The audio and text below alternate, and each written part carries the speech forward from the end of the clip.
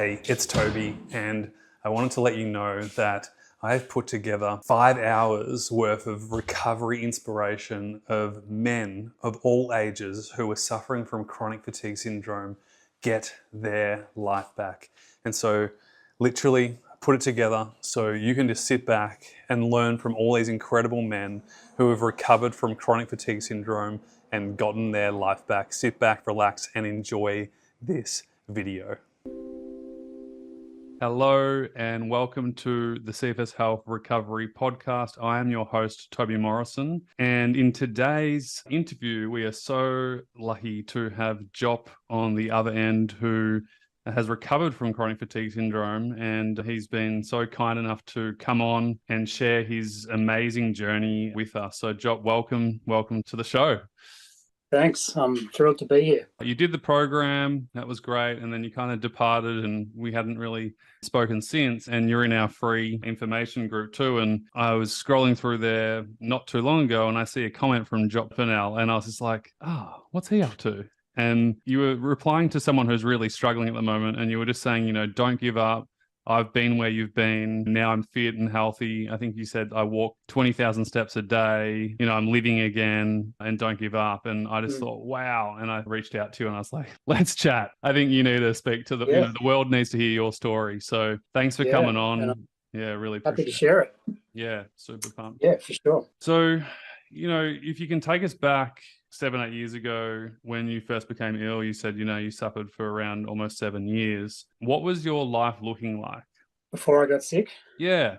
So life was pretty good. I had 3 young kids, a happy family. I'd just got a good promotion at work, but that didn't quite turn out, unfortunately, because it was a new role in a new team in a new department that was set up prematurely. My team and I literally sat there for 6 months doing nothing, shuffling papers. So I was using the opportunity to get fit. I was on a big health kick. I was running 8Ks before work, and then I aimed to do 10,000 steps before I got to work. I'd go for a walk like 45 minutes around the city at lunchtime. I'd walk 20 flights of stairs for like a coffee break. So I was just getting as fit as possible. So life was going well, and then it crashed. You were diagnosed with chronic fatigue syndrome, and probably something you had never thought of before. Before you went through this, you were living the high life, I guess, and really just not even thinking about this possibility. What was it like when you went through this process of, 1 minute you're a father of 3 kids, you're in business, you're running, you're pushing yourself, you're doing boot camps, you said you're going out drinking. What was it like where you hit rock bottom? Yeah, it was really tough, and it was strange because I didn't know what was going on. I was going to my GP a couple of times a week with symptoms I couldn't explain. I got bronchitis initially. That's what triggered the ME or CFS. And I remember I did a course of antibiotics, and that kind of cleared up the cold and flu symptoms, but I was still getting fatigued every day and didn't understand it. And I tried to go back to work, and my team kind of took one look at me and said, "Dude, you're not well. Go home, get better." And I never went back to work. So it was really hard. And after my GP sent me to do a whole lot of tests, blood tests and MRIs and chest ultrasounds and urine tests, and all the tests came back saying I was a really healthy human being. And then after seeing him a couple of times a week for maybe 2 months, he said, you're ticking all the boxes for chronic fatigue syndrome. So I was kind of lucky in that I had a GP that was able to diagnose it. Totally. Some people are so dismissed. Like they go to a doctor and they're like, you're just making this up. It's all in your head. You just need to sweat it out. So the fact that you got a great doctor initially was the first point of call, really. Yeah. So then I did once he told me I probably had chronic fatigue syndrome, but he said we can't officially diagnose that till it's been 6 months of chronic symptoms. I went home and Googled chronic fatigue syndrome and I was like, shit. This sucks. I remember for a while I was kind of waking up every day thinking, am I better or am I over this? This is before I knew about the chronic fatigue. And then it kind of dawned on me one day that I'm not just going to wake up and be better. This is it. My life has changed. And what's kind of weird is I was working in change management. So it's my job to engage people with change. So I knew I was facing a change. How ironic. Yeah, I didn't have much choice. Like, I had to embrace it. It was a change forced upon me, and I couldn't fight it. So I wouldn't say I embraced it, but I accepted it. Wow, this is so Uh, interesting because I remember you were a really interesting client to work with because your attitude from the get-go was one of real curiosity and one of this like, tell me what I need and I'm going to go do it. Can we just track back just a second because this is gold? What were some of the symptoms that you're experiencing every day, when you were going through that process of seeing your GP 2 times a week? Fatigue, brain fog, headaches. I had a hypersensitivity to noise. It was really hard for me to be in the same room as my kids, which is, tough because you got young kids, you love them and you want to be with them. But I remember one morning my kids were playing Lego. They're in the same room. I had a box of Lego and I was just sifting through the box trying to find the right piece of Lego. And it was so loud, like I was Mm. almost yelling at them to shut up. But, I just had to leave the room because I couldn't tolerate the noise. So I had to get myself some noise cancelling headphones. I was having anxiety, as a lot of people do, because you're not sure what's wrong with you and what's causing all these symptoms. I was having nausea. There was about 10 symptoms I was getting. I can't remember them all, but I guess those are the main ones. Yeah, I think people can relate a lot. I think the main ones that most people experience is definitely the brain fog, that extreme fatigue, muscle aches Mm, and pains, and, sensitivities too. So funny that you're in change management. I could imagine if you're in change management, you're someone who thinks about opportunity versus the mm. things that you can't control. So you got diagnosed with chronic fatigue syndrome, you're Googling stuff. What was your attitude? Did you believe for a moment that it wasn't possible that you could get better? What Oh, was yeah. your thought process like? Yeah, well, I read up on the stats, I guess, and I was aware that only 5 to 10% of people make a recovery. Well, that's what they say So online. Yeah, that's right. Yeah. yeah, I was hopeful that I'd be in that 5 to 10%. I tried different things, tried naturopath and an exercise physiologist, and I did a different program which encouraged graded exercise therapy and cognitive brain therapy, which obviously didn't help. They might have set me back a bit, but it was 2021 and the first half of 2022 when I was doing the program, I was pretty much bedbound and I hadn't been in that stage before. For the first 4 or 5 years, I'd been able to walk around for 20 minutes, which doesn't sound like much, but it's much more than being bedbound. Life wasn't super bad in those first 4 years, but then there was a year when it was really tough and I'd kind of resigned myself to being part of that 90% that wouldn't recover. And this was life. And, I was depressed, obviously, but then found your program. And, at first I was skeptical. Then I started looking at all the case studies you've got of people who have recovered, like this story we're doing now. And I was really encouraged by that. And once I got started in the program and understood what was required, then, like you said, I was just 100% committed and I wanted to change. And then, I started believing that I would be in that 5 to 10%. And every day I'm believing it more and more. What were you skeptical about? Because I think when you go through the merry-go-round of doctor to doctor and practitioner to practitioner and you Mm, try one modality and then the next modality and the next modality, you're sick and tired of it. Like you just get to the point where you're just fed up. I know I was when I went through it. And mm. when I started helping people professionally with chronic fatigue syndrome and their recovery, I knew that was the first thing that everyone thought, oh, not another person to go and see.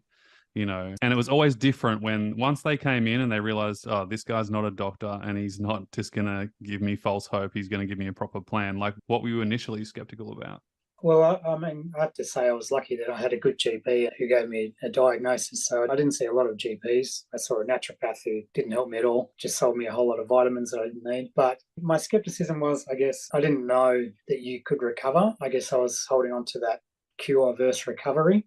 So I was probably waiting for Mm. that magic pill that would come along that you could take to help you be cured. So I didn't know that you could slowly recover. So that was my skepticism that you were saying, follow us and we'll get you there. But it didn't take me long to go through all your materials to realize that there's merit to what you're saying. And I jumped on board pretty quick. My attitude Mm. changed. It did. Yeah, I do remember at the start you were unsure, it's like, is this going to work? Like, this is how bad I am right now. Like, what do I do? And it's really hard. And, I want to say Yeah. to the people out there as well, there is a lot of misinformation in the online space, these statistics that you can read and hold on to and go, oh, shit. Does that mean there's only 10% of people who get it recover? And I just want to say that not everything's true online. You have to be very careful what you read and the stories that you read. there's subjectivity to everything. So please don't be disheartened if you're someone who has been reading lots of negative stuff online. That's just one person's story or one person's set of research, and it's not necessarily covering everything. So, Job, that is fascinating. The fact that you just said then, the difference was I was expecting maybe this is going to be a cure, or maybe the next thing I try will cure me, versus going, actually, there's things that I can do to help myself recover my health. You mentioned before we jumped on this call, we had a quick chat, and you mentioned New Year's Eve. Tell us what happened Yep. that night. Yeah. So I just signed up to the program a week or two before then. I'd been going through all your materials, all your resources, learning, reading. So it was New Year's Eve. My wife had taken our kids out to a friend's house for a party. I didn't have the energy to do that, so I was home alone. I had a big glass of whiskey in my hand. I was drinking a lot, thinking that drinking would make me feel better at the end of the day, but I learned that has a reverse effect. How are you feeling at that time? Just like probably totally overwhelmed and depressed. Yeah. Depressed, certainly. So I was feeling really bad. And then I remember looking at my drink thinking, I don't even want this. I'm just drinking it because I was a drinker. And it kind of dawned on me that the changes that I need to make in order to change my health, starting with drinking. I won't say I went cold turkey, but I dramatically gave up drinking and noticed the differences right away. Felt so much better for it. So it was just, I had that moment of clarity. I realized that I needed to change my lifestyle, change my habits in order to change my health. One of my favorite sayings, and I think you know this one, is if it's to be, it's up to me. Yeah. And that was true. Yeah. I don't know if you remember, I had a whole lot of cards. I've got them here. Yeah. All these cards with messages. Oh, yes, I do remember Write that. to myself. Hold that up for a second. Let's just have a look, just so people can see at home, or I'll read them out. Well, Just what have you got? So here's what we were just talking about. If you want things to change, you need to change. Yeah. Powerful. Be consistent, not perfect. The rewards will come. I even love it how you've numbered them. For the people who are listening on the podcast, Jock created these cards, and they're quote cards, but you use them as reminders every single day, didn't you? Yeah, so I really like this one. I love this one. Don't stress about things that are not important. What's the worst that can happen? Your health is your priority. Oh. Yeah, so I got about 50 of these, and this, I guess, relates back to my career in change management. So I was a communications manager. I was like the one who would write the message or come up with the message that would engage people in the need to change. So I'm, I guess, a writer, and this was my strategy for change. Like, I would read through all these cards 2 or 3 times a day until the messages sunk in that, these are the changes you need to make. And I would keep reading them until they were implemented in my brain and I just knew what to do. So good. For people who don't realize this is actually a form of brain retraining. It's a form of reframing and creating new neural pathways, which then creates the behavior to make the changes. Job, tell me what happened when you were reading these things out every day. And I know how committed you were back then. It's not just about reading some positive words, right? Like, this is what people don't understand. And we say this all the time. Chronic fatigue syndrome is not a mindset problem, right? Fully. It's a neurological, physical condition. But we say that mindset is very important because when we change our mindset, it changes our behavior. When we change our behavior, it changes our actions. And when we change our actions, it changes our results. What happened when you started to read those things every single day? I mean, I got to see it through the program, obviously. The people at home, what happened through this process? Well, it was a slow process. So from a stage of being bedbound, I had to, have reminders for myself not to get up and what will happen if you do get up. And like this card, don't do anything, don't lift anything, ask for help. Seriously. Yeah, exactly. Right things at the right time. So, at that point, it wasn't about pushing yourself. It was about restoring energy when you're in stage 1 of recovery. You mentally rehearsing these powerful statements and really kind of getting to the zone of focus and commitment. What happened as you started to, really look at this and pay attention to what you were focusing on, really directing your energy? What happened on an action basis? Obviously at the start you're in stage 1, so you just mentioned resting was really paramount at the start for you. But then as you start to get better, like, what were some of the behaviors that really helped change and help you move forwards in your recovery? I guess being really disciplined with my action. I knew I had to sit, and not just sit, but sit still. So I was watching a lot of TV, a lot of Netflix. I think I clocked Netflix. I watched everything. I understood what I needed to do. So I knew I had to sit still. I knew I had to ask for help and not be ashamed to ask for help. I knew I had to have a better diet and keep hydrated and get sleep. So what happened was over time, my symptoms started decreasing and I started feeling better and things weren't so bad. And this is 6 months of hard work. Once the symptoms come down, then your energy starts to grow. As I kind of went through different stages of like finding my baseline, then sticking to my baseline. And I think it took me about 3 months to properly find my baseline and be able to get through a day without fatigue, which was really hard work. And then, stick to that for months on end of basically doing nothing, just sitting still, eating, being drinking water. consistent. Yeah. When you say doing nothing, you mean just doing nothing that was not conducive of recovery. Yeah. So I couldn't read a book. That just gave me headaches. So all I could do was watch TV, really. I was fine watching TV. I know that some people can read books, but they can't watch TV. So, ME is different for everyone. I embraced watching TV, and that was my, I guess, method of coping, of survival. Like I would find really good drama shows on TV and lose myself in those, watch really good drama TV for a few hours at a time, so I don't have to think about that I can't do anything. What did you do to build up? So over time, you started at a pretty low level, obviously. And I know those first 3 months in the program were probably the most difficult. In fact, like it felt, from memory, just from remembering your posts and stuff, like it was hard and it was overwhelming. And it was like, how long do I have to do this for? What were some of the other things that you learned through the program that were most helpful? What you said before, baseline was one of them. So diet, I think, is massive. So avoiding alcohol and sugar and caffeine and dairy and gluten. I actually just went and did a blood test to see if I've got the celiac disease for gluten intolerance, because my wife is a celiac and I know my mum carried the gene. So I was curious to know if I was celiac and maybe if that was part of the cause of me getting chronic fatigue initially. For the people who don't know, we're really big on nutrition. We're really big on food as fuel. People don't understand the importance of it. Fueling your body every single day. When you're fighting virus infection, when your body's really trying to protect itself, your brain and your body, you need to give it the energy and the sustenance to provide you with the healing foundations. What were some of the key things around your nutrition that helped you the most? Was it eating regularly? Yeah. Eating regularly, healthy foods. So, I guess up until 3 months into the program, I think I was still drinking a few cups of tea a day, and I cut out that tea, that caffeine, just went to herbal tea. But eating, I really got a lot out of that. Food is fuel, is energy. That really resonated with me. So I ate a lot, and I was eating every couple of hours. I'd have a little trolley next to me when I sat on the couch. I had jars of nuts and chickpeas and healthy foods. And, I found I actually started putting on weight from what I was eating, but I knew I was feeling better. And I believed that it was doing the right thing for me, even though I was putting on weight that I didn't want. I was already overweight. I'd learned that down the track, when I was starting to recover, I would be able to lose the weight.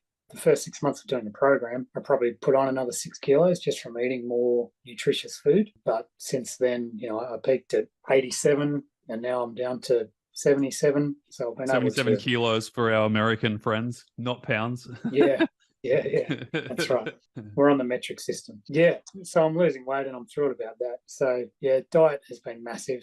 Journaling was really important. I still do that every day. I like the mantra of you're either recovering or you're learning, and learning from your mistakes. If you get fatigue, that it's okay. You figure out what caused it and resolve to do better going forward. If you stood for 5 minutes instead of 4 minutes and that caused fatigue, then the next day work on 4 minutes and stick to it, which is a lot easier said than done. It's really hard work and requires a lot of discipline, but that's what will get you there, I guess. So diet, journaling, good sleep, getting consistent sleep. I go to bed and try and have lights out by 10 o'clock. My wife likes to watch a bit of TV in bed, so I just slip on my eye mask and I'm out. Lights out for me, conversation over.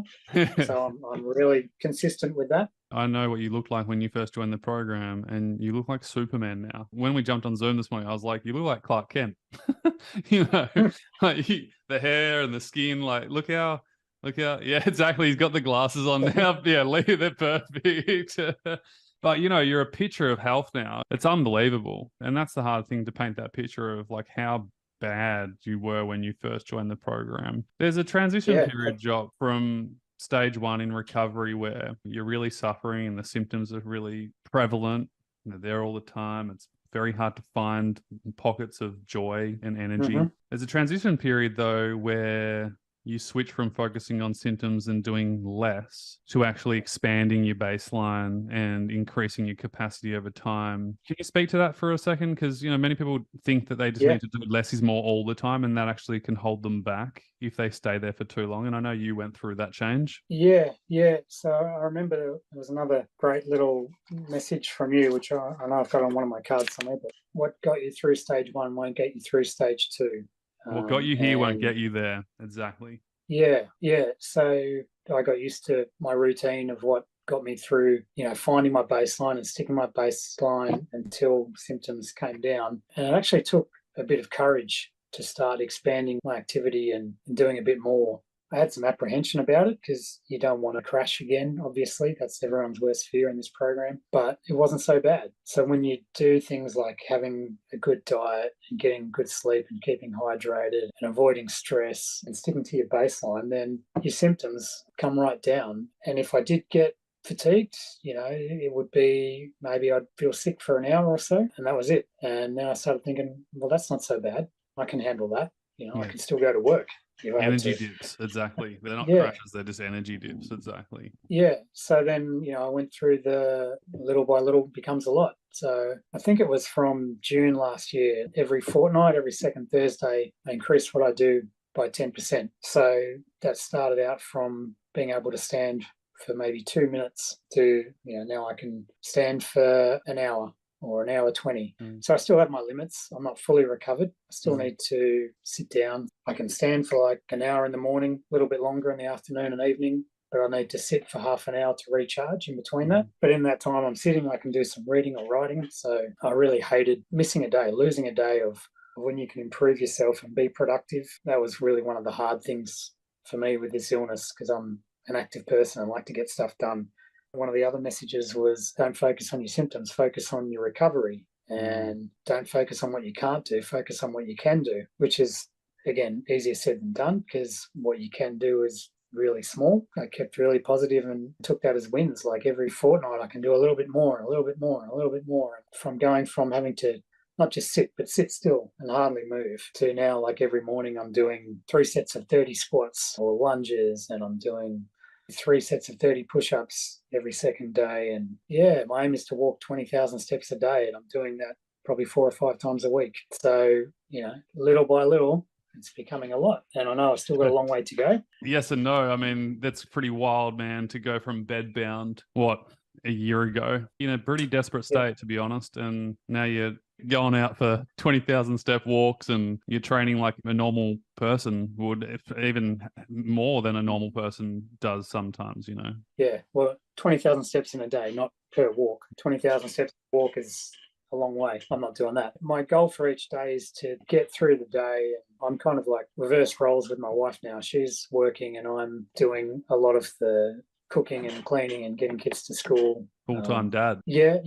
So my aim is to get through every day, do the cooking and cleaning and get kids to school and pick them up and help them with homework. And then in the evening, still have the energy to go for an hour power walk. Life is good now. So good, man. Bloody almost tearing up. Almost crying. Don't make me do this. Yeah. Don't make me cry. Oh, But wow. I know I still have my limits. So recently, or last time I expanded my baseline, I can do like an hour 20 in the evening. I did a walk that went for an hour 15 minutes. I think it was 7.2 kilometers. But normally I've been doing about 6.5 Ks. So just doing an extra kilometer or an extra 10 or 15 minutes. And I felt it the next day. I felt fatigue and I didn't have the energy to go and do a power walk that night. But one of the great learnings is knowing your limits and knowing when you've done too much and knowing that when you need to pull back. I don't want to go back to where I was a year ago. So if that means not going for a walk for a day or two, then not a big deal. Now for you as well, now that you've progressed to this new level, really stage 3, integrating back into life. Healthy people don't walk for an hour every day. Healthy Mm. people don't go to the gym every day. They have rest days in between. And that's how you need to start to see it now, because you progress so far. And knowing that that's normal tiredness too, after a gym session, the next day you will feel a bit Yeah. tired. I spoke to a friend the other day who's never experienced chronic fatigue syndrome. And it's just like, oh my God, my legs are so sore from yesterday's session. Oh, my arms are so sore from my surf 2 days ago. Like maybe I'll surf in like 2 more days. You know what I mean? So it's amazing, man. Like you've just come such a long bloody way from where you were. And I think it's just so inspiring for people, because a lot of people don't have hope. And a lot of people are thinking that there's nothing that they can do. And a lot of people in the situation that you were in a year ago are still waiting for that magic pill. They're still hoping that there's something outside, out there, over there, that's going to magically come and fix them overnight. What would you like to say to them, if you'd like to depart some wisdom? You can recover, you can improve, you can feel better if you make some changes. And you need to, I guess, look at how you're living your life, your habits, your diet, your sleep, your hydration, stress, mindset. Yeah, definitely. Positive mindset. And if you can put all those things together, you'll start to recover. It's really hard. And I guess I want to say that I'm fortunate in that I haven't had to go back to work, that I am not a single parent who has to look after kids.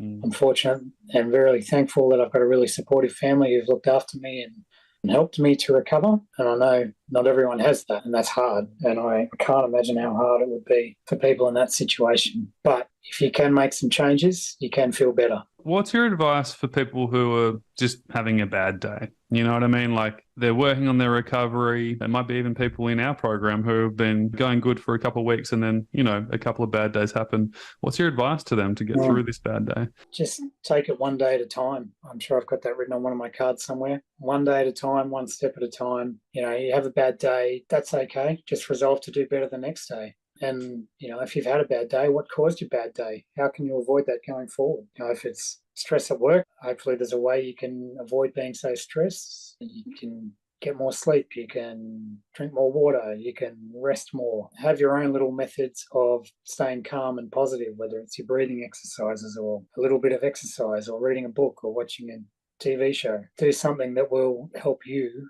to get out of your negative mindset and start again the next day. This is gold, by the way. Thank you so much for being here and just sharing this on behalf of everyone who's listening right now. I think they're so thankful. You are in change management. Your expertise is change management. I feel like acceptance of one person's current struggle is possibly the hardest thing to change.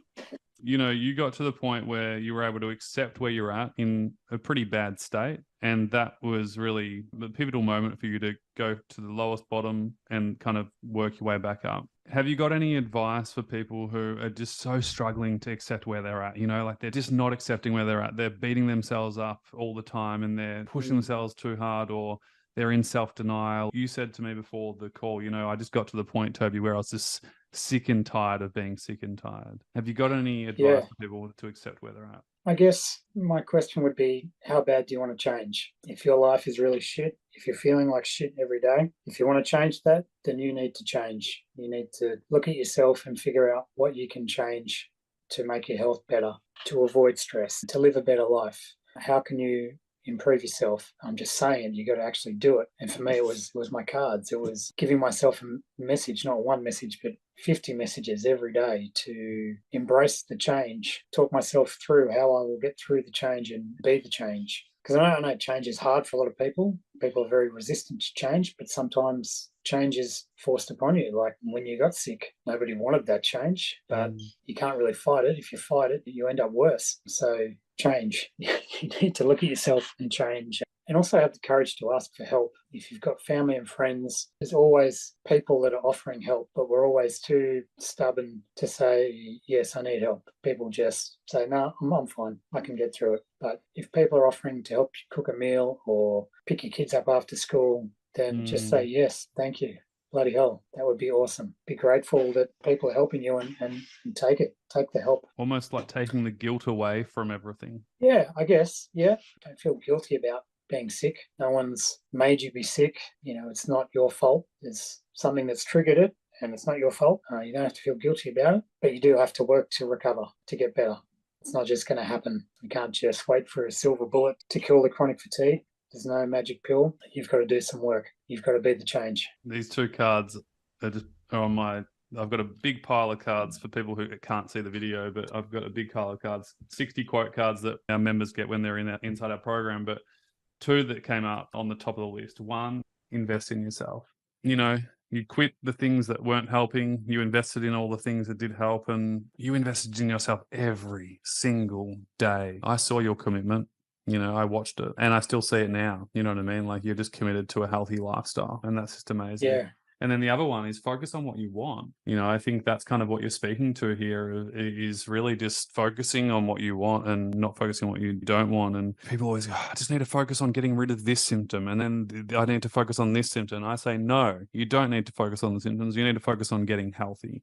Because when you get healthy, your symptoms start to decrease. And so it's a deeper approach. Yeah, and I really felt that one too when you said focus on recovery, not symptoms. And I would be journaling my symptoms, thinking about them, worrying about them. But when you stop doing that, it makes a difference. When you just think about what you've got to do to recover, not what you're feeling, it makes a difference. And it's like a load off your shoulders, really.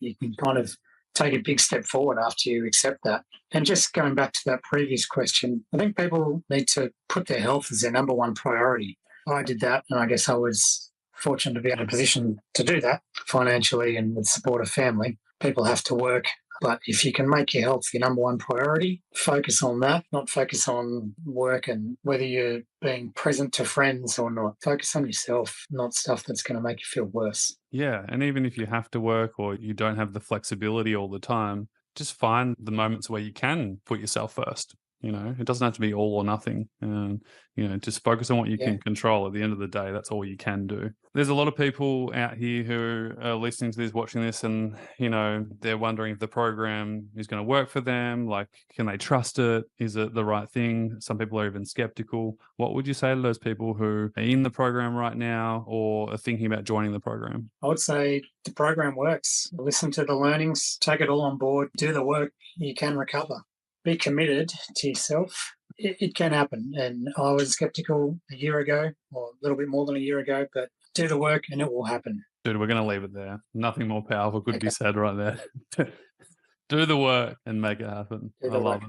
You're speaking my language. Job, thank you on behalf of everyone at CFS Health, the members, the team, and all the extended community. Just thank you so much for sharing your journey and your insights. It's been so helpful and powerful. Yeah, great. Thanks for having me. I hope what I've been through can help others and people can learn from what I've learned.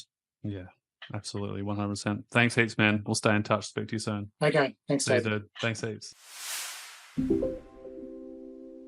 Welcome everybody to the CFS Health Recovery interview with Andrew from UK to share his recovery from chronic fatigue syndrome story. Andrew, stoked to have you here. Known you for a while now. We've had a good chat off air. And I'm so pleased to be able to share your story with the world because I think it's a really unique one. And, not many males kind of once they recover, have that courage to kind of come out and share. It's not usually, usually the person puts the fork in the ground and goes, all right, I'm moving on. So I really appreciate your time. And thanks for coming on. If we can kind of wind back the clock before we met when you were suffering with chronic fatigue syndrome, what was going on in Andrew's life back then? Yeah, hi Toby, great to see you again, and thank you for having me on. I'm delighted to be here, absolute pleasure. So, life before chronic fatigue, I had a big job. I had a global role, so I had the pleasure of traveling the world, really, looking after markets in Asia and Latin America, as well as Europe. In fact, the only place I didn't have was North America and Canada. So I spent a lot of time in airports, a lot of time in planes, managing a big team for a huge American conglomerate. Did that many, many years. I had an enormous amount of fun, loved every single minute of what I did. And I guess my summary on that would be work was my happiness. Not that I don't love my family, and absolutely they came first, but I live for work because I just enjoyed what I did so much. And it was very easy to be 24/7, which I did, rightly or wrongly, building around my family as well, first and foremost. They came first, but yeah, work was my life, really. I always tried to keep fit when I was younger. younger, fitter person. I had the pleasure of representing England in cross country, so I was a good runner. Oh, wow. Okay, I didn't know that. And whilst that fell away through as my career progressed, I always kept an eye on my health as a number one value, really. So watch what I ate, watch what I drank, and I always tried to keep relatively fit, albeit there's always room for more, I suppose, but I did keep a strong eye on that. So I guess I was in many ways, perhaps a classic chronic fatigue person who overdid it, overstretched, absolutely everything. I liken myself to Keith Richards, who's, because of his drug use, has lived several lives within his lifetime. I certainly haven't lived several lives. I've never done drugs, but I know I pushed so hard and worked so hard. I always used to get so much into my life that, yeah, at some point in time, he'd have to catch up with me, and he certainly did. Yeah. And so what happened? Like, how did you get chronic fatigue syndrome? Like, you were, yeah, obviously like flying around the world, busy father, husband, all that jazz, but like, where was the intersection? Yeah. Yeah, it's a slightly interesting one, actually. It's a bit of an anomaly because I got glandular fever at the age of 52, which is not a normal thing. You usually catch it in your teens, in your early 20s. Now, what transpired is I actually got chronic fatigue. I actually got glandular fever in my early 20s. I can now relate to getting a virus, which lasts probably about 4 or 5 days. I was really poorly with it, but then it left quite quickly. Thought nothing of it.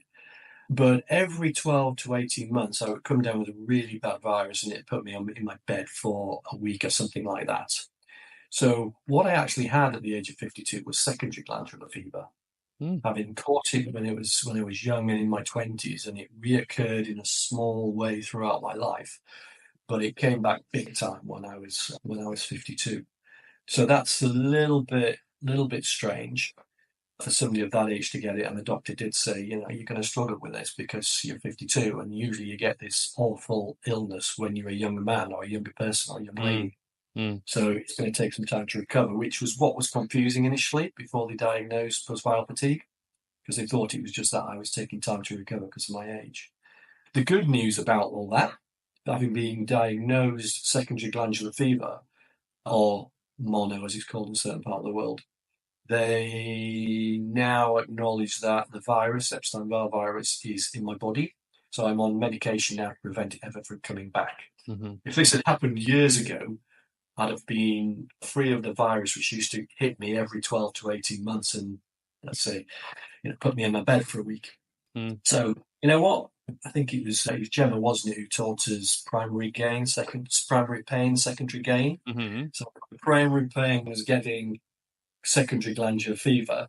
The secondary gain is now on medication to prevent that's never going to happen again. And so that kind of, you're obviously suffering from glandular fever for a period of time in your 50s. When did the doctor diagnose you with chronic fatigue syndrome after some time of experiencing that? Yeah, I was really lucky actually, because my doctor fortunately has a friend who's got chronic fatigue, or a patient who's got chronic fatigue, happens to be a friend as well. So she was on it straight away. I got sent for lots of tests, and they tested for everything when I wasn't recovering from the glandular fever. And very quickly, I think it was probably within about 4 weeks, maybe 6 weeks, it was right. Okay, you're over your glandular fever. What you've got is post-trial fatigue. I remember it's like, take 3 months to get over this.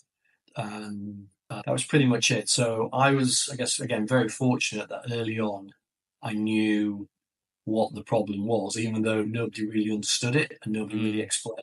Especially here in the UK, it was as limited as to what you can do and how you deal with it. And I distinctly remember we were 12 months in with having post-viral fatigue, and then I got sent to a specialist unit to get checked out, and they just confirmed, yeah, it is post-viral fatigue, but now we'll class it as chronic fatigue because you've had it for 12 months. And the lasting statement was, nothing we can do, thanks very much, goodbye.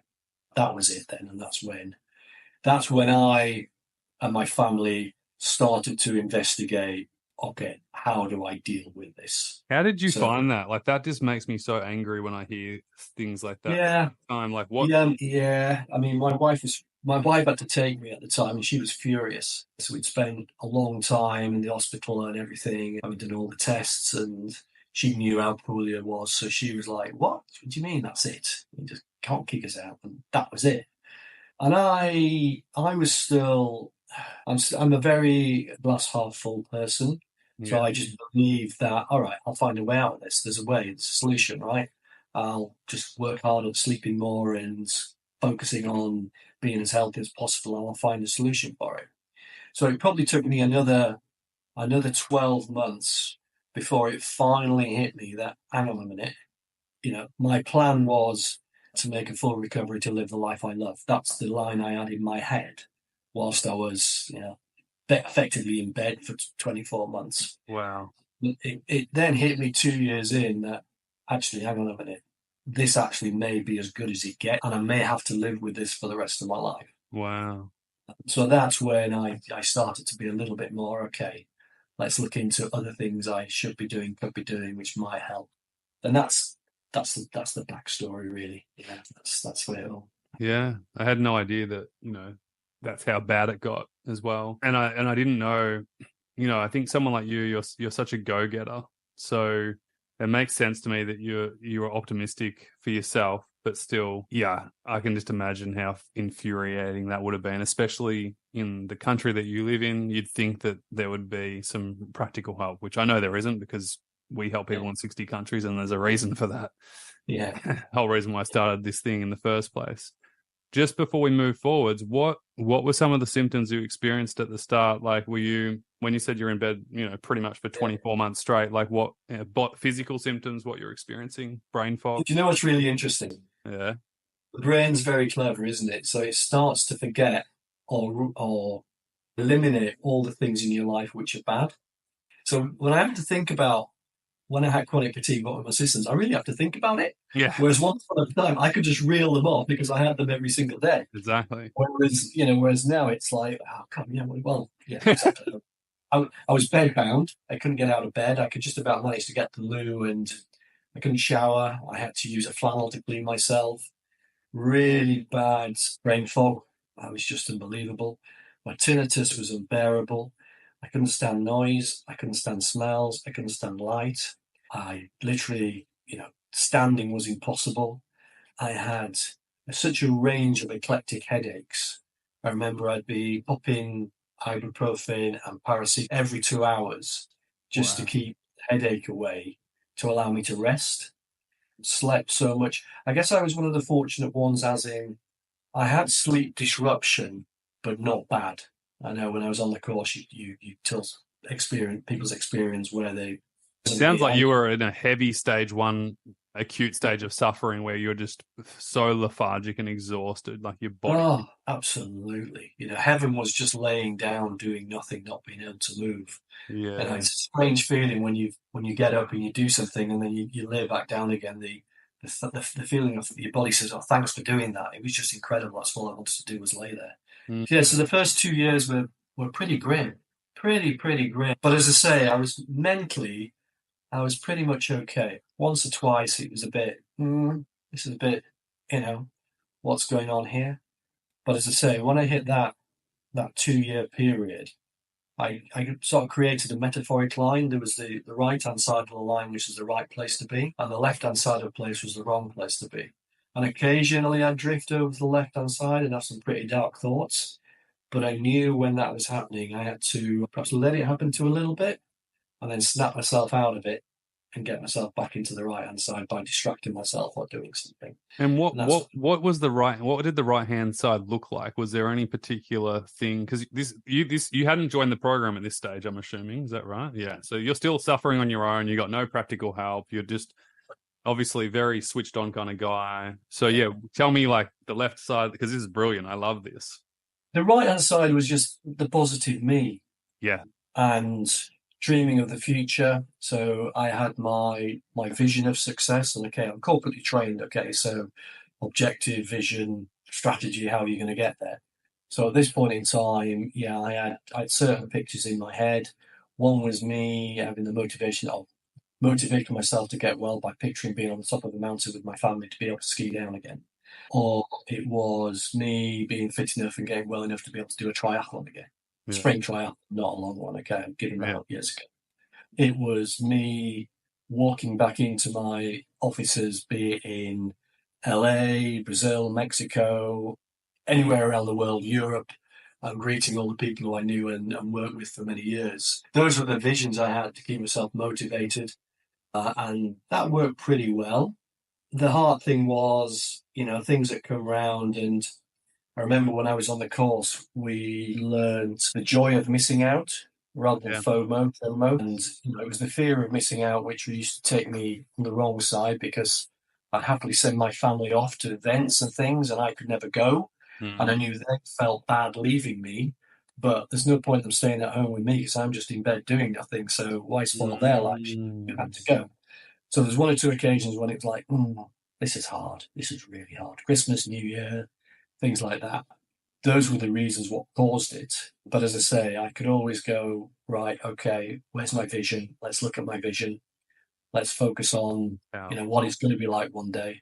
And that kept me alive. in a positive way and helped. Alive, yeah, no, it did.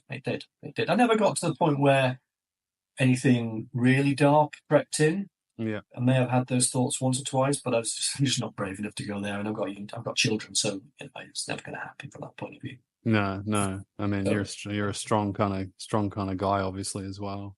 All right, far out. This is so insightful already. I haven't even got into it. This is so good. So as I said earlier, right, my online delivery's just rolled up on the drop. So I'm really sorry. Okay, so go get your online delivery. Get your on delivery. I'm gonna keep talking and come back. Yeah. Okay. Thank you for that. I'm really sorry. Andrew's wife just ducked out to go do something, and there's a dog, and there's an online delivery person coming. And Andrew said before the interview, he's like, "Oh, I'm so sorry, but my wife's gone out." And I'm like, "Don't worry, it's totally fine. We can work around the delivery guy." So, man, Andrew's story is just incredible. I'm not surprised that his mindset was like this before he joined the program, because he did so well when he joined the program. And he sounds like he started the program already in a good positive mindset and mind frame of red line, green line. Red line being like putting yourself down, self-sabotaging, getting in your own way of recovery. And green line is on the line of success, of where you want to go. And it makes total sense to me now. I've never chatted to Andrew about this, obviously. It's the first time he's sharing this. But it makes sense to me of why he was able to kind of, when he joined the program, he got going and things kind of were a bit smoother than most people, because he was already in a good place mentally to start with. And this isn't to say that chronic fatigue syndrome is all in your head. It just means that when you're starting from a good place mentally, like doing the physical things is a lot easier than dragging your feet and like being in that red zone or dark zone where, it's just like hard to do anything, basically. All sorted, Andrew?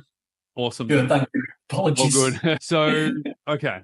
So after those 2 years of suffering and basically being in bed the whole time, how did you get the right help? Were you searching on on YouTube and Google, or like how did you navigate trying to find the right help? Did you try a million different things like most people? Yeah, absolutely. So again, I was fortunate to a degree I was still employed. The insurance company, which was paying my salary, gave me what they class as a rehabilitation coach.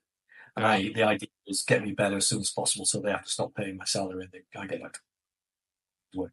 To be fair, she was brilliant at doing a lot of research and sending me everything, which I between myself and my wife and my family, we read and understood and created a plan of sorts. But I do remember thinking, God, I wish I knew somebody who could talk me through this a little bit more experienced, just to make sure what I'm doing is the right thing, rather than just trying to figure it all out. And then I went down the nutrition route, and I had a nutrition coach who was brilliant at making sure I was eating all the right foods, which I pretty much was actually as best I could. But also then I was spending a fortune on supplements, which I probably did for about 18 months, 2 years.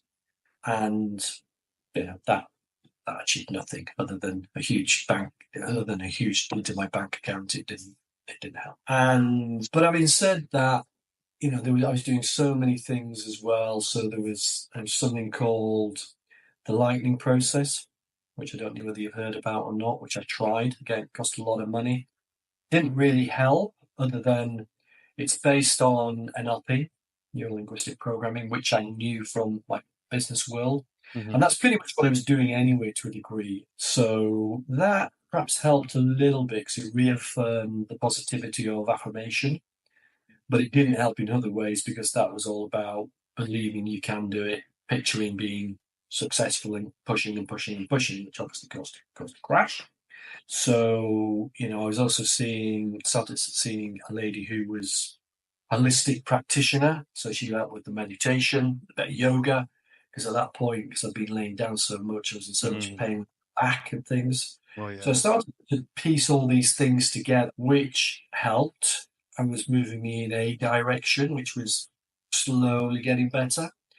But that took me to a point where I could do a lot more in comparison to being in bed. I was able to do things, but I was constantly boom and bust, overdoing things, crashing, feeling like I was getting in the right direction, and I'd get a cold or something and take myself away back again, or I'd go and do something which would cause me to crash and put me back in bed for a week or a month or whatever.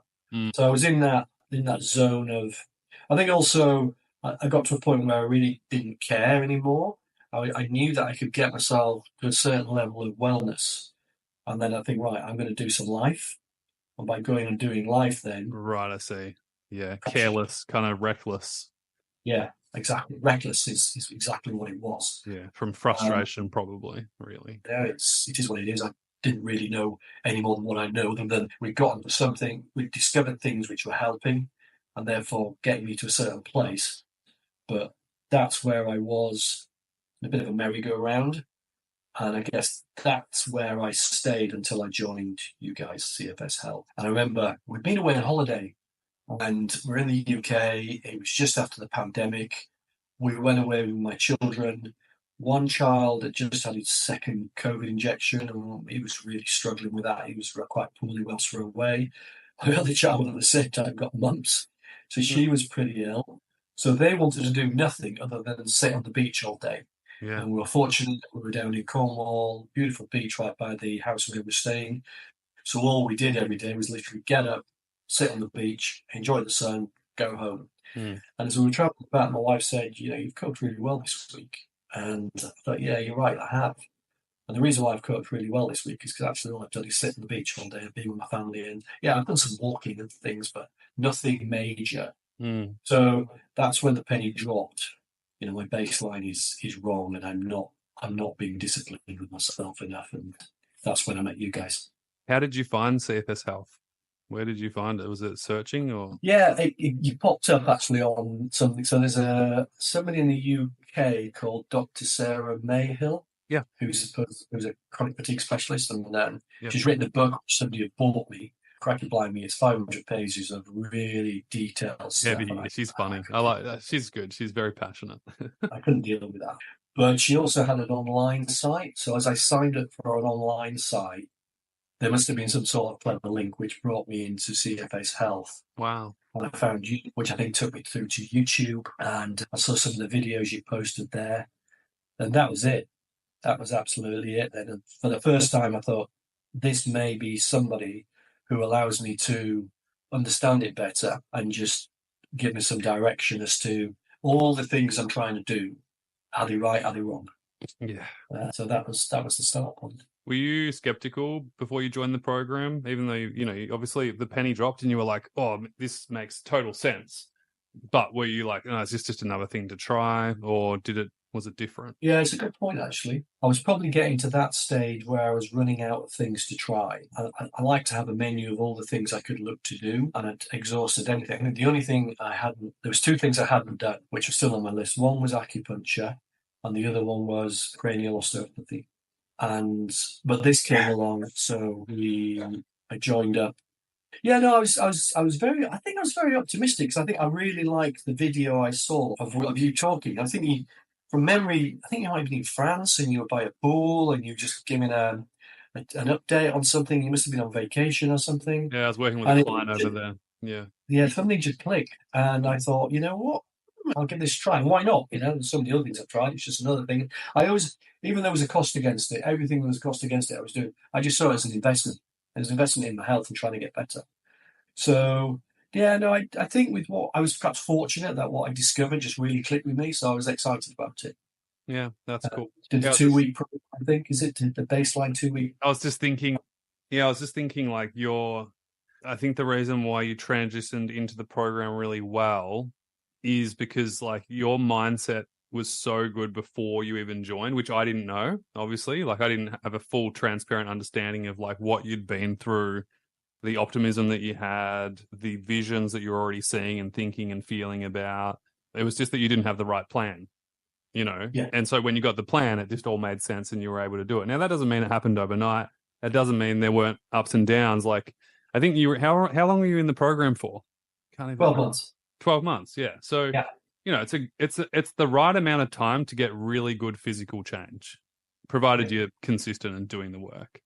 So what was it like when you joined the program? Obviously, there's a million different things that can help you through that. But for you, what stood out the most? Like, I know you mentioned the Gemma stuff before, and we can talk about mindset later, but what was the first thing that you implemented that was a game changer for you?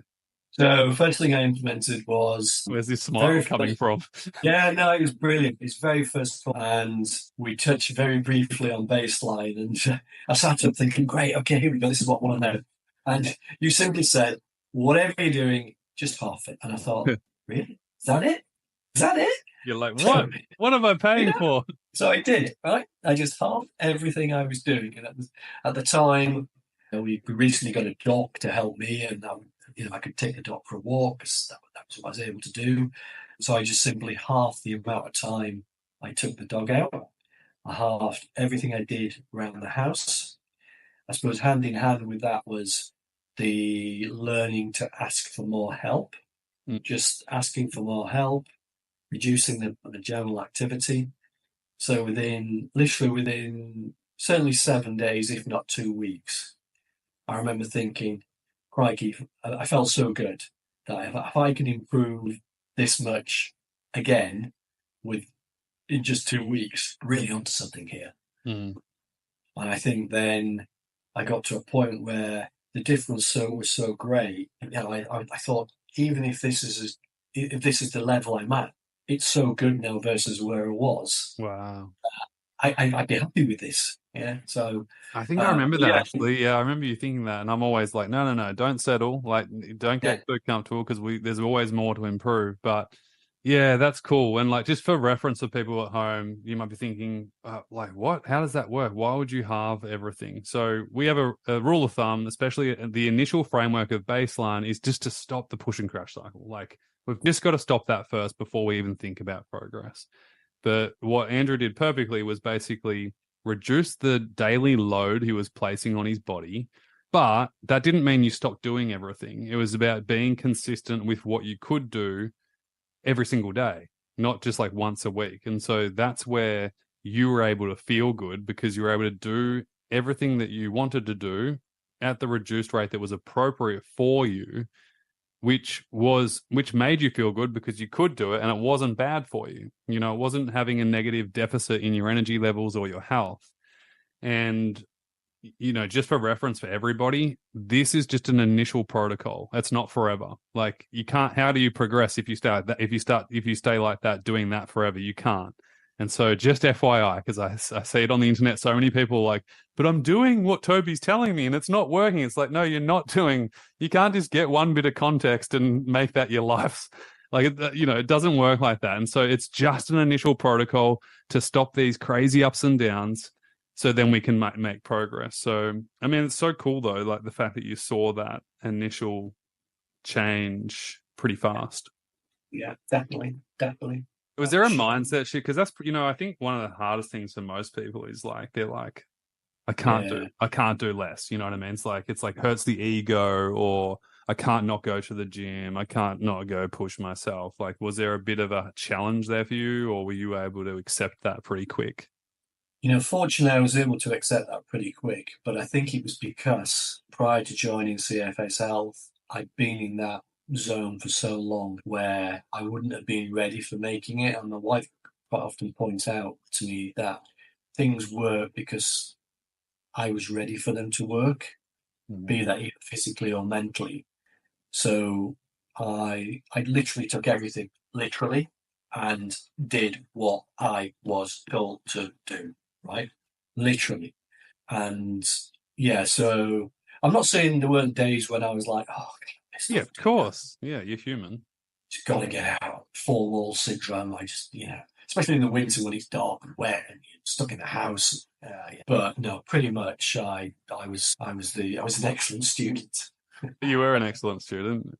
I loved working with you. It was fun, especially in lifestyle integration when you started really, kicking goals. Yeah. Do you have any advice? Like, because I feel like a lot of people just struggle with that acceptance bit, initially. Like you had a great breakthrough early on, but it was purely just because you accepted where you're at and you got on with it. And most people, like we say, acceptance is the start of your recovery, not the end. Whereas most people think accepting it is the end. It's like, no, it's the total opposite. Yeah, no. I think I also remember very early on that I listened to a lady who was probably similar age to myself. And I think she said, I can't remember her name, but I remember her saying something like, these aren't the words, ignore time. Just ignore time. Oh, yeah. And then Time. when you join, there's so much there. And she said, it can appear to be overwhelming. Don't just take your time and gently go through the things you want to go through. This is a person who did our program, was it? Someone. Yeah. Okay. So early on, I watched one of the podcasts. I think it was a podcast. Yeah. Yeah. Cool. It wasn't live. It was a podcast one. Yeah. Those are the two pieces of advice which stuck, and I think were really beneficial at that point of my joining. Yeah. Yeah. So that just helped me to think, okay, so if I ignore time, we've got a long way to go here. And then if I look at all this stuff, it is overwhelming. But if I don't try and do it all today, and I think I made a rule then, I might look at one thing a day just to not become overwhelmed and just that way I probably learned more as well because I could just, that's it for today, leave it at that. And then all of a sudden, after a week's gone by and taking that approach, and you look, the mentality of looking back as to, what's changed over this last month, or for me, as it was last week, I suddenly thought, all right, I've learned lots here, and I'm not overwhelmed, and I'm ignoring time. So, yeah, to answer your question, it just naturally came to me rather than me trying to find it. Well, you didn't fight it either. Shout out to the lady who did that interview. I don't know who it was. So if you're watching this, if you're watching this, big shout out to you. Ignore time. And I love that because in your mind initially when you're thinking you're like, oh, it might take a while, but actually that sped up your recovery if you think about it. Because you're not putting time pressure on you, which you don't need any more ridiculous stress. So it's so fascinating. It's like we literally did a training together with all our members today on how to use the program properly so you can get the most out of it. And one of the key concepts was ignoring time. Drop the clock, we say. The clock. Yeah. It's hard. It really is hard to do. It's one of those easier said than done. But and in my mind now, I'm 59 now, and I see how quickly time slips through your fingers. I've got one son who's now left home. My daughter's in the last year of university, and all of a sudden you think, crikey, funny old thing, life. And it slips through your fingers, and before you know it, and I'm 60 next year, and you think, crikey. Mentally, I still think I'm 25, okay? I think you are as well. I think you're very sharp. That's part of my problem. It's time, ignoring time is it probably gets harder to do as you get older as well, actually. But I feel like the fastest way to success in any area of life is to ignore time. Like the pianist doesn't look at his clock every time he plays the piano and goes, why aren't I there yet? Like, why aren't I the best in the world yet? Like they just play and play and play and play and play, and eventually they end up being the best. Or the soccer player. I just don't think nothing great happens by putting that clock on top of your head. Like I don't think it breeds success personally. Goals and objectives are great, and intentions, we're big on that. But I don't know. There's this thing, I don't know why, but the secret sauce is to not ask or constantly think about how long it's going to take is one of the key cornerstones to recovery or to success in general. Yes. Yeah. Yeah, Because you're not definitely. wasting time thinking about it. You're just doing Right. what you have to do. Yeah, Interesting. no, absolutely. Completely Yeah. agree. So, okay. So Completely agree. that's really good feed. I love that. I love the ignored time piece and just do what's appropriate for you. What else did you find helpful for you in the program specifically? Because everyone's different. Everyone's different, and I think two things for me. And I remember thinking this, I was going through the course. Some of the one-liners and little anecdotal things, like you just said, then stop the clock, Yeah. they always felt appropriate, or I could relate to them at some part of wherever I was in my journey. This is on a And I coaching guess, call, kind of coaching call in the yeah, on a coaching call or stuff I was reading, or some of the history stuff which was there. You know, I just found little snippets which were so helpful. And I remember thinking, I must remember that when I'm better. That was the one thing, but there were so many of them. But the second thing, and this is the main thing for me, what got me to where I am now is it was my routine, and within routine, I capture everything, right? And as we talked earlier, yeah, I've been given advice as to what you need to do to get ready to get well from chronic fatigue, but in a way which was, here's a piece of information, here's a book, here's a website, here's something you can listen to. And I took all this information in and then tried to make head and tail of it. And I used to explain to my friends when they saw me getting better, and I was trying to explain what CFS Health had done for me. As I said, it's like trying to make a cake, and you've got some of the ingredients, but you haven't got all the ingredients. And then the ingredients you get, you put them together in the wrong order and try to bake. Yeah. You make a And what really happens bad is, cake. yeah, you end up with a bit of a mess. Yeah. Right? So that's what I was doing before I joined CFS Oh, Health. what a metaphor. What I did then was, by getting that routine in order for every single day, and again being incredibly disciplined with it, and doing the hard work, as you guys call it. And so I would religiously go to bed at 10 o'clock. I would lights out, nothing else in my bedroom. I'd be out of bed at 7 o'clock in the morning regardless. Pint of water. 20 minutes later, I'd have my breakfast. Healthy breakfast as best I could. Then I'd get myself ready. I'd take my dog for a walk. I'd come back. I'd meditate and do whatever was decided I Required was at the for time. that day. Exactly. I'd eat at 12:30, and if I needed to sleep, and in those days I did, I'd make sure I slept before 1 o'clock. And instantly, by getting the routine in place and sticking to it, my sleep started to reduce, which was another positive sign. Because you were sleeping crazy, And like you were sleeping a lot before you did I, the program. You were sleeping a lot, but then during the day, those were getting yeah, I was sleeping up to 2 hours a day, on whenever positive. as well. So Yeah, I'd just sleep whenever. So the routine would be, if I needed to sleep, I'd go and rest maybe 11 o'clock, something like that. So if I did fall asleep, then it'd be early enough in the day to allow myself to be tired in the evening. So I ate at the right time, at the same time every day. I put energy into my body at the same time every day. And, I got the discipline to, if I was preparing food, I'd sit preparing food so I wouldn't be overdoing it till the end. I didn't always get it right. Okay, it sounds like it's easy. It's not. And then I'd be in bed by 10 o'clock again, regardless. And that was the routine which I stuck to relentlessly for 12 months, and little by little, Yeah, little by yeah, little.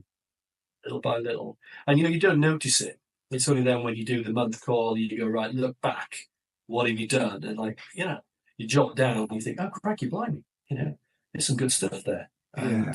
it's that moment in time. So the routine is, it's one word which encompasses absolutely everything I learned and took on board, which 100% got me from where I was prior to joining CFSL to being where I am now. I want to intervene a little bit because the word routine is just it's a shit word, really. Like it's like routine. You know what I mean? It's just like it's not a fun word. Like it's none of us want to hear about it. But like what you're like, I want to break it down for people because I think this is important for a little bit of context. So when Andrew is saying like routine and he's just shared one of his many routines with you throughout 12 months of work. This is really important to understand because the routine he started to do when he first joined the program is very, very different to the routine he had when he was 12 months in, right? In terms of progress, in terms of the capacity output, in terms of what you were doing and achieving in your life and in your world. A lot of that stuff at the, let's say, 9-month, 11th month, whatever, you couldn't do in month 1, 2, 3, 4, 5, and it was one of those things that you had to build up. And so I just want people at home to know that there's nuance to routine that's so overlooked with so many people. Probably you're listening to this right now suffering and struggling with this, that you don't have the right routine for you and you're not sticking to exactly what's appropriate for you. Maybe you don't even have a routine at all. Maybe you don't have a morning routine. Maybe you don't have a during the day routine and energy in activities, energy out activities. You might not have your sleep dialed in throughout the day and night. All of this affects everything. And I just think I wanted to break that down just a little bit, just in case people are like, so it's that easy. It's just routine. It's like, no, it's actually really complicated. It's actually really, really what it is. It sounds so simple that it sounds almost too easy, but it's not easy. Simple doesn't mean easy. And I think that's where people get it wrong, is like simple doesn't mean easy. Simple is usually it's the hard stuff like this, to get that nuanced discipline on what is working and holding that fort down and being consistent with that. 100%. And I've made it sound very easy, but no, yeah, you're right. I remember, what's the word? It was curious. Curious mindset, yeah. When it wasn't going right, okay, so that isn't working. What can we change? Yeah. And that was part of the discipline as well, to get it right, which, because it didn't always go right, absolutely didn't always go right. But it was then having it doesn't matter. Let's just be curious about what I could do to make it go right, and what did I do wrong, or what did my body do right. Yeah, exactly. And we just kept tweaking things and playing around, and it just gradually fell into place again. So I have simplified it, and it wasn't that easy, and it is easy to say. And I listened to you just summarize that. I do recall you actually saying, it's easier said than done. It's so simple, but it's actually, it's simple. For me, it was the most important thing, and probably, the hardest thing to figure out what was right for me, to find what was the right setup to allow my body to recover. Yeah, and I'm so glad you mentioned that routine was the biggest thing for you, because I personally, you're preaching to the choir here. I think it's so vital. And if you think about it, if you don't plan your day or have intentions for your day plans you. Anyone have those days where you got nothing, you don't have an idea of what you're going to do. You're just going to wake up and see what happens, and then the whole day goes by, and you're like, yeah. So I think it's so good. It's so cool that you mentioned routine as your number one thing. Obviously, baseline was tied into that, but it's so under talked about in the world of recovery. And I think personally that it's the reason why people get better, is because it's not the routine. It's not routine that is what gets you better. It's everything that you do in that routine that gets you better. Absolutely. That's the point I'm trying to make. So I summarize it, executive summary, with a bad word, but it is everything within that. No. And we need to make routine sexy again. Let's bring it back. Yeah. Let's get a thesaurus out and look for a better word than routine. And actually, what's interesting, I joined CFS thinking it was just my baseline, which was wrong. Yeah, everyone does this. That was just part of it. There's far more. There's so much more. People do that all the time. They're like, I just need my baseline. And this is, a lot of people will email us, say, I just want to do the movement part of your program, or I just need the nutrition. And it's like, you don't understand until why we can't do that for you, because we're going to fail you if you just think it's one thing. Yeah, no, it's a big jigsaw. You've got to put it together in the right order, otherwise the picture doesn't come together.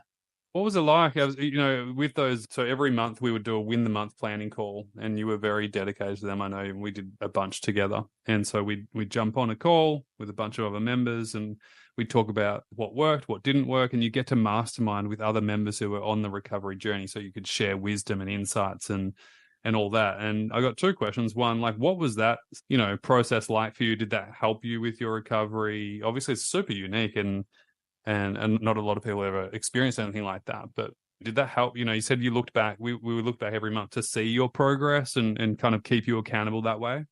Yeah, no, absolutely. I mean, I think some of those breakout groups they're invaluable, really, because I mean, first of all, you start to bond with people who you don't know, but you have so much in common. Yeah. So there's automatically a friendship, and now I'm still, I Sue, I'm see still that. Yeah. Gel, I'm still close to, several others as well, and we're friends offline and we check in on each other. So, they start to build those bonds and things. But then you learn so much from other people. Oh, you take what they've experienced, you think that's good. And I remember I was sharing one thing which I'd done, which I was so proud about, because I hate this, but I can't think of a better word of saying I was the alpha male. I came from a very aggressive business world. I was, I always work with strong colleagues. Yeah. We had a get together, which I was well enough to go to, but I had to tell these guys that things were different. Mhm. So before we met, I sent them all a text saying, okay, this is me now. This is what I need to do. I don't drink, so don't buy me any alcohol. I want to eat with you guys, but if we're eating, we need to eat at 6 o'clock, and I'll be in bed by 10. Now, to send that message to those people, right, given the world we knew each other in, which was a cutthroat business world, and they were people who I knew, these people I knew from 20, 30 years ago, we were all very career-minded and career-driven. It was a hard thing to do, but it was the best thing I did, because the minute I got there, somebody got me a herbal tea. We went and ate early. They put me in a taxi back from the restaurant to the hotel, and it was that point about learning and asking for help. Yeah. So I asked for help, and I remember I shared it in one of those that environment, and it felt great for me because I'd done something which really worked. I picked up on it from somebody else's conversations about their Boundaries, management. expressing yourself. Yep. Correct. Yeah, managing the boundaries, managing expectations. So that was something I took from one of those breakout groups. I then used myself, and it really worked. And I learned to do more of it, even just at home.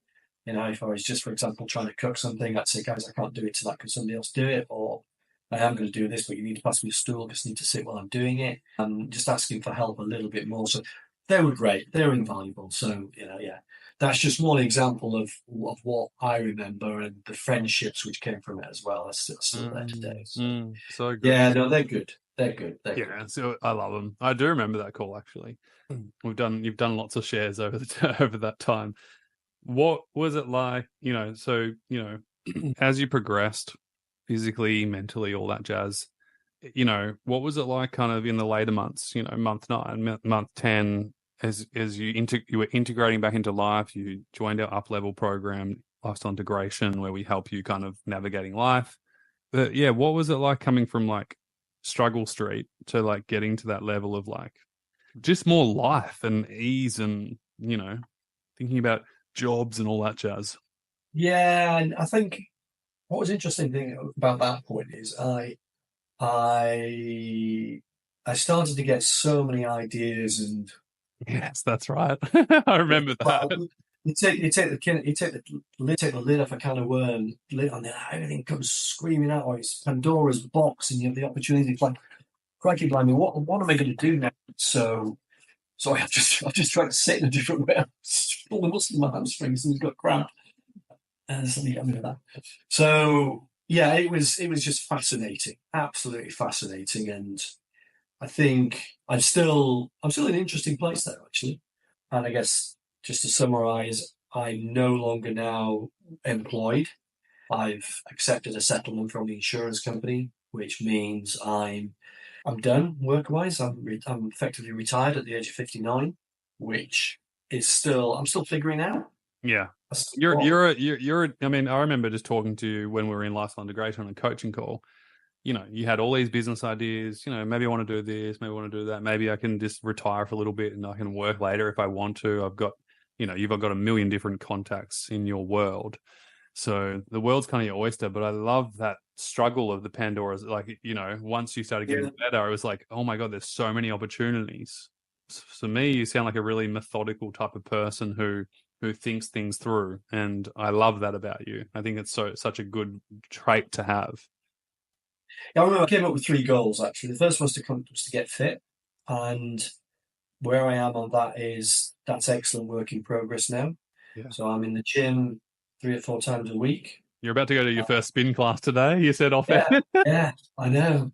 That's great, isn't it? Yeah, it's so good. I love it. Like it's so good. It's like you're 59. It's the first spin class you've ever done. It's brilliant. Yeah, and I mean that's it's the winter now here in the UK, right? So it's too cold to be out on my bike. In the summer, I was out on my bike, which I love.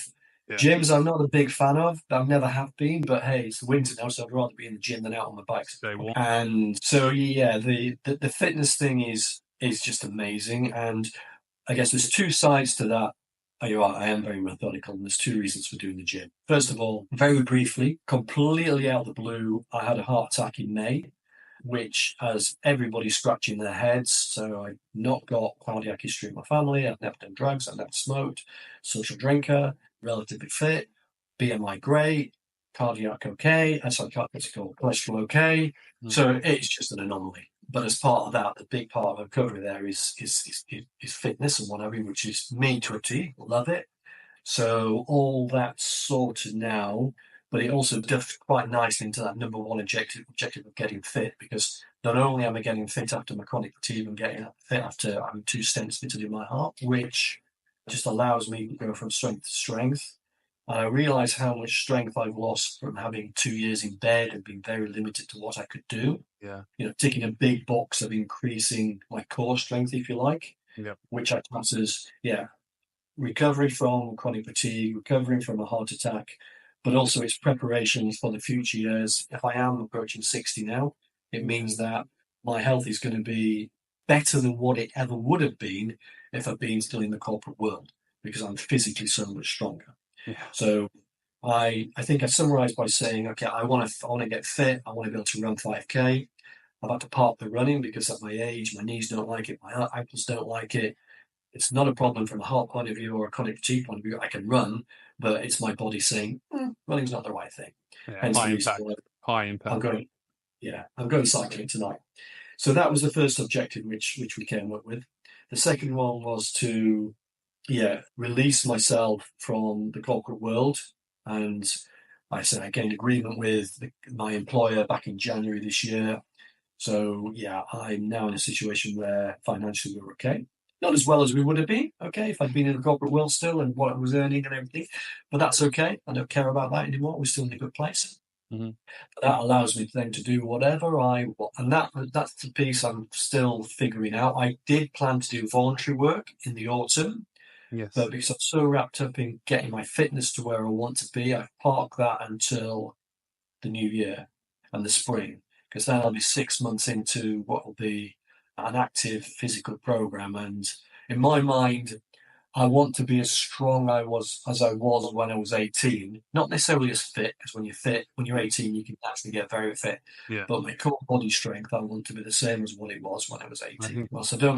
As I said, I didn't like gym. I'm actually motivated by the gym when I see what other people are doing there. Amazing, isn't it? Yeah. It's like motivation. Think, right, okay, get your finger out, get on with it, gently catch your monkey, and come April next year, I'm going to be able to lift a lot more, push a lot more weight than what I'm going to be able to do, and my core's going to be where I want it to be, and then my health's in good shape, so I can live a long, healthy life. Did you go through our movement mastery program with Steph? Yeah. So you recondition your body throughout the program to be able to get you to the gym nowadays. 100%. Yeah. No, Steph was brilliant. And you know what? There are still days now where I do stretching and just gentle stuff.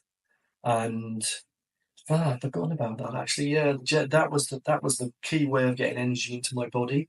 Now I don't have to do that anymore. No. I don't have to do it anymore, but I still do things I learned. Yeah. My back's still a bit tight in certain things.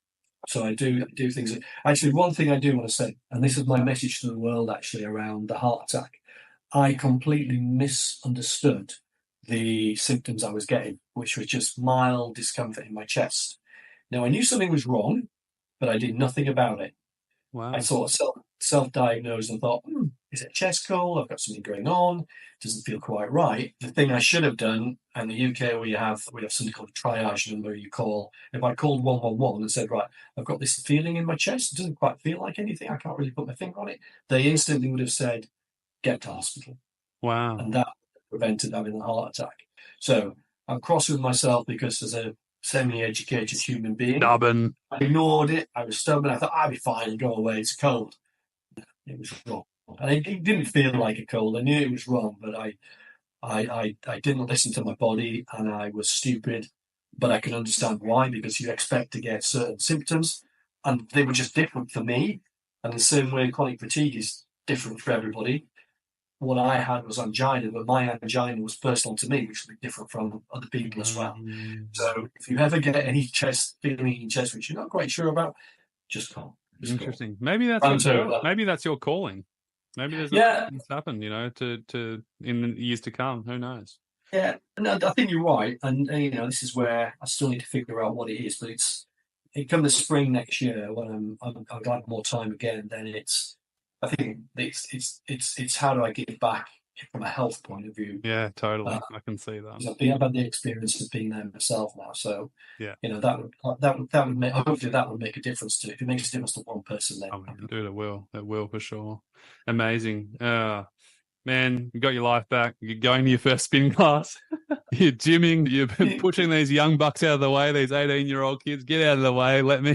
Give me the weight. But what I love the most, man, is just like how adaptable you've been over this period. And personally, like, I think one of the things that I want to give you credit for is your learner's mindset. Like, you're a successful guy. You've traveled the world. You've worked in big corporate. You work with smart people, yet you still came into this program and you had a totally open learner's mindset. And I think that allowed you to really not have to butt against the information that you were getting, to then just take it on and apply it in your life. And the world's been your oyster because of that. 2 questions before we go. And again, thank you so much. This has been absolute gold. And I actually can't wait to see what you do. We're going to stay in contact. Yeah, we will. Absolutely. I want to help. I want to help you do whatever you want to do, help you with your dream as well. 2 things. One, there's heaps of people who are watching this right now who are I need to join the program, but it costs money. Is it worth it? What if I fail? I've tried a million different things. They're all saying that. You've been through that yourself. What would you say to those people? Just do it. Just do it. Simple as that. Crikey blimey, if I hadn't joined CFS Health, I'd have still been in the same place. Yeah, I didn't know. I had a lot of the information, but as I say, I just wasn't using it properly because I didn't know how to. And there's no other manual out there, right? And 2 things I really like about CFS Health, first and foremost, is it's put together, right? So you've learned little snippets, but you get given a program which says, this is a way of doing things. Try it, and if it doesn't work, try it again. If it doesn't work, try it again. And then there's help and advice to help you on the way. So it's a program which has really been thought through for every element, be it physical, be it mental, be it emotional.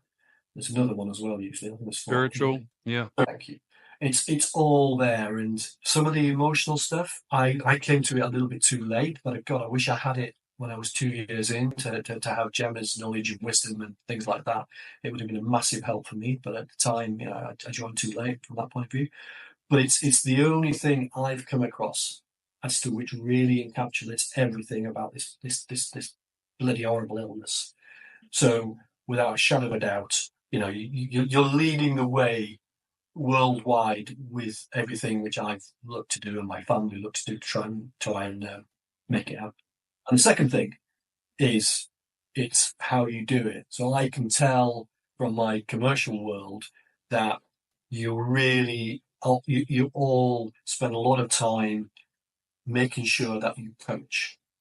And there's a big difference between, managing and coaching, and the way you coach people within the program and allow them to, because they have to figure it out themselves. It's not as simple as get up at 7 o'clock, drink water, eat breakfast. People have to work out what is right for them. So your coaching style and your coaching technique, I reckon that you as a leader have put a lot of time and energy into the people who you work with to make sure they know how to go about doing this and help people. And, I take the hat off that to that and congratulate you for you doing it as well. You do a super, super job at that. So yeah, it's in summary to that is the program is very well thought through and the way you deliver it is the best it possibly could be. So for anybody who is thinking of joining, those are the two reasons why I would say without a shadow of a doubt, just do it. Thank you. That means a lot to me. We put in, as you know, we put in a lot of time and energy, and the team care. At the end of the day, like we just care about the people, and we pride ourselves on being the most comprehensive program in the world. And it's nice to hear that from, a client who's been through it and done it, especially at your caliber, who's seen a lot of things in the world and done a lot of great things too. Lastly, there's some people who can't afford help at all and might not be able to afford help ever. And also there's people who aren't ready yet to do a program. That's totally fine. Just like any departing wisdom that you'd just like to share to the world. Obviously you shared the heart stuff, which is really brilliant. Guys, if you're feeling anything in the chest, do what Andrew said, go and get checked. But, for anyone who's struggling at home today, Andrew, just listening to your story and being inspired by what you've done with your life, what would you like to it's your last little message to everyone? You can take a moment, by the way, have a breath. Yeah, nice. Again, I mean, this is just perhaps the type of person I am, but, you just believe. Simple as that. Just believe. Never stop. You can just, it's a used saying, but if it happens for me, it happens to me, it can happen for anybody. And I just never ever stopped believing that I was going to get well. A bit of an anthem for me is a song by Journey, which was popular back in the 80s when I was doing my A-levels here in the UK, and it was Don't Stop Believing. It's a Journey song. So that's always been a bit of an anthem in my life. Whenever I've had a challenge, I've used it. So I play that from time to time, and funny enough, a number of people they'd use that as an example to help me on my way. Here's a song, keep playing this to yourself so you keep believing.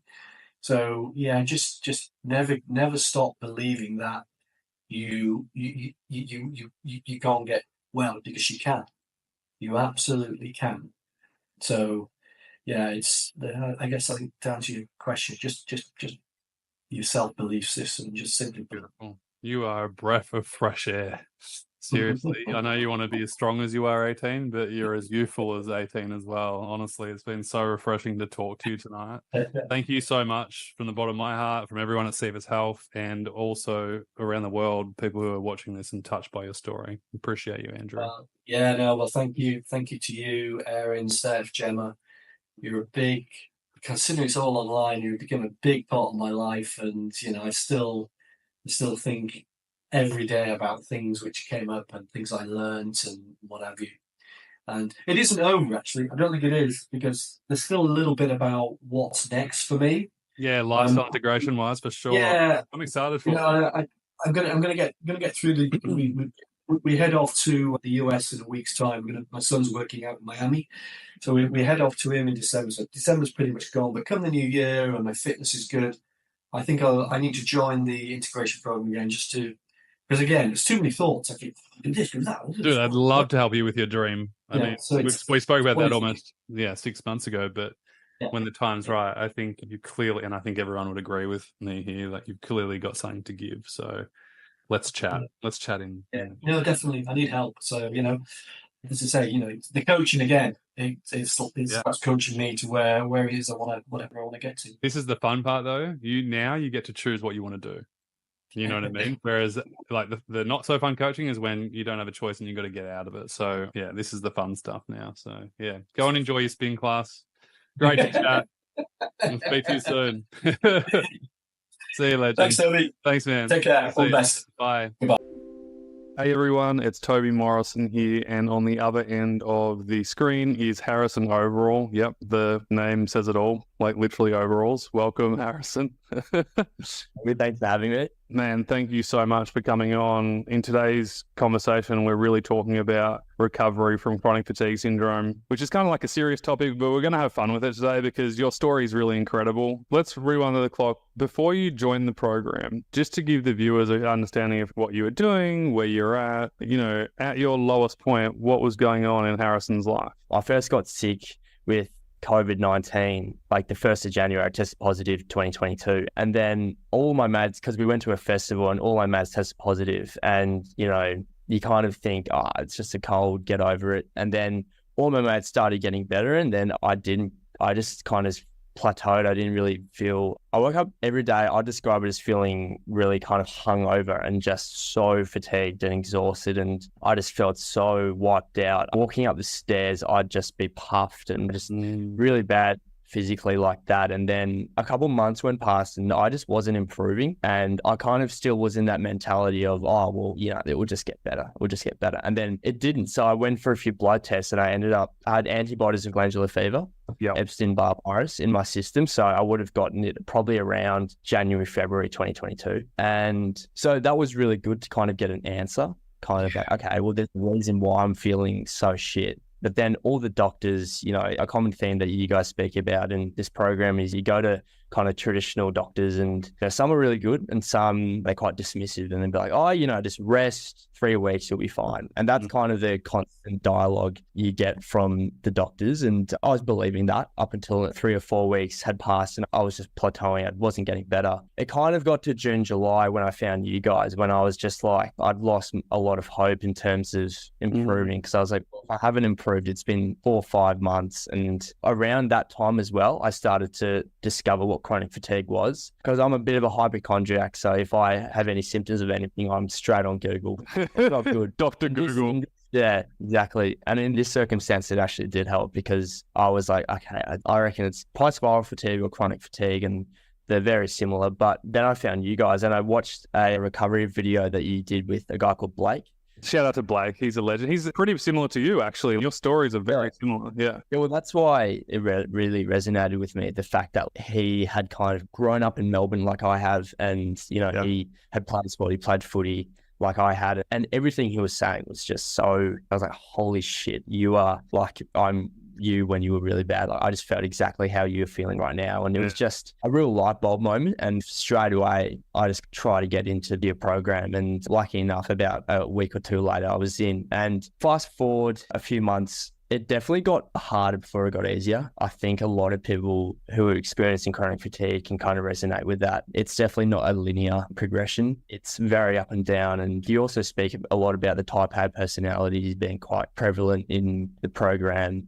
I'm that to a T. So far in life, I've tried to do everything by the book. I've done the good grades, I've gotten into a good uni, done the course you're meant to be doing, like all this stuff, sport, eating really well. And that's what also I was really angry about is why is this happening to me? I've got mates who go out every night, get pissed and just abuse their bodies. And for the people in Europe right now, pissed means getting drunk, FYI. So I've never been that type of person. I mean, I really like having fun and all that, but I've always been of the mindset of like in moderation, watch what you eat, watch how frequently you drink, exercise all the time. Like I was so healthy up until I'd never really been in a doctor's room for more than a checkup really for my whole life. So this was really foreign to me and it was really hard to deal with at the time, constantly going to doctor's offices and just kind of that mindset of like, I'm unwell. That was really foreign to me. And that was probably one of the hardest things to have to deal with, to kind of accept that I wasn't well. A lot of the time I couldn't really control the timeline on the recovery, but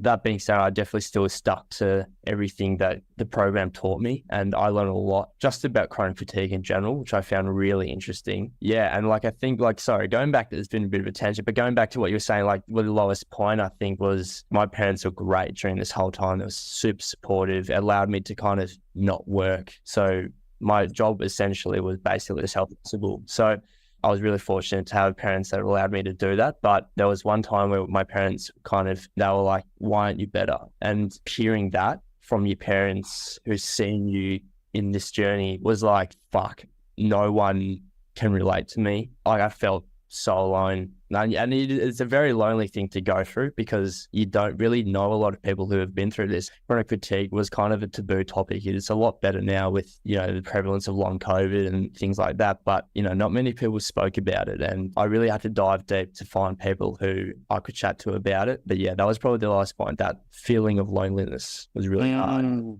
God, so many people relate. So many people relate to this because they're probably sitting home right now watching this going, that's me. My family don't understand. My spouse doesn't understand. My loved one doesn't understand. Did you feel that secondary depression and anxiety when you were constantly Googling things and like, what do I do next? Yeah, well, I've always been a very anxious person, which I think feeds into a bit of the type A personality a bit. So when something like this happens, it definitely heightens my anxiety. And yeah, the depression definitely kind of resulted from the fatigue, but I never really kind of experienced that type of depression before. It was very secondary in terms of it was created by this, but the anxiety was the amount of times I'd spiral, like my mind would spiral out of control because, I'd be thinking, shit, I'm never getting better. And like, what is the point at this point? When you get that monologuing, spiraling self-talk, it is really hard to get out of that, to kind of dig yourself out of that. If you can find that kind of strength within you, it's very intrinsic, that strength. It's not going to come from any external sources, but it's really like, if you can find that, you look back, once you recovered and it's kind of like you couldn't be prouder of yourself because you know that you've been to those kind of depths before and you've dragged yourself out of that. So that was something back on and really kind of admire about myself now. I had a few things that really helped me in those times. I found that allowing yourself to kind of embrace the sadness was really helpful. Naturally, I'm quite a pessimist. That was one of the things that I think I've really changed. Always putting a positive spin on things. Like I've actually noticed it kind of subconsciously that I have been really looking at things really positive. Like I tested positive on Christmas Day for COVID last year. Obviously I can mope and whine about it, but I kind of twisted that into thinking, okay, well, if I can get through this, I've really kind of jumped that next hurdle of, because I was always really worried about getting sick with the flu, something like that. Totally. But I turned that into a positive and kind of, okay, I really dealt with that really well. Anyway, that's beside the point. But yeah, the acceptance is really hard initially and it takes time. And it's something that just kind of, you can't work on it by just trying to focus on it. Like it's something that kind of just happens over time. That's what I found anyway. So yeah, like you said, I was really kind of trying to get back to my old self. And like with my mental health over the years, I found exercise a great outlet, whether that be gym, running, footy, whatever. And the fact that I couldn't do it was really, really hard. And that was probably one of the hardest things I found. And knowing that getting back to exercise wouldn't look like it used to was really hard. It's a very long way back in terms of building up your aerobic base and lifting weight again. Like I remember starting the exercise program in your program with Steph, and that initially looked like me trying to bench press a pillow, and doing that was like really kind of demoralizing. And yeah, I vaguely remember talking to you. I think you reached out on a coaching call and you were just like, this is embarrassing. I used to be able to bench press whatever, let's say 60, 80 kilos or whatever. And it's like, now I'm lifting a pillow. And I think I just said to you, you're doing that now so you can go and do the bench press later. Like you've just got to start now. And it's all about consistency over an intensity. And everyone's different. You're coming from a sporty background. So understandably, this is a big deal for you. Whereas other members, sport isn't their number one thing. So it's like, I just want to be functionally healthy and strong so I can function and integrate back into life. But for you, that's such an interesting turning point. But I felt like it clicked probably 3 months in when, and I don't know if you watched the acceptance video or I don't know if it was a combination of trainings that helped you go, all right, I'm going to stop focusing on the past and just focus on what I can control. Bang on. It was definitely that. Watching that acceptance video and just kind of really listening to a lot of podcasts. And I want to give a shout out to this guy called Hugh Van Cuylenberg. He's an Australian. I don't know if you know him, Toby. Yeah, I do. Yeah. I've found his content amazing. So he's written a book called The Resilience Project, and he's got a podcast called The Imperfects. And, as I was starting to kind of build up capacity again, I'd be going on walks, very low Ks, like, 1, 2 Ks, just very casual strolling. But, on those walks, I'd be listening to the audiobook of his book and also the podcast. And another person I think really helped me work through that acceptance was also a girl called Emma Murray. You might have heard her as well. Yeah, Emma Murray's great. Yeah. Melbourne lady too. High performance mindset coach type of thing with a lot of sports people, but her content kind of, you related to yourself and your own struggles in life and anything like that. And it was really helpful with kind of accepting that, okay, I just need to sit in this, Emma used this word energy, like sit in this energy of like, okay, I'm here, and you just need to know that you just need to trust yourself that it's going to be okay. You can't control what's going to happen tomorrow, but if you just keep chipping away, you'll get rewarded. That's what you also say as well. Like, you just kind of got to trust yourself. Like, motivation will wane and, it will go as well. But like, if you can kind of find it within you, just keep that consistency. And like you say, consistency is key. And that's exactly what's been the pillar of me getting back to where I am now. 100%. And, I have that saying, hit singles every single day, forget about home runs, and if I look back through your journey, when we worked together, you were just hitting the dailies every day. At the start, maybe you were looking for the home runs. That's what we all do. It's natural. You settled in probably within 3 months, and then it was like, all right, I'm getting seriously serious on just the daily doings. And I feel like the motivation is your routine. It's like, what am I waking up for today? What am I doing for myself today? And I noticed a big shift in your mindset, and it was like a commitment.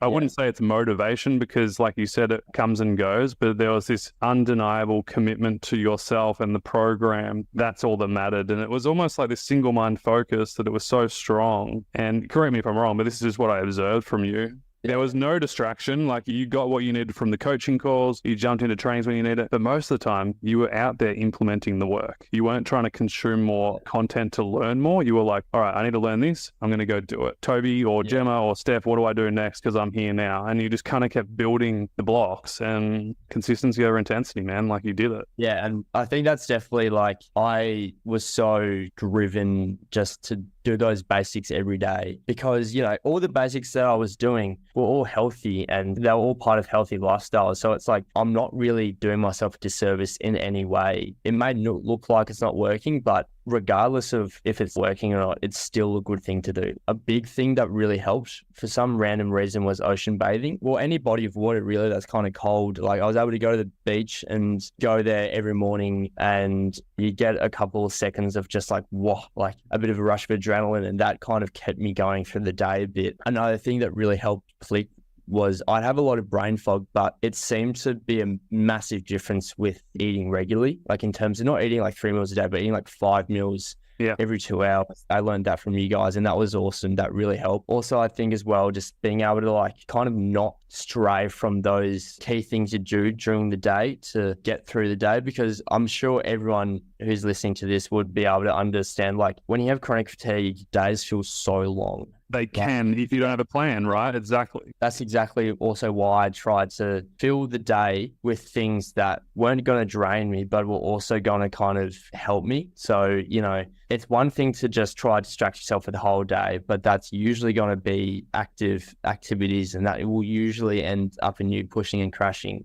I was just trying to do things that would distract myself to make me not spiral out of control in terms of my mindset, or, journaling or podcasts or walking or doing little stretches and all that type of stuff. That kind of broke down the day. Did you use your daily planner? Did you have like a set kind of way that you did things, like an intentions list? I did for the first couple of months, and then I kind of just started to do it every day. And one rule that you said was really good was when you end up trying to break that pushing and crashing phase, which I suffered from for months, try to do 50% less of what you think your full capacity is. Theoretically, you're not going to crash. I try to have that mindset with most things, and I think that really put me in good stead to improving at a rate that was actually quite rapid. I wasn't expecting. Pretty quick, yeah. For you, it was fast. Yeah. But it's because you weren't doing the right things for that whole time that you initially got sick with. The less is more theory and framework is only initially. This is what people don't get. And it's hard because you can watch a YouTube video and just take a 2-minute clip and think that's the truth, but you miss the 30 minutes behind that. But when you're in the program, you get the whole thing of like baseline, and less is more is just initially. The less is more theory is just initially to stabilize, to stop you pushing and crashing. And, for you, Harrison, like pushing yourself in the gym or socializing too much or, not having a perfect day plan. And then once you stabilize, it's like, and now I can build my capacity. And then that's when you hit your straps. And that's how I remember you. Tell me some of your milestones that you had throughout the program. I remember one, which was going back to the gym for the first time and how good you felt. Not that you were pushing yourself, because it wasn't about pushing yourself, but you got to the gym and you're like, I'm here. It's good for my mindset. Yeah. And something that kind of helped the mindset was, I'm going to go to the gym, but I'm just going to do what I was doing at home in the gym. Whether that be doing stretches and that's it, it was still just good for my mind just to get out of the house and reintroduce that habit again of physically going to the gym. And that was great. But,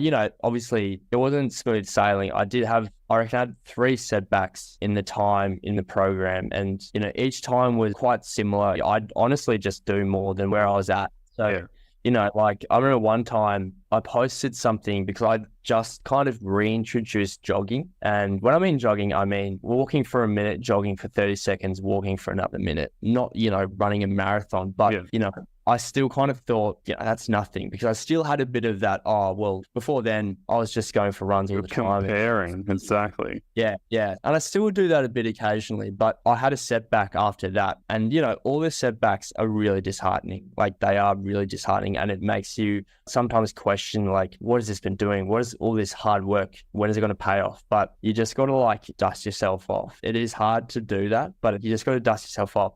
Think about it logically. It's like, okay, well, I went for a run. That was probably a bit too soon. I need to push back a bit. And, it's trying to remove the emotion from what's happening. That's really hard to do. But yeah. What was your most favorite AHA training? I definitely think one of the tips was definitely the food. The brain fog was the worst symptom for me, I think. Yeah. I couldn't concentrate, and it felt like I was constantly hungover, that kind of malaise and just, airy head. So when I started implementing those kind of 5 small meals a day, it was really good. It really helped me. And I think you slowly wean off that to, get back to kind of 3 normal meals a day. But yeah, that was kind of the biggest aha moment, I think. Just clicked. Yeah, I remember that you were really stressing about your brain fog, and you kept asking the same question most weeks. You were like, how do I get rid of this brain fog? When's it going to go away? And we kind of just let you know, like anything, over time, as you get healthier, your symptoms decrease. Did you find that over time, that as you naturally started to get healthier, that those symptoms just started to decrease and decrease and decrease? Yeah, absolutely. I still sometimes get a bit of brain fog here and there, but I think that's just from normal people, brain fog. And that whole time was just chronic stress. So I used to get a lot of headache, and because I'm always quite a stressed person, that kind of does result in headaches for me. So I think it's kind of a bit of that now. But yeah, I definitely think that the brain fog was really kind of hard to deal with, and that was the one that was lagging the most. So my fatigue was getting noticeably better, but the brain fog was a lot further behind. And that kind of, only went in the past couple months. But like you said, it does sometimes come here and there, but yeah, a lot better. Better. Just to give people an idea of what you do day to day. So you've studied a Bachelor of Commerce, and you just did your internship at KPMG, is that right? Yeah. Which is one of the big 4 business companies in Australia, well, worldwide, right? It's just so amazing what you're doing. And I want to get into kind of where you're at now and what you're doing. So you mentioned the foods was a huge one for you. The acceptance piece was massive. And I love how you just naturally said, over time. Do you think being surrounded by other people and success stories and people sharing their wins, and I know you were part of that, sharing your successes with the people, and we had a call together, you, me, and a bunch of other guys. I think it was in Lifestyle Integration. And, it was really powerful. You came on and you shared where you were and where you're at now. And you were giving advice to another member on the call, in front of everyone. Do you remember that? Yeah. And I think the chats I had a lot with a lot of the people my age in the program have been really good as well, because I found that a lot of people were kind of suffering the same things that I was suffering from, and would help each other out, and that was really good. But I reckon one of the most valuable things, for a number of reasons, was the success stories. One, with Blake, and the other one that really resonated with me was the girl Carly Warson. Yeah. I'd always go to those 2 in particular when I was really kind of down, and that always instantly just made me motivated again, or just instantly make me see the light at the end of the tunnel, you know? Yeah, I found those really, really invaluable. And also just sharing with other people and getting ideas from the coaches, but also the people inside to kind of see and really be able to relate to that because of the human aspect of things. Yeah, it's pretty special. We've got a pretty amazing bunch of people. Hey, everyone's really cool. When you left the program, you put up such a cool photo. I think you were at a party, you know, you with a few friends, and you said your goodbyes to all our members and said, you know, I'm ready to fly and I'm leaving. And you shared like kind of your wins and what worked for you and all that. And I love the photo because, you know, you're like, this is probably not the greatest photo of me, but I'm at a party and I'm just feeling so happy within myself. Yeah. Can you kind of explain that? Because I feel like you've been through a little bit of a self-evolution. In Blake's recovery story, I remember him saying at the end, you know, I look back and you kind of almost glad it happened. When you get to that stage, and, you know, I think I'm at that stage now, it's like I'm 22 now. I feel like I've really been through something that not many people in that age can kind of say they've been through, and I've learned so much, and I think I've matured so much. I look at people now and just automatically assume that you don't know anyone's story really. Like, you don't know anyone's initial story, so treat them as if they're having a shocking day. Just like treat them with kindness and don't judge a book by its cover. You have no clue what's going on in their life. And I think that's been really helpful for me to kind of really understand that. So many people are really good at hiding what they're going through, and, you know, being able to kind of assume the best in people is a really good thing to learn. And I think, you know, this whole experience has really helped me do that. And like I was saying to you before, I feel like I've just learned to kind of put a positive spin on a lot of things now. And I think that's because I kind of had to a lot of the times to kind of survive a really bad time. You kind of have to create that self-talk of, you know, putting a positive spin on a situation that's really shit. You know, there's no way around it. It's a shit situation. And never wish it upon anyone, but it's out there. And in terms of where I'm at now, I've just started back at uni for my final semester. I've booked flights to Europe midway through this year to kind of have a bit of a break, and I'll probably go into full-time work next year in perhaps KPMG or somewhere else. And, you know, and my exercise, kind of getting back to being able to go to the gym most days. I'm trying to aim to do about 3 or 4 days in the gym and 2-3 days of running. So trying to do exercise most days. Obviously it's not every week, but I try to do that most weeks. And, you know, that's been going really well. My aerobic fitness has definitely taken a hit from last year.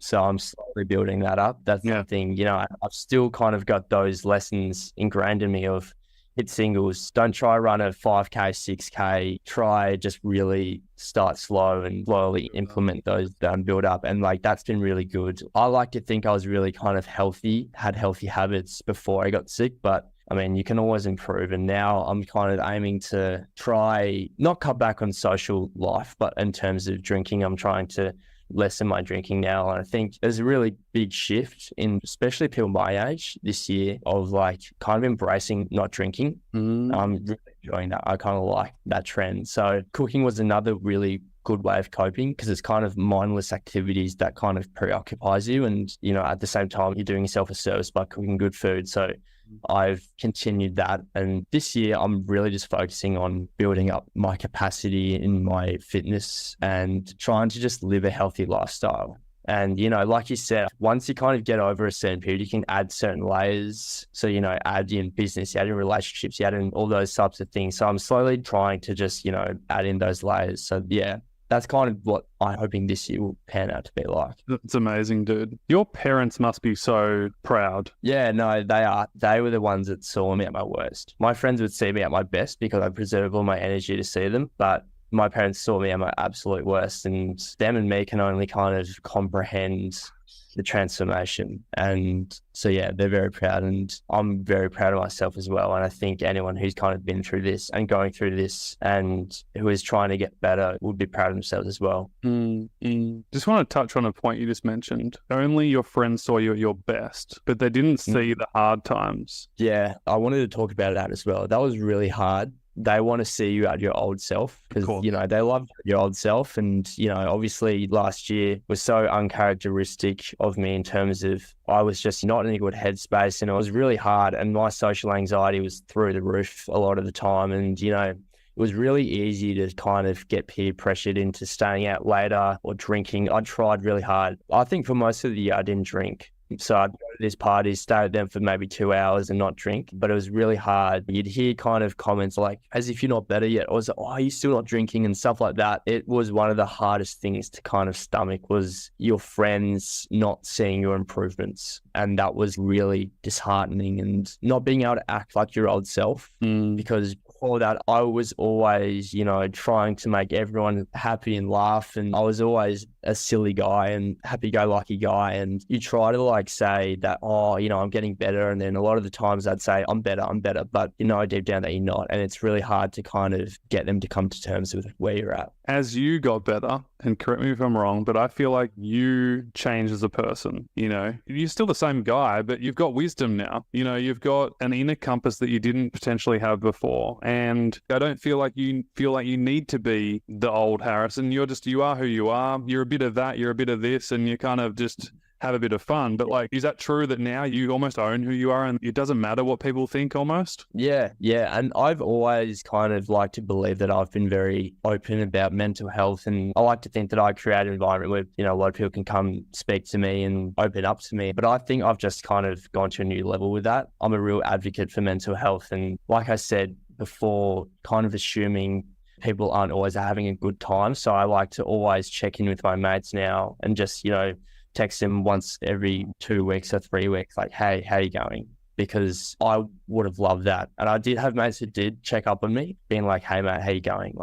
Really just really authentic. But knowing how much I valued that, I try to do that now with my mates to them because little things like that really help.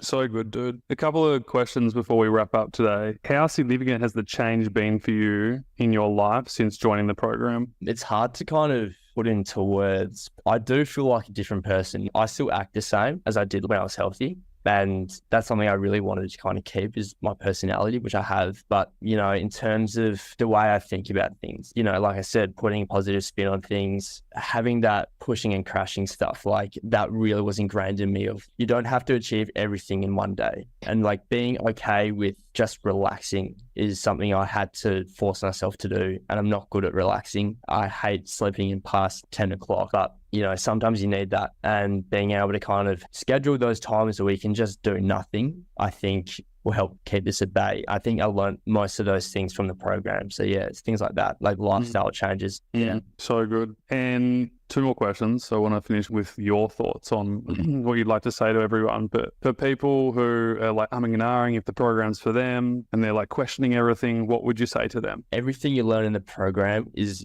going to be beneficial regardless of where you're at or where you want to go. It's still healthy stuff, like the food, the advice, everything is just all positive. So, you're not really going to do yourself a disservice by involving yourself in the program. Well said. I remember I had a client 10 years ago, and she was like, do you think the program's going to help me, Toby? In her American accent. And she was in a really bad way, really, really bad. One of the probably worst cases that I'd ever actually seen. She had a list longer than I'd ever seen of diagnosis and health problems. But at the end of the day, you tell me, would getting a baseline be helpful or not helpful? Would stopping pushing and crashing be helpful or not helpful? Would improving your sleep, improving your nutrition, improving your mindset, improving all these things, boundaries, progressing, thinking about your vision and your values, would any of that be useful or not useful? Would any of that be harmful? Exactly what you're saying. And she did join and she did get better after about 1.5 to 2 years and, just lives a full life. So, it's fantastic advice. We're finishing up. If you could say anything to anyone who's watching this right now, they're at home,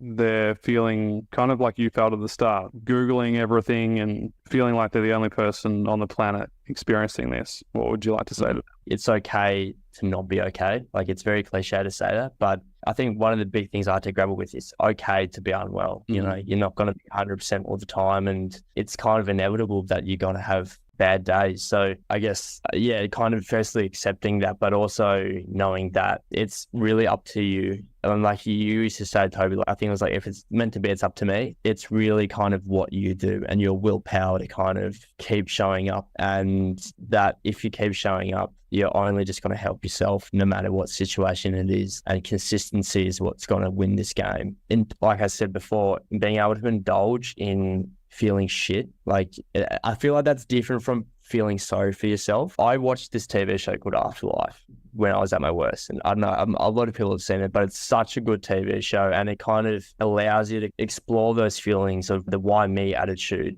I feel like once you kind of delve into, why you're feeling so shit, in terms of being able to help yourself change that in a kind of constructive way, that mindset is one of the, big things that will help you as well. Totally, because you're literally going from the victim, like, this is unfair, why me? Which doesn't answer any questions. It just keeps you in the spiral. Yeah. Or what can I do? You become the victor. And it's like, what can I do to change my situation today? What can I do to change my situation tomorrow? And it's not the mentality that fixes the problem. It's the mentality that then changes the behaviors of you doing the work that fixes the problem. Yeah, absolutely. I agree. Yeah, it's such a tough thing to go through. It's just kind of so tough just thinking about it again. It's so tough to go through that, but there are so many good learnings out of it once you get to the outside, because you will. Amazing. We're going to leave it right there, dude. Thank you so much for your time on behalf of the members and people all around the world who get to watch this. Big thank you to you. Thank you for showing up, doing the work, being consistent, not giving up when it got hard, because I know there was times when you felt like it. And it's just so great, man, at your age to go through this and, the wisdom and the maturity, and the world is at your feet. The world is your oyster. Yeah, I'm really, really excited to see what direction you take and what you do. And yeah, stay in touch, man. It's a massive privilege to kind of be speaking on this platform. And I hope what I've said can be of use to at least someone. Dude, yeah, definitely. Thanks heaps, Harrison. And yeah, we'll speak soon. Hello, everyone, and welcome to this chronic fatigue syndrome recovery interview with Nicholas Hendry. Nicholas, hello. Thank you so much for joining. I really appreciate it. My pleasure to be here. I was really excited when I got that email to inviting me onto the podcast. So happy to be here. Yeah, I mean, it's just so cool to be able to share your story of hope and inspiration, you going through, chronic fatigue syndrome firsthand, and me witnessing that, watching you kind of struggle, and then, see your journey, and then obviously now you living a full life. It's pretty cool. You've got a few extra add-ons now. You've got the beard, which you didn't have back in the program. It's looking very good. Yeah, no, that's definitely new. But yeah, like, I had chronic fatigue when I first got unwell when I was 18, and it really sucked. I graduated high school, and then in the following January, so I had like a month out of high school, I got really sick with a viral infection. But, at the time I was just like, oh, you're young, bounce back after a week kind of thing. Didn't really like stop to think about it. And so because I just finished high school, like, I moved down to Brisbane, which is our state's capital city for all you non-Australians. And I started uni. But once I started uni, I got sick again. And I was really unwell for like weeks. And it was probably like one of the worst illnesses that I ever had. But basically, like, I never recovered from being sick that second time. And as a result, I was just too sick to continue with uni. So I had to withdraw from uni and come back, live with my mum. And so that went on for like a couple months of just me being really sick and tired. And then I remember, I think it was about June of that year. So I'd kind of been sick for about 5-6 months. And my mum was like, okay, this is ridiculous. You've been sick for so long. Let's take you to the doctor. So we went to the doctor, and I'm sure like this is a familiar experience with like, others who have had CFS or other chronic health conditions. They did all the tests under the sun, and nothing, like, there was nothing. The test showed that there was nothing wrong with me. Like, everything should be healthy. And the doctor was like, well, I don't really know what's going on. So, and like during this time, that first year I was sick, it was really hard for me because I was 18. It was supposed to be like the year of, moving out of home, like having lots of fun and really, venturing out into the adult world. But like, I was just stuck at home, constantly sick, constantly tired. So like, that was really hard mentally and emotionally for me. And it was also quite hard because I have a twin brother. And so watching him, be able to like experience all this, his life, and have a lot of fun, and like not be sick at all was like quite hard for me. Mm. But yeah, that was really tough. But anyway, like after I was still sick for a while, and then my mum actually, she did some research and she found you and CFS Health, and got me to watch a couple of your YouTube videos, and then that's where we kind of like, okay, I've got chronic fatigue, like I've got all the symptoms, and so that was kind of I never really got like an official diagnosis from a doctor, but it was just kind of like a process of elimination. There was nothing else really wrong with me, yet I was really tired, got sick really easily, really sore muscles. I lost 11 kilos in about 7 months. So like, there was clearly something wrong with me. Mm. But yeah, then I found the CFS health page, and kind of having that diagnosis, and seeing that you had CFS and you got better, and like all the other guests that you interviewed, like that was kind of really inspiring. But yeah, I was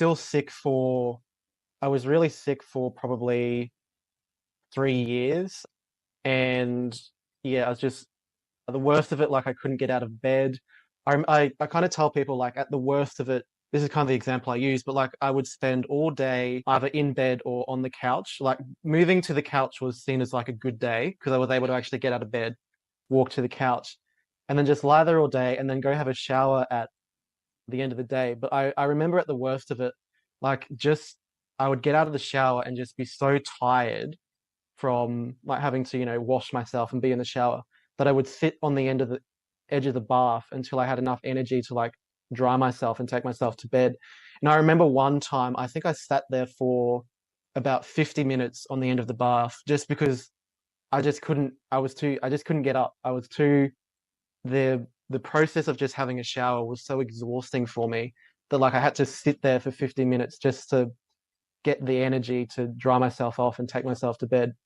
So yeah, it was really hard for quite a number of years, and I was still trying to make myself go to work for the first, I think, 2.5 years, which was in hindsight, a really terrible thing to do. But I think why I continued to go to work was that I was still like, I really didn't want to give up that because I'd given up so much, like with uni, being able to exercise because I was quite fit before I got sick. I was hardly seeing my friends, and I'm like, I don't want to give up on work. Like this is like the one thing I have in my life. But eventually, like I reached a point that's like, it's not, I'm going to work and then I'm working like, I think I was only doing like 10 hours a week. I was doing like 10 hours a week, and then like every 2 weeks I would just be crashing because that was still too much for me. And so then I'd have to take like 3 weeks of work, and then I'd go back to work for 2 weeks and then crash and then take 3 weeks off work. And it just really like it wasn't working out. And so then I decided it's like, okay, I need to stop work and just rest. And I think it was about this time that I discovered the CFS mentorship program. And I think being a part of that really helped, like kind of actually kickstart the recovery process. Like I found that was really good being in the mentorship. So I can kind of, like talk about my experience in the mentorship. Well, before we do that, you've summarized it really well. Like, I didn't realize you had a twin brother who, like, that would have been tough, I reckon. It was. It was quite hard. And like, yeah. And he didn't mean to, No, not his fault. Yeah, exactly. But it's just like, it's hard to just like watch him go and just, go out and do things and like get a job. And then he went to uni, and then I'm just sitting at home and be like, I've just been watching movies all day. Or like on a really good day, I would be like, okay, I played Xbox for 2 hours, and that was a good day. And that was really hard because like, he was still living it for a little bit when I first got sick. And I'm like, okay. And then, him coming home and me seeing like what he did with the day, I'm like, cool, I can't do that. Yeah. So that was really tough. Did you suffer things like brain fog as well? Like you mentioned. Oh yeah, the brain fog was really bad, particularly in that first year. Like, it was really bad. I was just forgetting. I just could not think. And I remember one time I had to pick up my mum from the mechanic because she dropped her car off at the mechanic. And this is like the family mechanic. We'd been going to him for years. So, I knew how to get there. But I just remember when I was driving there, I just could not for the life of me remember how to get to the mechanic's place. And I was just kind of like, I think it's this direction. And just I did get there eventually, but I'm just like it was it was kind of scary in the moment because I'm like I just can't remember where the mechanic is. But fortunately, just through kind of like driving around, I did get there. But yeah, it was really bad. It's just you just can't like think properly, and that was really hard as well. Yeah, so it wasn't just the physical symptoms, but you had those cognitive issues too. Yeah, yep. So yeah, you kind of went around in circles for a bit. It sounds like you typical kind of doctor experience. Not to bash doctors because there's some great ones out there, but you know it's very common that and you met so many other members throughout the process too. But so common that most members kind of have that experience of like, yeah, sorry, there's nothing we can do. Good luck. Yeah, exactly. And that was pretty much my experience as well, which at the time it can be like really disheartening because you're like, oh, great. Like, what am I supposed to do then? Totally. You know, like how is there anything I can do to get better? So that's really, really hard. It's horrible. You know, it's one of the reasons why CFS Health started in the first place is just for that to not happen anymore. Okay, so fast forward a few years, you didn't have any help. You were doing the best with what you could, obviously, and which is a good effort in itself. Your mum discovered CFS Health. What did you think originally? I think there's kind of sometimes it's really annoying when family members show you things like obviously it sounds like you had a great relationship with your mum, but sometimes it's like, oh, you try this, oh, I heard this supplement's good, do that. Like what did your mom, like where were you at when she was like, oh, what about this, like do you think would you like to try this? I think like initially I was a bit resistant to it because I think in the early stages and it probably wasn't until like I stopped work I was still very much in denial that like I'll just wake up and it'll be better. So I'm very much like, oh, I don't really need to try this. I don't really need to do this. But I did find just being able to see like you and hear you share your experience of going through it and recovering. I think that was very like inspiring because it's like I knew then, okay, like I can get better, like I can do it. But yeah, I think initially I was very resistant to kind of try anything different and really try and get help.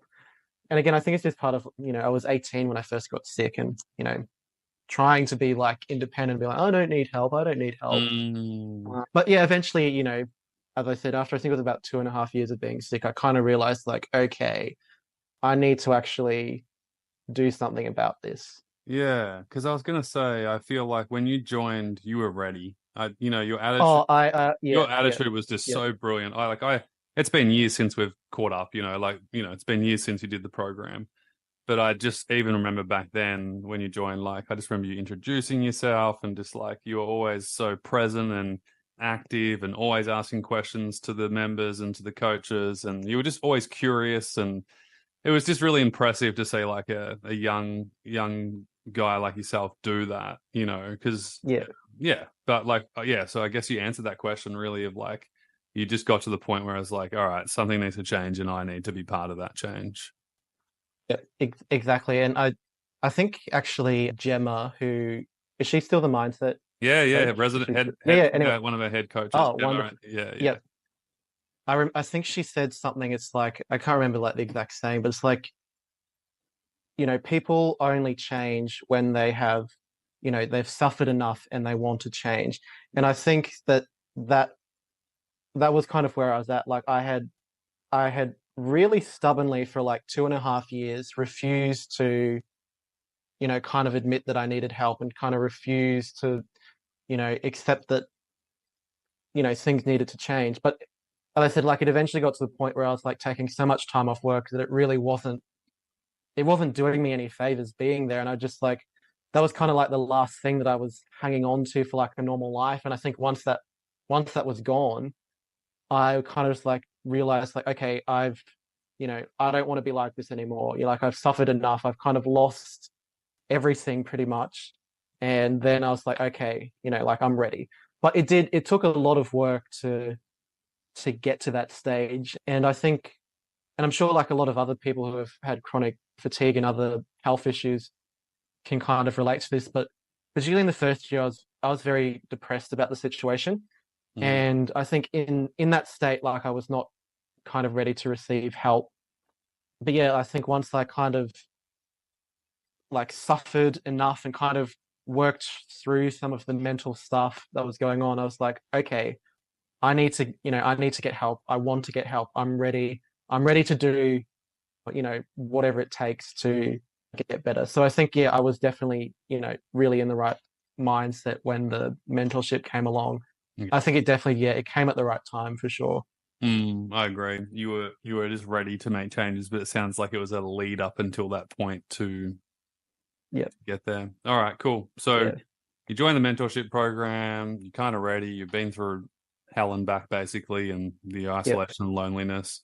What was it like? I want to talk about, I'd love to just kind of break down some things that you found most helpful, like not the program, but the actual, like, what you applied through the program. So we might talk about your baseline, and whatever comes up, love to hear about it. I think that'll be really helpful. But what was it like when you joined and all of a sudden you were surrounded by like a bunch of other people who just supported and encouraged and cheerleaded on?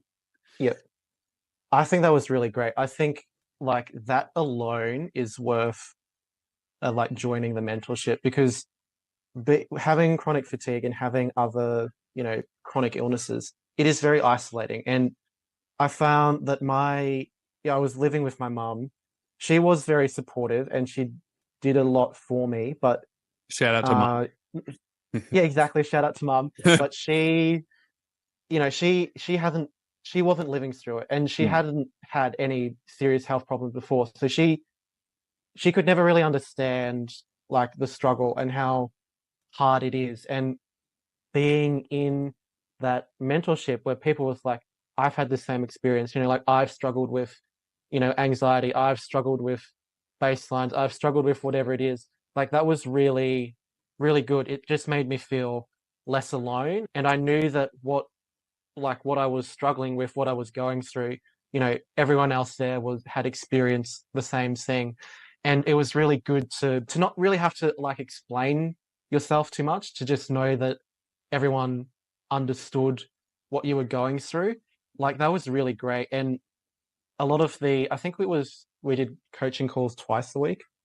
They were just really good. Like the learning that we did with Toby and Gemma was good. That was helpful. But just talking to the other members of the group and hearing their experiences and, sharing what had worked for you and what hadn't worked, like just that kind of community was just really great. And I've even stayed in contact with a few of the people that I went through the membership with, and it's just was like that sense of community was just really awesome. And I think it really gave me a lot of the motivation and accountability to like apply what we were learning about. I just think that was really great. I do think, being in the mentorship absolutely like helped my recovery. And yeah, I think a big part of that was being in a community of people that were experiencing the same thing. So yeah, it was great. Yeah, everyone says the same thing, and it's something that you kind of don't expect when you join, because it's just like, you're not joining for community. Obviously, you're joining to get better, but part of getting better is having that community, and there's an energy and a purpose that you kind of get with that. And I vividly remember how how much you got from it, but how much you gave back too. And I think giving back for you was part of your progress. Was like, as you were getting better, you were sharing what was working for you. I think even on a coaching call, you were able to share that with everyone listening. And yeah, I think that's really powerful too. Okay, cool. Oh, so exactly. Yeah. What were some of the things that you implemented that helped you the most throughout your journey? I think, the idea of baseline and working out what you can actually do within a day without any, setbacks or pain or tiredness the next day. I think that was really good. And, also kind of understanding that baseline's not like a straight line. It's not like every day is going to get better. It's, more of like a wave kind of thing, and understanding like it's okay to have a bad day. It's okay to do less if that's, if you're feeling a bit more tired that day, like that's okay. And I also think for me, like what I really got out of it was a lot of like the mindset stuff that we went through with Gemma, I think was really, really useful. And I think one thing from that mindset section that stuck with me was, again, like I can't remember the exact phrasing Gemma used, but the idea is that like often how we react to things in the present is it's not so much like what's happening in the present. Like if we get angry about something, it may not necessarily be like what's happening to us in the present, but it's like we're being angry about things that have happened in the past that we haven't maybe resolved. And yeah, I remember now another thing that Gemma said is like what story are you telling yourself about this reaction? So like when you are feeling anxious, like why are you feeling anxious? Like what are you telling about yourself? Like I struggled a lot with perfectionism and like really pushing and trying That's right. like my absolute best and giving it like 110%. I remember. And I just remember Yeah. And I think I remember Gemma was saying that like a lot of that anxiety around, got to do more, got to be more. Like I was telling myself that like subconsciously what I was telling myself was like I'm not good enough. And or like the succeed is doing 100%. And kind of realizing that I kind of realized, like a lot of like this anxiety and anger that was kind of like a default reaction. I realized like, oh, there's other stuff going on, and just realizing that it makes you can kind of like take a step back from that anger and be like, oh, I'm not really angry at this situation. And I found that was really helpful. And I think since being part of the mentorship, I definitely have become a lot less like emotionally reactive to things. And I think learning about your emotional reactions and your mindset is kind of I guess like a side benefit of, recovering from CFS, because recovering from CFS and really doing that work, I think as part of that, you kind of have to unpack like, why did I end up where I did? And, CFS, a lot of like in my experience, it was like the outside trigger was these really bad viral infections. But I also came to realize that like a lot of, I was pushing myself a lot. I was working, I was at uni, I was going to the gym and swimming like 4 or 5 times a week. And I think, in hindsight, I think I was doing too much, which probably led to me getting sick, which then, triggered the whole CFS thing. And yeah, I think taking that time to kind of work out, your behaviors and your thought patterns, which may have contributed to you getting sick in the first place, I think was really helpful. And I think that dealing with those like mental, emotional things really helped with my recovery. And, mindset is a big part of the CFS health mentorship. And I think I really got a lot out of doing that work. I think that was really helpful. And like the stuff that I've learned there has like really benefited my life now that I have recovered. So true. Like we often say this isn't a recovery program, this is a life program. But Yep. One of the things I'll just speak quickly to as well is like, mindset is so important, but that doesn't mean it's a mindset problem that I think some people can get easily offended when it's just like, oh, are you just saying it's all in your mind? It's like, no. Yeah, no. Mindset matters so much because it's like, from there, what do you do with your behavior and your actions, which is obviously a byproduct of doing that mindset work. But it takes a holistic approach, and it takes everything. It's like for sure. Baseline, nutrition, mindset. But I think you came into it at the right time with your mindset to make those changes and become aware, because ultimately what you're saying is like, you're able to take a step back and have a calmer response, not reaction, response. And that was able to calm your nervous system. And I remember you doing all this work. Like I remember the progresses you were making and Perfectionism was a huge one that took a little while to get rid of, basically. This 110% perfection person all the time was freaking exhausting. Oh, yes. Tiring. I love So that. So tiring. it's like you reverse engineered it. I think a lot of people at home struggle with the same thing, but what you're telling me here is that like the way I reverse engineered letting that perfectionism go is by actually looking deeper beyond why am I trying to be perfect right now? Yeah, exactly. Where's that coming from? Exactly. Where did this come from? Yeah, and diving deeper. Love it. Absolutely love it. What else did you find that significantly helped you through your recovery and your progress? Like obviously getting your baseline right, being able to do your day to day without feeling worse the next day, obviously is a game changer.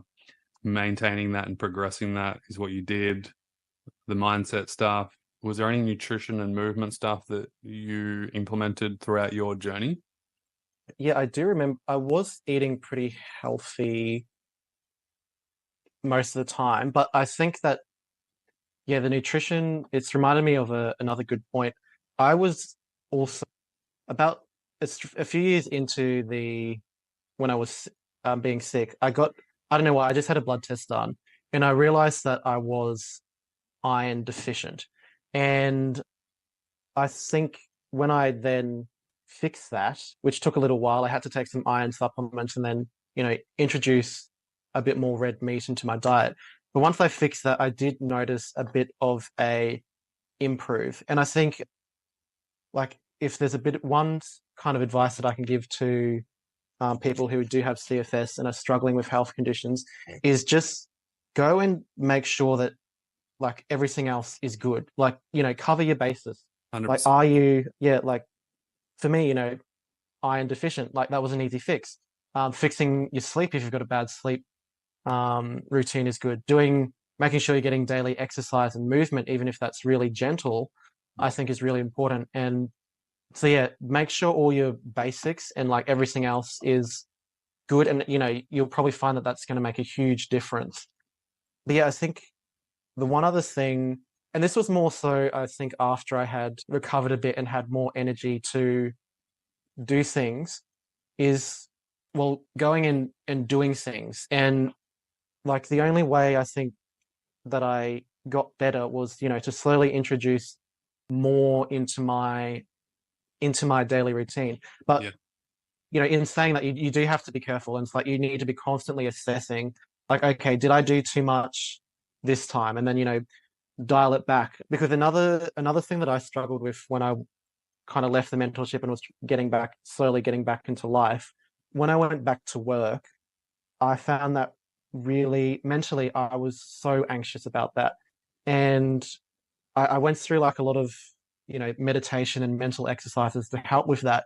But I think the biggest thing which helped get rid of that anxiety was simply showing up to work. Initially, I was only doing 3 hours a week, and just showing up every week and training my brain to be like, no, work is, you can do this. It's not a place where you need to be anxious. And I kind of applied that with, everything when I started going back to the gym, which was a couple years later.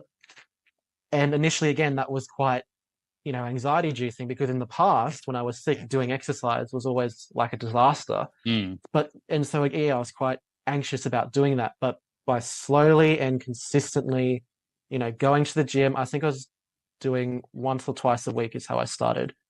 And just doing that consistently until, I got to a place where it's like, I love going to the gym now.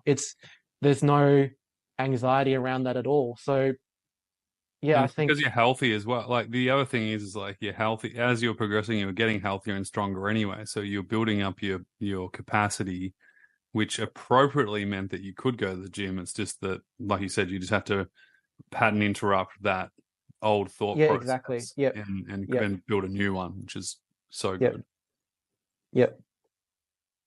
So I think that's been a really good lesson, is that to interrupt those thoughts and those patterns, you need to kind of replace those thoughts with like different experiences and different successes.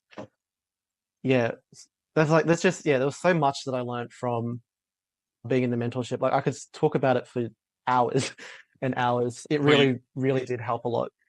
you almost you were giving out so much advice just before you left because you were doing so well, as you progressed over that 12 months when you were with us. Like I just remember, like I'm like, man, Nicholas could be a good coach one day. I'm like, the way he's going. Where are you at now? And like, what's a day in the life of Nick now? Give us an update. You're obviously going to the gym, you're working, you're growing a seriously cool A beard. bit, yep.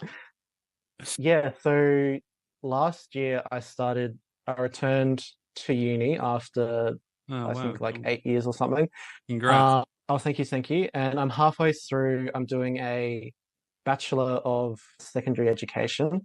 because, yeah, I think as you kind of touched on, like being in that mentorship, and I kind of like, oh, I actually like teaching and I like Yeah, helping people.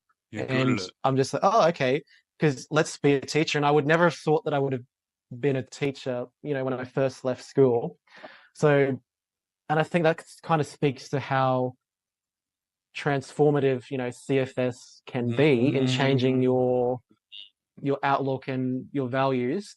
So yeah, I'm doing that. The first semester back at uni was quite challenging because I wasn't really used to that kind of cognitive work. I hadn't really done that for 8 Yes, years. I'd love to talk about this And for a that, second. yep. Yeah, And that because was yeah, go. I want to hear about that it. yeah, that was quite hard. And I don't think I realized like how tiring it can be to like use, your brain all day to like to be in classes and, to be taking notes and then, go home, write assignments. I didn't realize like how tiring that can be. And, the principles that I learned about rest and pacing myself, like physically, like I then had to kind of apply that to, mental exercise as well. And yeah, I had to kind of, pace myself and limit how much study I did do because I found that in that first semester, I think I was kind of pushing myself a bit too much. And but after that first semester, I kind of got into a bit of a routine, kind of knew, you know, how much of that mental work I can really do in a day, kind of space that out better throughout the week. And yeah, from that second semester in my first year, things just went so much better. Well, because also But you have to remember that your brain's not used to 8 years of doing nothing. Then yeah, exactly, and exactly. this is what I like to talk about because integrating back into life, what's one of the hard things is to distinguish whether or not this is normal tired or inappropriate tired. Yep, yep, And we've yep, spoken about this, and there's trainings inside the hub on this, yep. but for the general population, it can be hard to distinguish. But Yeah, what yes. you don't realize is probably every other student in those classrooms were feeling the same thing. It's just like, oh my Yeah, yeah, God, my head's so tired, like yeah, it's concentrated for 6 hours or whatever it is, 4 hours of lectures, and then I've got to do an yeah, assessment. Like that is normal daily tiredness where you're not used to that cognitive load. Anyone who hasn't done yeah, any training or learning for a while, it's just like, oh, I'm back in the classroom again. yeah, And it just is cool that now it's normal because it is normal for you. yeah, yep. You know what I mean? Yeah, exactly, exactly. So yeah, like I've gone back to uni now, really enjoying that. I've got You're going to be such a good uh teacher, by the way. oh, thank you, thank you. What else? Oh, I got two because I was working at Woolworths and IGA, like grocery stores, but then I actually got two positions at the uni where Yeah, I'm working cool. at, and they're definitely like I guess more challenging jobs than working at a grocery store, and that's been really great. One of the jobs I've got is being a student ambassador for the uni, so actually going into schools and talking to high school kids, and like I absolutely love that. That's so rewarding, and yeah, that's been really good. So yeah, working as well as studying, going back to the gym. That, as I said, that was really hard when I first went back to the gym. Probably for about 6 months, it was like I would just come back and I'd just be so tired.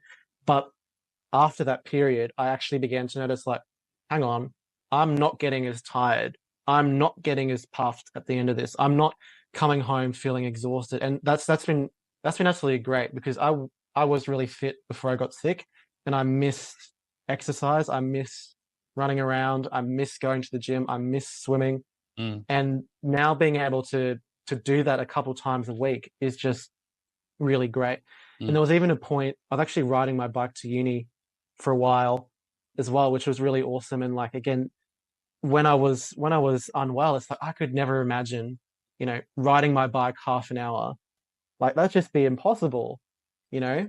So that's been really good. And like doing that on top of, going to uni for a full day was really great.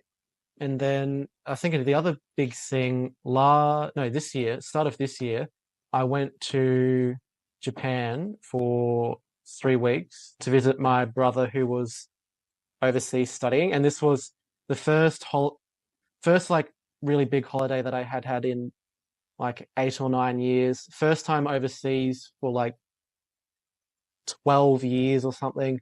And it was kind of like the first big trip that I was doing. I did meet up with my brother about halfway through, but like the big kind of the first independent trip and like the first trip that I done, doing by myself, planned by myself, paid for by myself.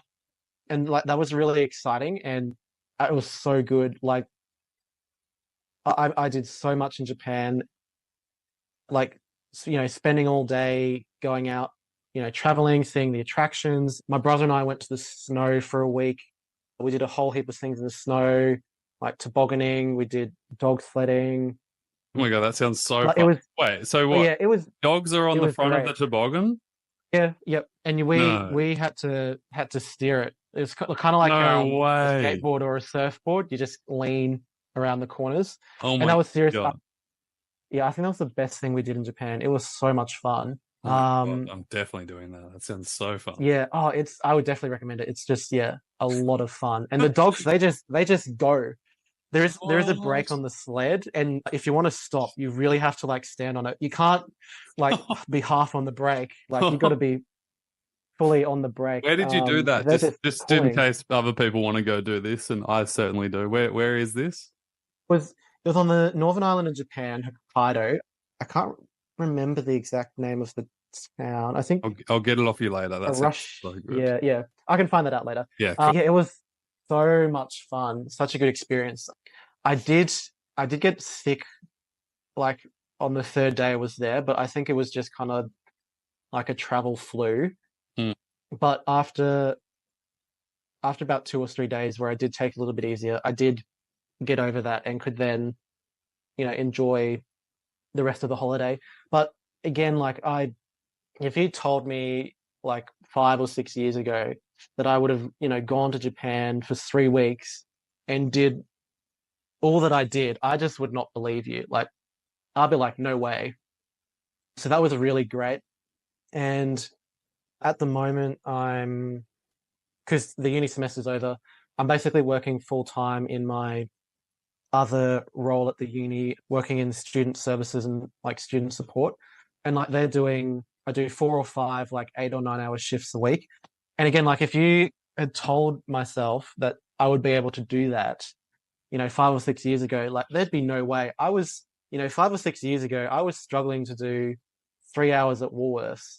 And, to be where I am now, it's just great. Like I think like the difference is like now I can do basically what I want to in a day without having to worry like, oh, am I going to be crashing tomorrow? Am I going to be too tired to do this other thing that I have to do later in the week? I don't think about that at all, which is just, it's very freeing. It's like really empowering to know that, yeah, like I can go and do things, which has just been really great.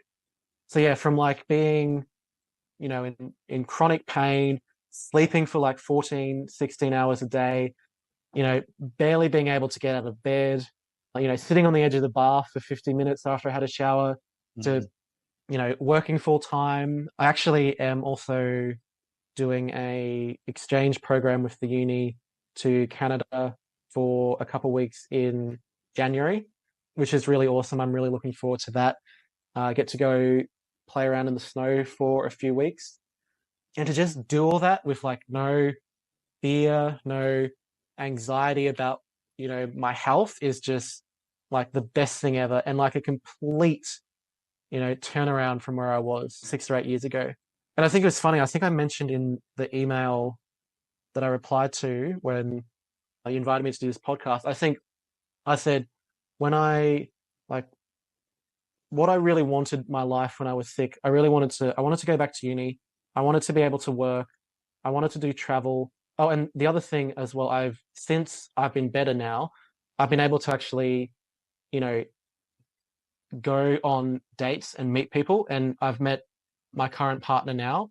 And I think I said in my emails, like, though I wanted to go back to uni, be able to work, travel, and find a partner. And I'm like, I've done that. I've got there. And that's really, it's a good feeling to be able to say that, and to realize that like I've come so far and achieved all those things. It's absolutely amazing.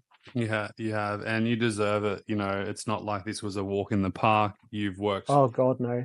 You've worked enormously hard for this, and it's none of it's luck, man. Like I just remember when we worked together, like you were so consistent. Like your middle name was consistency. And even when it was hard though, you know what I mean? Like even when it was like you didn't feel like it, you didn't want to come to a coaching call, you didn't want to show up, you still did. And yeah, you deserve it, Nick, big time. Oh, thank you. Well, I think, like your mentorship program and those early videos that I watched, I think they definitely set me up, on the right path and in the right direction. So, thank you for that. Yeah, my pleasure. It's always a pleasure to see people, change their reality.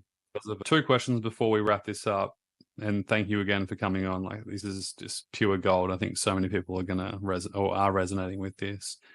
Number one, there's a bunch of people sitting here right now going, "Oh, I've been thinking about joining the mentorship." They're like, "Oh, should I not?"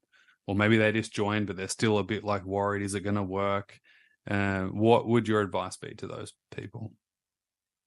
I'd take the plunge. Like I can understand it. It might be scary to make that commitment and try, something new. But I really got a lot out of it. And I think, as we were talking about earlier, the sense of community that you get from being in a group with people who are experiencing the same things, or like your coaches Toby and Gemma, who have experienced it and recovered. So many more coaches now as well since you've left. There's heaps more. Oh wow, that's and same that's thing. awesome. Like they've all been through it, and like that's being a part of that group is just the best thing. And having those weekly coaching calls I think that's what kept me inspired and motivated to continue making progress. And as Toby said, be consistent. I think having that accountability was really great. And you get access to all the other modules and learning activities that Toby's made. And it's just it's gold. It's really useful. And so I could not speak highly enough about the mentorship. So if you're thinking about it, definitely join it. You won't regret it. Lastly, program aside, it's kind of irrelevant. At the end of the day, what's most important is people have hope. People have, inspiration, and whether someone does a program or not doesn't matter. What does matter is people start improving their life. What if you could depart one bit of wisdom today to people who are sitting there just like, just struggling, what would that be? I think it would be like, have faith that it can get better. If you're willing to do the work, and it is hard work, there will be setbacks. Dealing with like the mindset and the mental side can be quite, challenging to confront these beliefs and behaviors that you've maybe had for years and years, or like your whole life. Like that can be hard. And I don't deny that it will probably be one of the hardest things you ever do in your life, but it is so worth it to get through that, because the other side is so much better. And I think I kind of touched on this a little bit earlier, but I think the person that I am now compared to the person that I was before I got sick, I think I'm a completely different person. And I think that I am a better person because of, doing all this work and self-improvement has made me a better person. So I think, know it can get better. Know that it will probably make you a better person to do the work. And I think, everyone deserves to be able to live, a life that's meaningful for them. And, I think, doing this work, getting involved, like that's just, keep in mind where you want to be and like what kind of life you want to have. And, you will get there if you stay consistent, stay hopeful, you can do it. So good. I've missed you. It's been awesome to catch up. It's been years, and like I said, I never forgot how awesome you were in the mentorship. You're always giving sage advice and sharing all your wisdom, and I'm so excited for you and your future too. Like this is, I mean, you've just accomplished all your goals, but I'm excited to see where you go and the people that you impact in your world as well. You're creating a big ripple effect too. So thanks so much for jumping on, Nicholas. Freaking all awesome. Good. I was so excited to be a part of this. So I'm glad it's been good. It's so good, man. All right, we'll catch up soon. Have a great time in Canada, and I'll be in touch about the dog sledding thing in Japan, because that's like fun. Yes. It was so good. So good. So good. Thanks so much, man. Speak to you soon. No worries. Okay. Thank you, Toby. Bye. Hey guys, it's Toby Morrison from CFS Health, and on the other end we have Blake Thompson. Hey Blake. Toby, how you going? Good, mate. I'm so stoked to have you on, and I'm just so bloody proud of you. The people who are going to be watching this are just going to be absolutely gobsmacked, amazed, and inspired. And we haven't seen your face in 8 years or something. I don't even know how we reconnected. That's right. Someone told me to get LinkedIn, and so I did, and then your name popped up, and I was like, oh my God, Blake Thompson. And I messaged you just to see how you were doing, because I love to check up on past clients who had done our program. And you're like, yeah, going well. Like, I'm doing accounting at university and lined up a job. And I'm like, holy shit, you were a teenager when I met you, and you were barely living. Really stoked to have you on, mate. So thank you. And for anyone who doesn't know, Blake went through chronic fatigue syndrome as a teenager. You came and saw me at my clinic in Melbourne way, way, way before the online recovery program was started. And kind of just want to share your journey of what you went through. And you look so well now. You just look so healthy and strong. And we were just talking off air before how you're doing 1 to 2 kilometer ocean swims now. And you're just fit and healthy. And it's pretty incredible, because when you came to see me, you could barely get into my office. Yeah, pretty much. Even actually waking up to go see you was the hardest thing. I think we worked together for a year and a half, maybe. Mm-hmm. Yeah, I would say about that. Probably saying 15. Probably I was so good. Yeah, 8-9 years ago. 8-9 years ago, and you're right. It was a real struggle to even get you there sometimes. And your mum and I would be on the phone, and it was tough. It was a tough journey. And I remember, having so many conversations with your mum, because she was just so worried about you and just didn't know how to get you going. And you were just struggling. You couldn't even think about getting going, because you were just in the bloody mix of the nightmare, basically. But tell us a little bit about, before you got sick, what were you like? You were super sporty. I know you're a football player, cricket player. Yeah, so I was a young kid, just like a typical young boy, just footy, cricket. Really struggled to just sit down in a way. I always loved doing things, sport, running around. That's just what I love. So when I did have chronic fatigue, that just changed who I was, and all sort of my passions and loves just went away, really. So that was when I was probably 12, 13, just started high school, got a virus, never really recovered from it. And then the next 8 years was very different to how I was when I was back 12 or so. I remember. I don't know if you remember.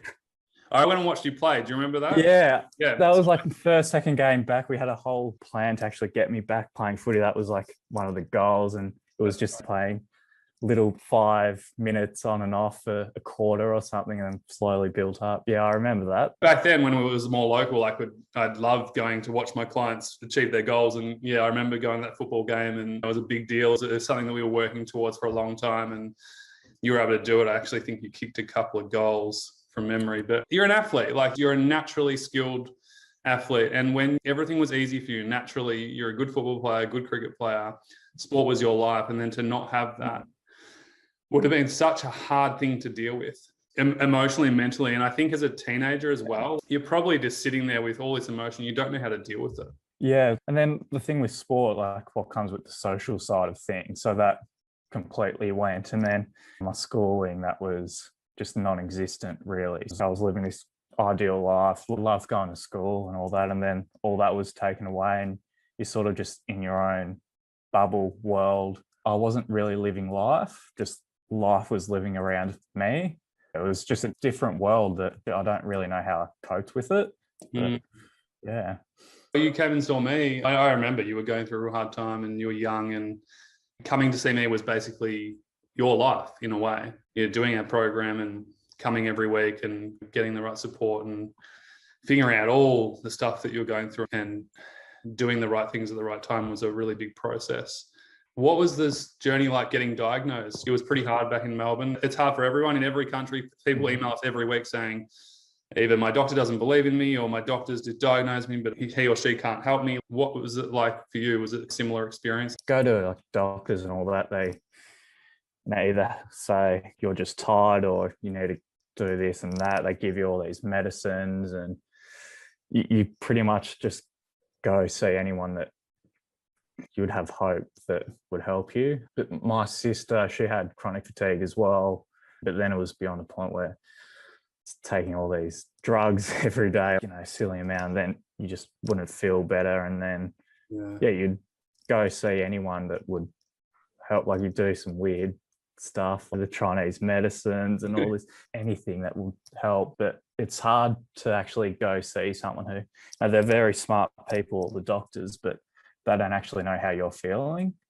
So I think that was the thing with you, like similar background, to actually talk to someone who knows how I feel was good, because you go see a doctor, they go, take this and then this will make you feel better, but it never worked. It didn't.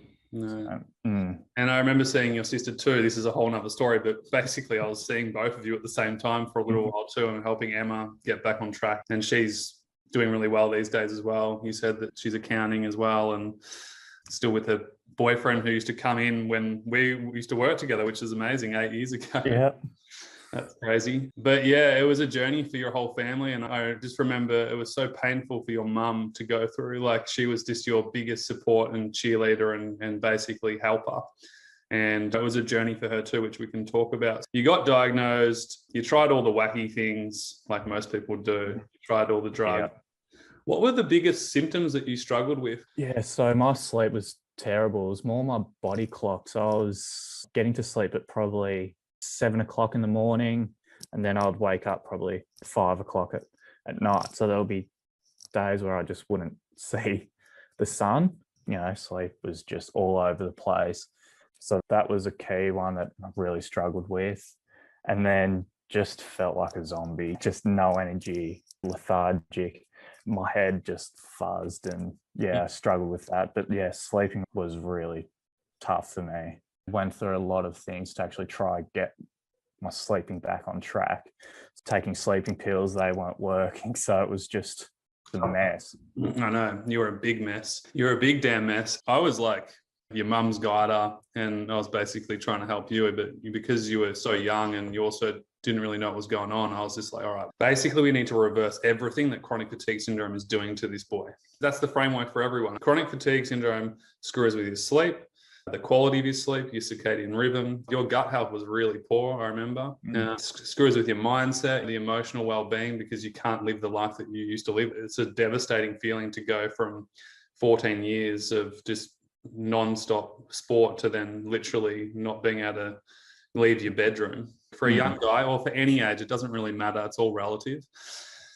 It's extremely painful, and that just creates this secondary depression and anxiety, which is so appropriate to feel when you're going through this. You know, what we had to do was reverse everything that chronic fatigue syndrome was creating, and you lost a lot of muscle, your strength went down completely. So we basically had to recondition your body. We had to restore your sleep, which eventually restored your energy levels and helped you progress back to life. But one of the things we did with your sleep, do you remember what we did? I don't know. Like, tried so many things. I can't actually remember a lot of things because I was just there and my mum was just telling me what to do and I'll try to do it. Yeah, most of the time. I remember eventually what happened was you were so bad that I said, all right, he needs to come in twice a day. Do you remember that? We did twice a day for 4 weeks straight. And this was to get your circadian rhythm back in the right rhythm, because basically, like you said, you were falling asleep at 4 or 5 or 6 a.m. in the morning, and then you would sleep all day, and then you'd wake up and then you'd eat breakfast at 5 p.m. You'd eat lunch at 11 p.m. And I think you used to watch the soccer or the cricket, and then you'd eat dinner at 2 or 3 a.m. And so it was this terrible cycle. So basically what I did, you were still allowed to sleep during the day, but I had to wake you up for breakfast. You had to have breakfast and come and see me. And then we would do some like restorative stretching and restorative breathing and just relaxation. Sometimes we did some mindset work as well. And then you'd go home, you'd have a rest, then you'd have lunch, then you'd have a rest, and then you'd come back in the afternoon and see me again. And it was so hard for you at the start. And I think there was like 2 days where you just didn't come in. And I was like, Helen, you get him here. He needs to come here. And you did. And it was so hard. I remember like there were days where you were just so exhausted and tired, but it really reset your clock. It took a while. It didn't happen overnight. Like that was the start. And then it took probably another 3 to 6 months, but eventually we got you back to almost normal times. Like it wasn't perfect, but it was a hell of a lot better. And then it was like setting a routine. I know when first started, it was just like mum would go get me a coffee and just deliver me a coffee in bed to help get me up. And now that's set a routine, get up, go get a coffee. It's just sleeping was just tough. And then just, it was just a mess. So being able to just find that routine and then what I guess worked, and then just having to actually get up was tough, but then obviously worth it in the end.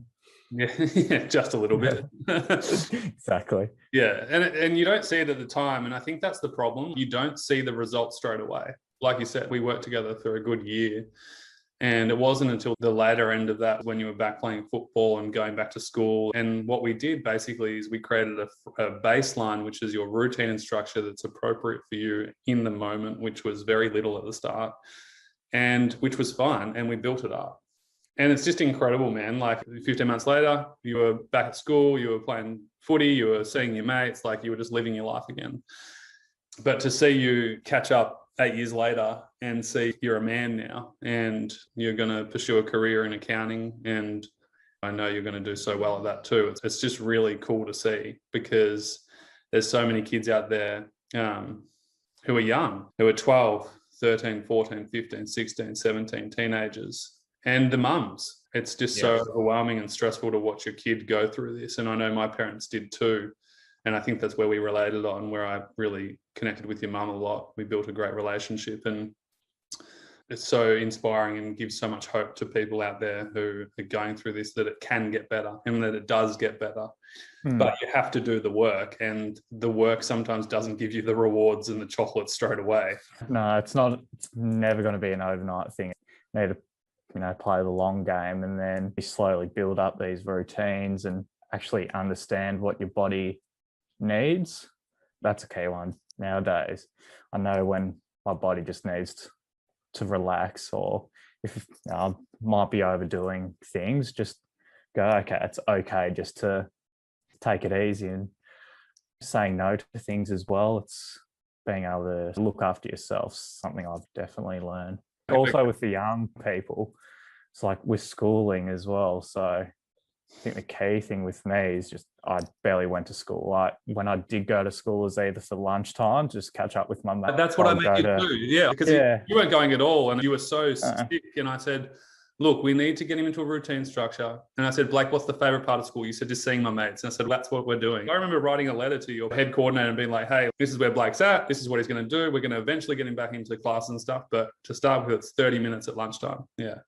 Yeah, and then we'll just be go to class. I'll do no work at all. Yes. No responsibility, but I'll just be there catching up with my mates and all that.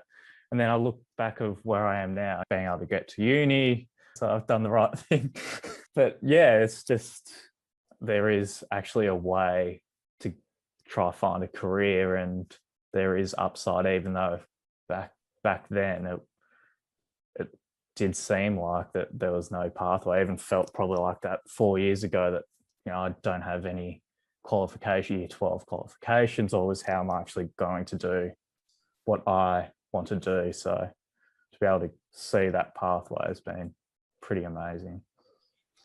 I'm getting shivers down my spine. I don't know if you remember, but I said to your mum, and your mum was so good, she took it on board really well, but I said to you as well, I'm like, I don't care about your school. Do you remember me saying that? Yeah, school didn't matter, but it's more to it than just, the educational side of things. Yes, exactly. And so I said, I'd rather you be in class and not learn anything, but just be there for that 1 hour and build your capacity than not go at all and do what's appropriate for you. But I said to you, like, once you finish school and once you get better, there's always going to be a way around this, whether you do a TAFE course first and then get into university. But like you said, it's so hard to see that future and see the chocolate reward at the end of the day when you're just doing the Groundhog Day. And you did the Groundhog Day. Like, you used to come in, like I said, twice a day for 4 weeks. Then we'd do every third day, you'd come in and do your training with me. And it wasn't that fun, but at least you had something to look forward to each day, something to get you out of bed and do that was appropriate. Routine. Yeah, routine that, I was able to have instead of just wake up, eat and do nothing, pretty much. Just having that routine and just forming good habits. Exactly. Was there a pivotal time where you started to notice a difference? I don't know if you remember, but back then we used to do, I think it was 6-week trackers. And so we'd track your progress after 6 weeks. Was there any kind of moment in time where you're like, oh, I'm starting to get better and I'm starting to feel better? I think with you, it was probably getting back to footy. I think that was the huge goal I had. So not playing footy was so tough. Sort of had like a plan out. So, train with you. And then I might just start training for a little bit, just like kicking the ball, training or something. So it was like this long plan that was tough, because back when I was sick, I was probably like, oh, I'm feeling okay, I'll just play and then bug myself out for the next week. So we had a plan. Can't really remember, but it was just train, build up that the strength, and just in a way trust my own body that can do what I wanted to do. And then when I got back into playing footy, it was 5 minutes on, 5 minutes off for a quarter or something like that. And then it was slowly building. It was a slow build, but geez, from where I was not playing footy and then slowly getting back into it was, amazing. Yeah, and guys who are watching, there were times where Blake couldn't walk up the stairs of our clinic. It was a really cool progressional thing. And like you said, I think before you started seeing me, you would have the big games or have something really important that you'd go to, and then you'd just go, oh, screw it, I'm just going to do it. And you'd go all in, and then you'd be totally screwed and exhausted and in pain for a week or so. And so I remember, actually, I'm having flashbacks. We remember the running track we had, and we'd stand at either end and we'd kick the football. And I would always make sure that you'd just do the right amount, not too much, not too little, but we'd stop before you'd be tired, basically. Yeah, that was fun. And now I remember, as you were progressing, then we'd add in handballs and jogging, and you'd run around. We kind of mimic what it would be like to be playing football, but just on a graded level, basically, on a scaled back level. And this is the problem where a lot of people face. They get so fixated on it has to be a set thing every single day. This is unfortunately what's happening in the world at the moment. People talk about graded exercise therapy, and it doesn't work because it's not flexible enough. And there'd be weeks where you'd come in and we'd adapt depending on how you felt. So I don't know if you remember, but there'd be weeks where we wouldn't do anything other than restorative stretching. Or sometimes even we'd just be sitting in the office and we'd go through some goals or some mindset stuff. And that's important for everyone at home to know as well. You need to have a plan, but you need to have a flexible plan that is going to really suit you rather than just be so fixated on black and white. Was there any other things that really helped? I remember your nutrition got a lot, that took a little while for you to understand, I think, because none of us got taught this. I didn't get taught this at school. Like no one talks about nutrition and low GI and whole foods and protein. How much of that made a difference for you? Yeah, and then just like setting a routine when to eat as well. Yeah. So wouldn't eat before I go to bed. So just having a set, maybe just breakfast, lunch, dinner, and then see it still to this day. Won't eat past a certain time. I think that was key as well, because something that probably didn't help with my sleeping as well. If I'm eating dinner just before I go to bed, that's not going to help. And then another thing with you is just like the goal setting, being able to see the progress that I was doing, and even seeing the little things that I was able to achieve where probably in hindsight might not be able to see it in a way. Yeah, like you said, with your pen and paper, I was able to do 5 more push-ups or something like that, and probably look at it and go, oh, okay. But then you see the progress, go, oh, this is actually working. Yeah. Just being able to see the progress that I was doing. And feel it too, like you felt it. You could see it in your body. I remember your posture changed, your physical appearance changed, but you're spot on about the food. And that was one of the things we fixed. And that's why I got you in twice a day, because I said to Helen, your mum, I was like, his body needs to start to know what time of day it is, because right now his body's so out of whack that his brain and body thinks that nighttime's daytime and daytime's nighttime, basically. And so we had to reverse that. And it took some time, and you used to have naps throughout the day. But what we did is we shortened them, and we made sure that they were no later than 3 o'clock in the afternoon. So they'd be between like 12 and 3. And then that decreased, which then increased your nighttime sleep. You went to bed earlier. But to set your metabolism in the morning, lunchtime, and dinner was a game changer for you. It was a game changer for all our clients. Even to this day, like we literally have a nutritional plan that everyone sticks to. And it's a little bit different for everyone, but it's got the same principles. And ultimately we want to have sustained fuel in our system that kind of gets us going in the morning, but then also we can continue to add that fuel throughout the day to replenish and restore energy in the body. But yeah, that was cool. And then that reset your digestive system. It's pretty cool to think about on a scientific level, because eventually what happens is your body was just processing at the wrong time. And so now you don't need to go to the toilet at 4 a.m. in the morning, because that's when your body's digesting and it's replenishing and restoring. It's all routine. So going to the toilet, routine. If you think about it, it's all part of the same thing that we're working on, which is reversing everything that chronic fatigue syndrome created. And when we do that, we start to get results. And oh man, it's so cool. Anything else that's on your mind that you want to share? Like, some epiphanies that you had along the way? I like the fact that you said it was a slow burn, like it wasn't an overnight thing. It was just showing up daily to do the baseline, the restorative stuff, the reconditioning stuff, and just having something to aim for, basically. Yeah, one thing I was probably thinking about it last week was what I learned about myself during that period. I think makes me far more resilient, makes me appreciate so many things more, even just like seeing the sunshine, because I missed a lot of that, or just being able to socialize.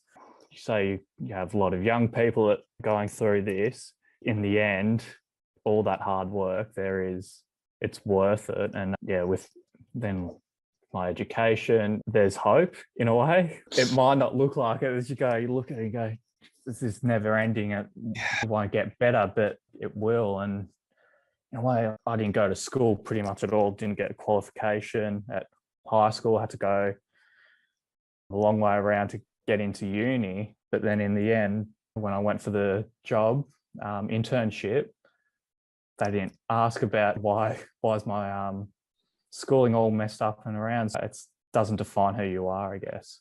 So good, dude. And I almost just wish people could see how bad you were, because it's so hard to understand when everyone's looking at you going, like, look at him, he's fit and healthy and you got fullness in your cheeks, which is a good sign of health. And the glow.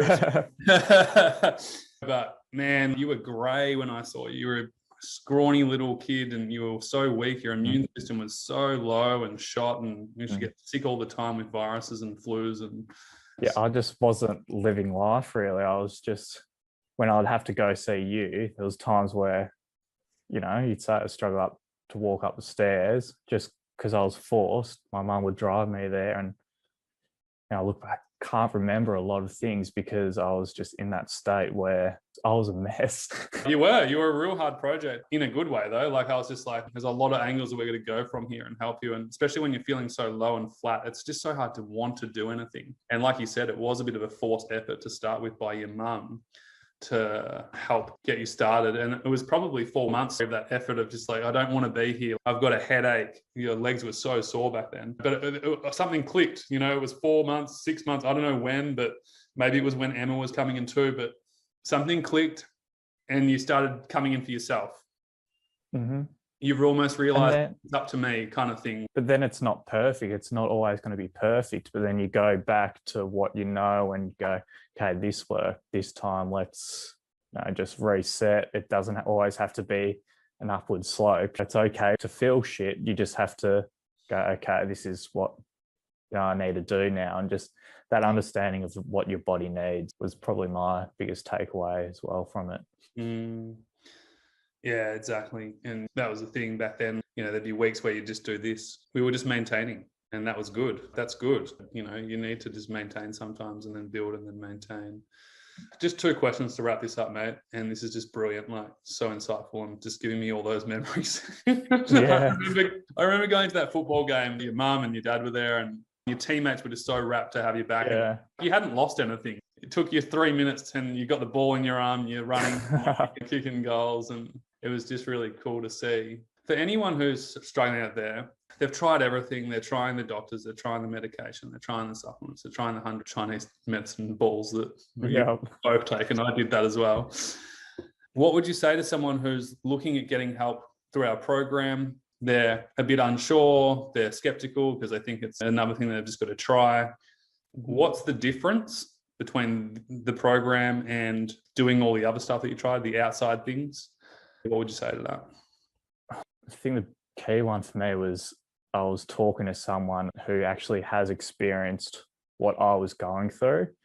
I think that was the key difference. Go, okay, this is what's happening to me. You see a doctor, they don't know how you actually feel, and they go, take this, you'll feel better, or you get, are you really sick, all this, all that. I got told, oh, do you want to feel better? And that, yeah. What? I remember I was in hospital one time. I'm not sure what she did, but she asked me like, oh, do you actually want to feel better? And this was the first time I actually cracked the shits with the person. How dare you say that to me? I think the big difference probably with your program is I saw you and what you've done. That can be me. I can actually get through all that.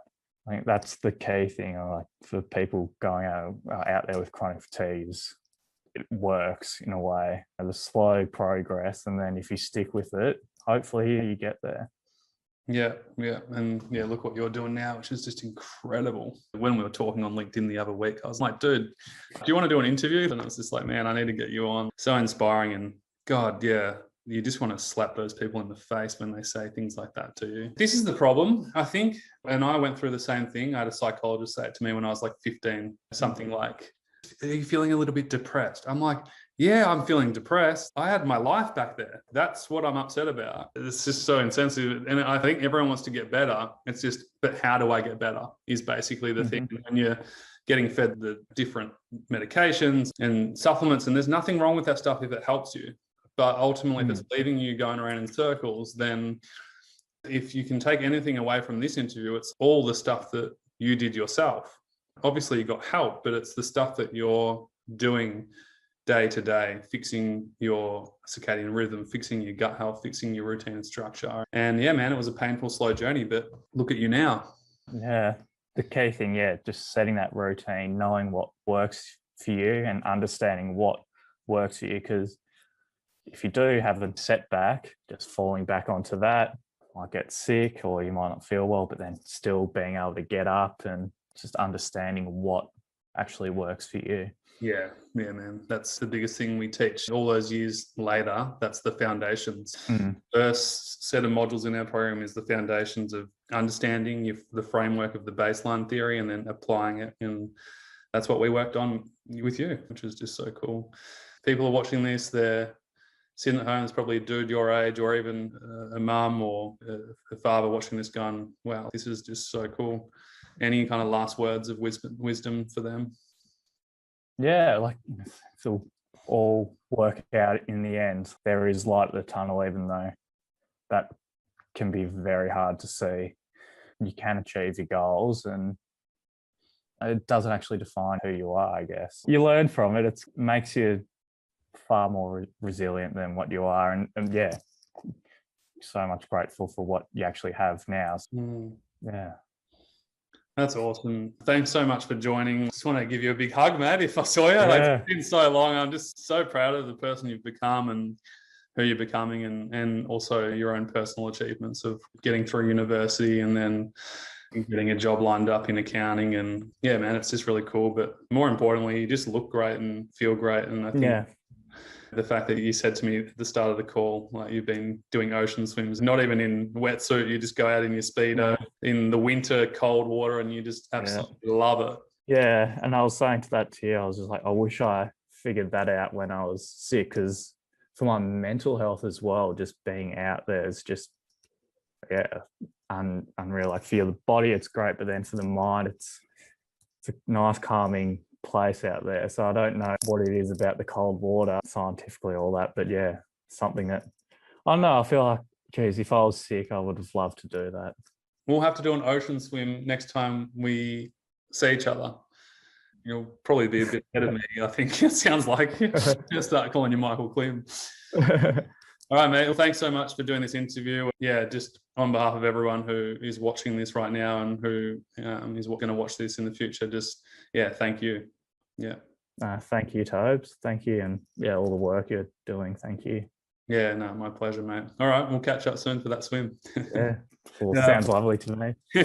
And just a big shout out to all the parents out there who are going through this right now. I know it's tough. Hang in there. Do you want to say anything to the parents, Blake? Yeah, so I know my parents, it hits them tougher because with my situation, I was just unemotional and all that. And then seeing my mum, how invested she was in getting me back was pretty amazing. And then I think she's loving it, just seeing how Emma and I are going. Mum was amazing support. So the sacrifices they give, it's pretty amazing from being in that experience.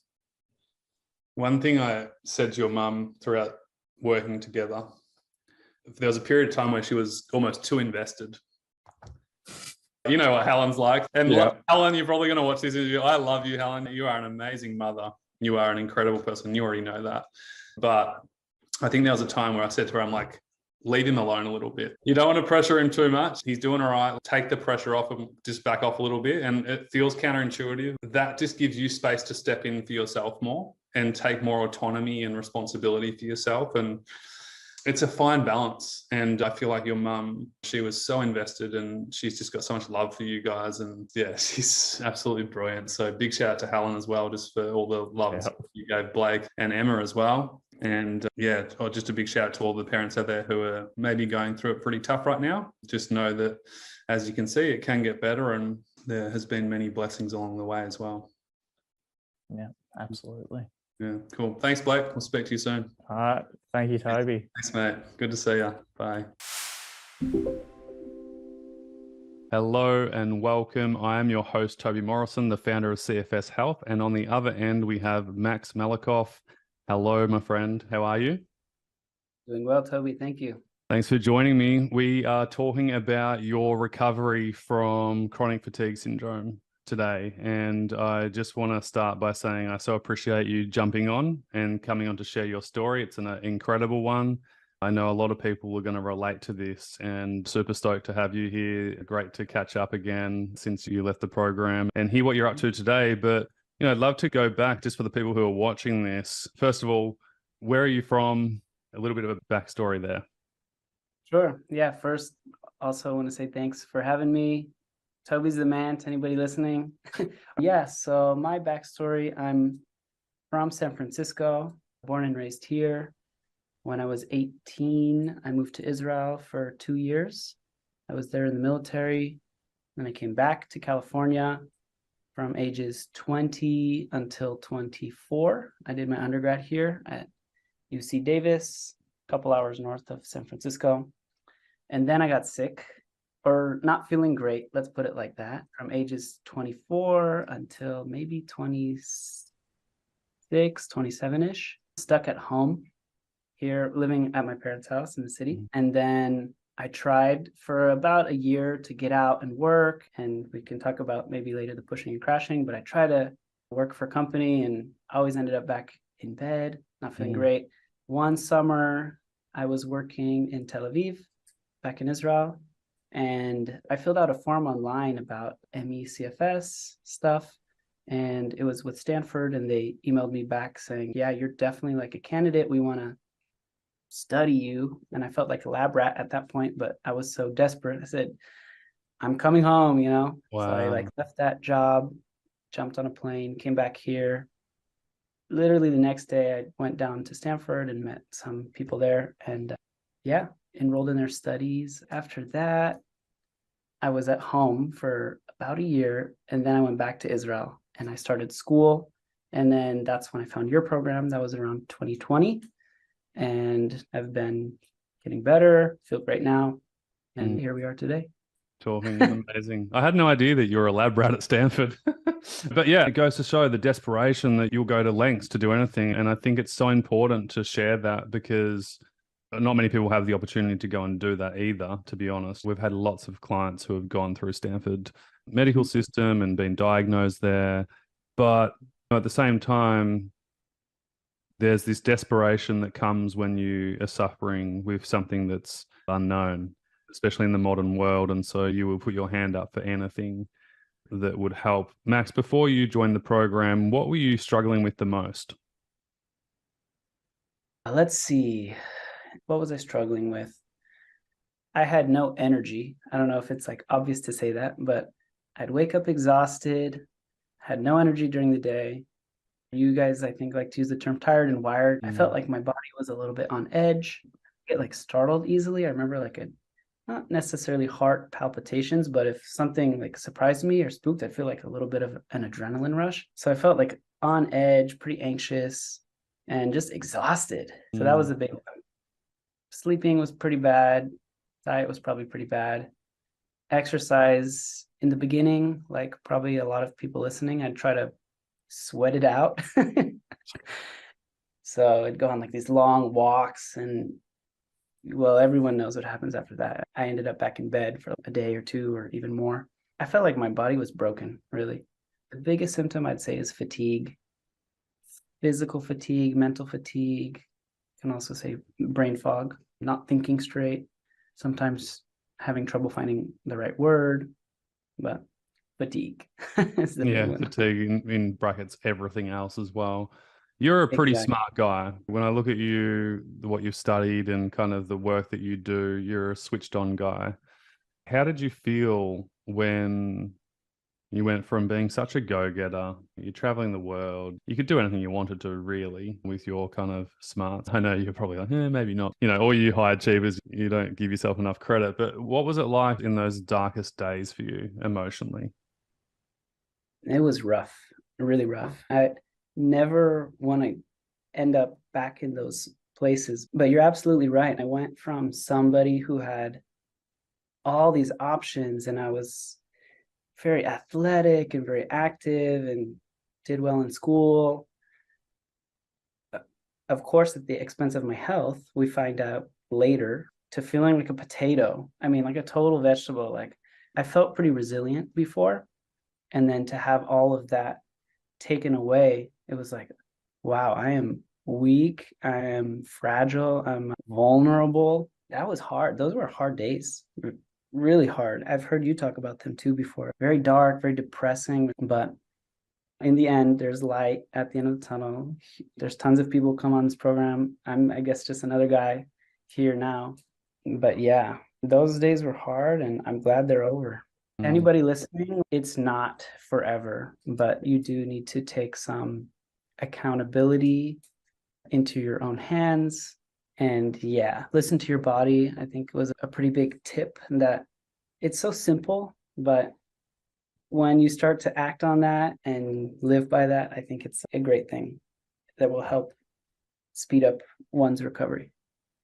Yeah, for sure, man. We'll get into that as well. We'll get into some deeper kind of details on what really helped transform your situation and what got you to where you're at today.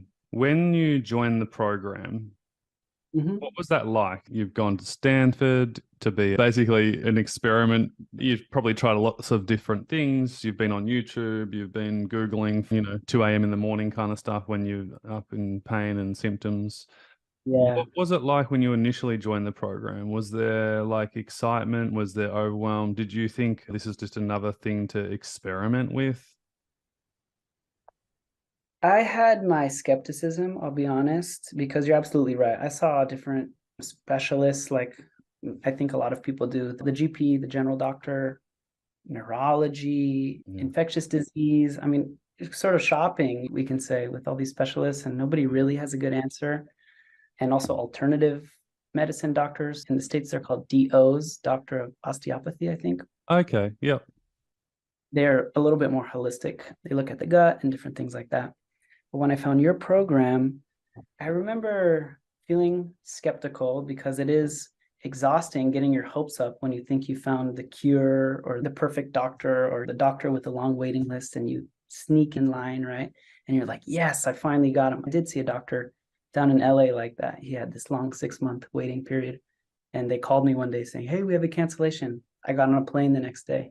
He sold me some like pills, I was like, oh, this is not the answer, right? But it's exhausting. You have hope and then you feel like shit. You have hope and you feel like shit. So I had my skepticism joining the program. I had never met anybody, believe it or not, who had been able to relate to how I was feeling, like physically. So that was really cool, actually, to be able to talk in a similar language that people like, oh yeah, I totally know what you mean. And then also being in the Facebook group and being on the Zoom calls together with other members, hearing them explain how they were feeling, I was like, oh, I get you, like the tired and wired feeling. I get that. What was it like for the first time until you finally understood when you're able to meet other members going through what you're going through? It's so isolating when you can't find anybody that can relate to you, or your family doesn't know what the hell's going on. Your friends are like, what's wrong with you? Different doctors will say different things. It's very isolating. I've heard that motif come up a lot. And so finally to be in a group of a bunch of different people from around the world who actually understand you, know what you've been through and what you're going through, and maybe you might continue to go through a little bit as you get stronger. It was so refreshing because I felt like I didn't need to convince anybody. I didn't need to defend myself. And people were just understanding, accepting. There was such a sense of relief. I was like, oh, okay, cool. These people understand because they're here. I don't think you guys just take anybody, right? You make sure they have the right mindset. Yeah. It's not like you're thrown into a group of some people like, there's no hope and there's nothing I can do to get better. We really only let people in who are ready to embark on their recovery journey and take control of their health and their well-being and implement things. And part of the process of enrolling in the program is attitude, your level of self-responsibility, because if you're still in the process of finding the doctor who's going to cure you with one pill, everyone's guilty, but that's not no one's fault. That's the system letting you down. The system told you when you get sick, you go to the doctor gives you the pill, then you get better. And it just doesn't work like that with chronic fatigue syndrome. I remember you Googling all the different symptoms of chronic fatigue syndrome, and you said before that basically be in a category of experiencing 4 or more for a period of 6 months, and then you realize that you're experiencing like 9 or 10 of them. What was it like to go, oh my God, this is what I'm going through? Yeah. It was scary, Toby. It was really scary. I remember the night, actually. I was with a bunch of friends. We had gone out. I came back and I was like, I do not feel well. So let me check WebMD. And I remember specifically Harvard. I saw like a Harvard paper on people who feel these symptoms, and they put this criteria out. Just like you said, if you experience 4 out of 6 of these symptoms for longer than 3 or 4 months, like you got it. I was like, oh my God, it's like almost 2 years now. And check, check, check. Like you said, I had all of them. I was like, wow, this is what I have. And then the scariest part, it's scary even to get back into this kind of thinking, was to read at the end of that article, it said something terrible, 5% of people recover. I was like, is this really my fate? I felt doomed, honestly. It was really scary. And I was like, no treatments out there, just suck it up. You're doomed and there's nothing you can do about it. It was like a double slap to the face. Yeah, and it's hard because you are such a positive guy and people probably can't understand how hard it was for you back then. That's what's so frustrating, is it's such a subjective number. How is it true that they're literally measuring every single person who's got chronic fatigue syndrome? Like you can't, and all the people who are focusing on their recovery and getting better, they're not getting measured. Exactly. Crazy. So I know probably the research comes from a good place in their academic heart, but it came off really scary. And I just remember feeling very scared when I read that. I was like, oh my God. Yeah. So fast forward a few years, you joined the program, you finally understood for the first time in your life, which is cool. You're still skeptical though, which makes sense. You're human. That's good and healthy and normal. What clicked for you initially when you joined the program? Was there anything that was just like a pivotal changing point? Was it the baseline, the stopping, the pushing and crashing initially? I think the biggest thing for me, the baseline made a lot of sense intuitively. I would feel a little bit better, want to do a lot of things, go for a long bike ride, run to the ocean, and then I'd crash. So the baseline made sense in terms of like gradual strength building and resilience building. Reconditioning, yeah. Exactly, yeah. I think a big shift for me, we did talk about it earlier, was I realized for many years I had an issue with people pleasing, always trying to put others before me. Zooming out and looking at my life retrospectively and on a larger scale, I noticed that when I was feeling good and doing well, always during those times, I was putting myself first, and not in a selfish way. I think we have to separate the idea that putting yourself first is selfish. I think actually quite the opposite. And I love that. And I'm going to interrupt for 1 second because I'd love to go deeper on that. Where do you think this people pleasing bit came from for you? That's a good question. It might be emulating parents. I think growing up, kids can just be parrots or puppets to their parents. Just monkey see, monkey do. So it's probably unlearning from that. Not to say that it's bad to be nice. It's important to be a nice person and be kind. And it's nice to be kind, but it's not nice to be a doormat. My first mentor, Craig Harper, shout out to Craig. He's actually got one of the biggest podcasts in the world right now. It's unbelievable. It's called The You Project. We did an interview together on that. It's really cool. But he used to say all the time, he still posts that quote. He says, it's nice to be nice, but it's not nice to be a doormat, meaning it's not nice to be walked on all over, basically. And you need to know your boundaries. Yeah. Yes. I tell people that probably once every 2 weeks. It's great advice. And it's true. Our job is not to please everybody. Our job is to make sure we're healthy and we're living our best life. And when we do that, we can help others even more. Let's talk about the difference between self-care and selfishness. Oh my God, but if I don't please everybody, then I'm not a good person. But I loved what you learned. And you were that person in a way. You were that person of I need to please everybody and look after everyone. But then I remember you did a group coaching session. I was on that call that day. It was amazing. And you raised your hand and you had a question. Toby, I don't know how to let go of this people-pleasing tendency, and it's really exhausting me and stressing me out, actually. It's not working. We didn't just get straight to the solution. We dove into the problem first. We looked at what are the patterns? Why are we doing this? What's the purpose behind this people-pleasing? And kind of got to this realization, and we gave you a framework on moving forwards from that day. How can I still be nice and say no? Do you remember? It was just like a penny dropped and you were like, oh, okay. So if I say no, I'm not an asshole. I don't have to be mean. I don't have to be rude, but it's okay for me to say no. And I love the idea that being selfish in the way of looking after yourself first is actually the opposite of being selfish from what the culture tells you it is. Because, yeah, like you said, you've got more energy to give, you can care for people differently, and you're not a doormat, you're just a human being giving and receiving. Yeah, I remember that.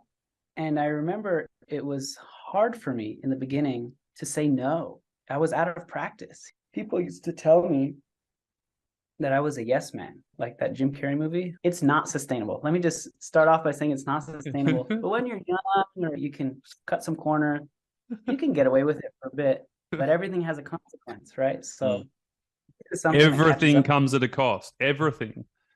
Recovering, not recovering, not taking responsibility, taking responsibility, everything comes at a cost. It's just a choice on which ones you want to choose.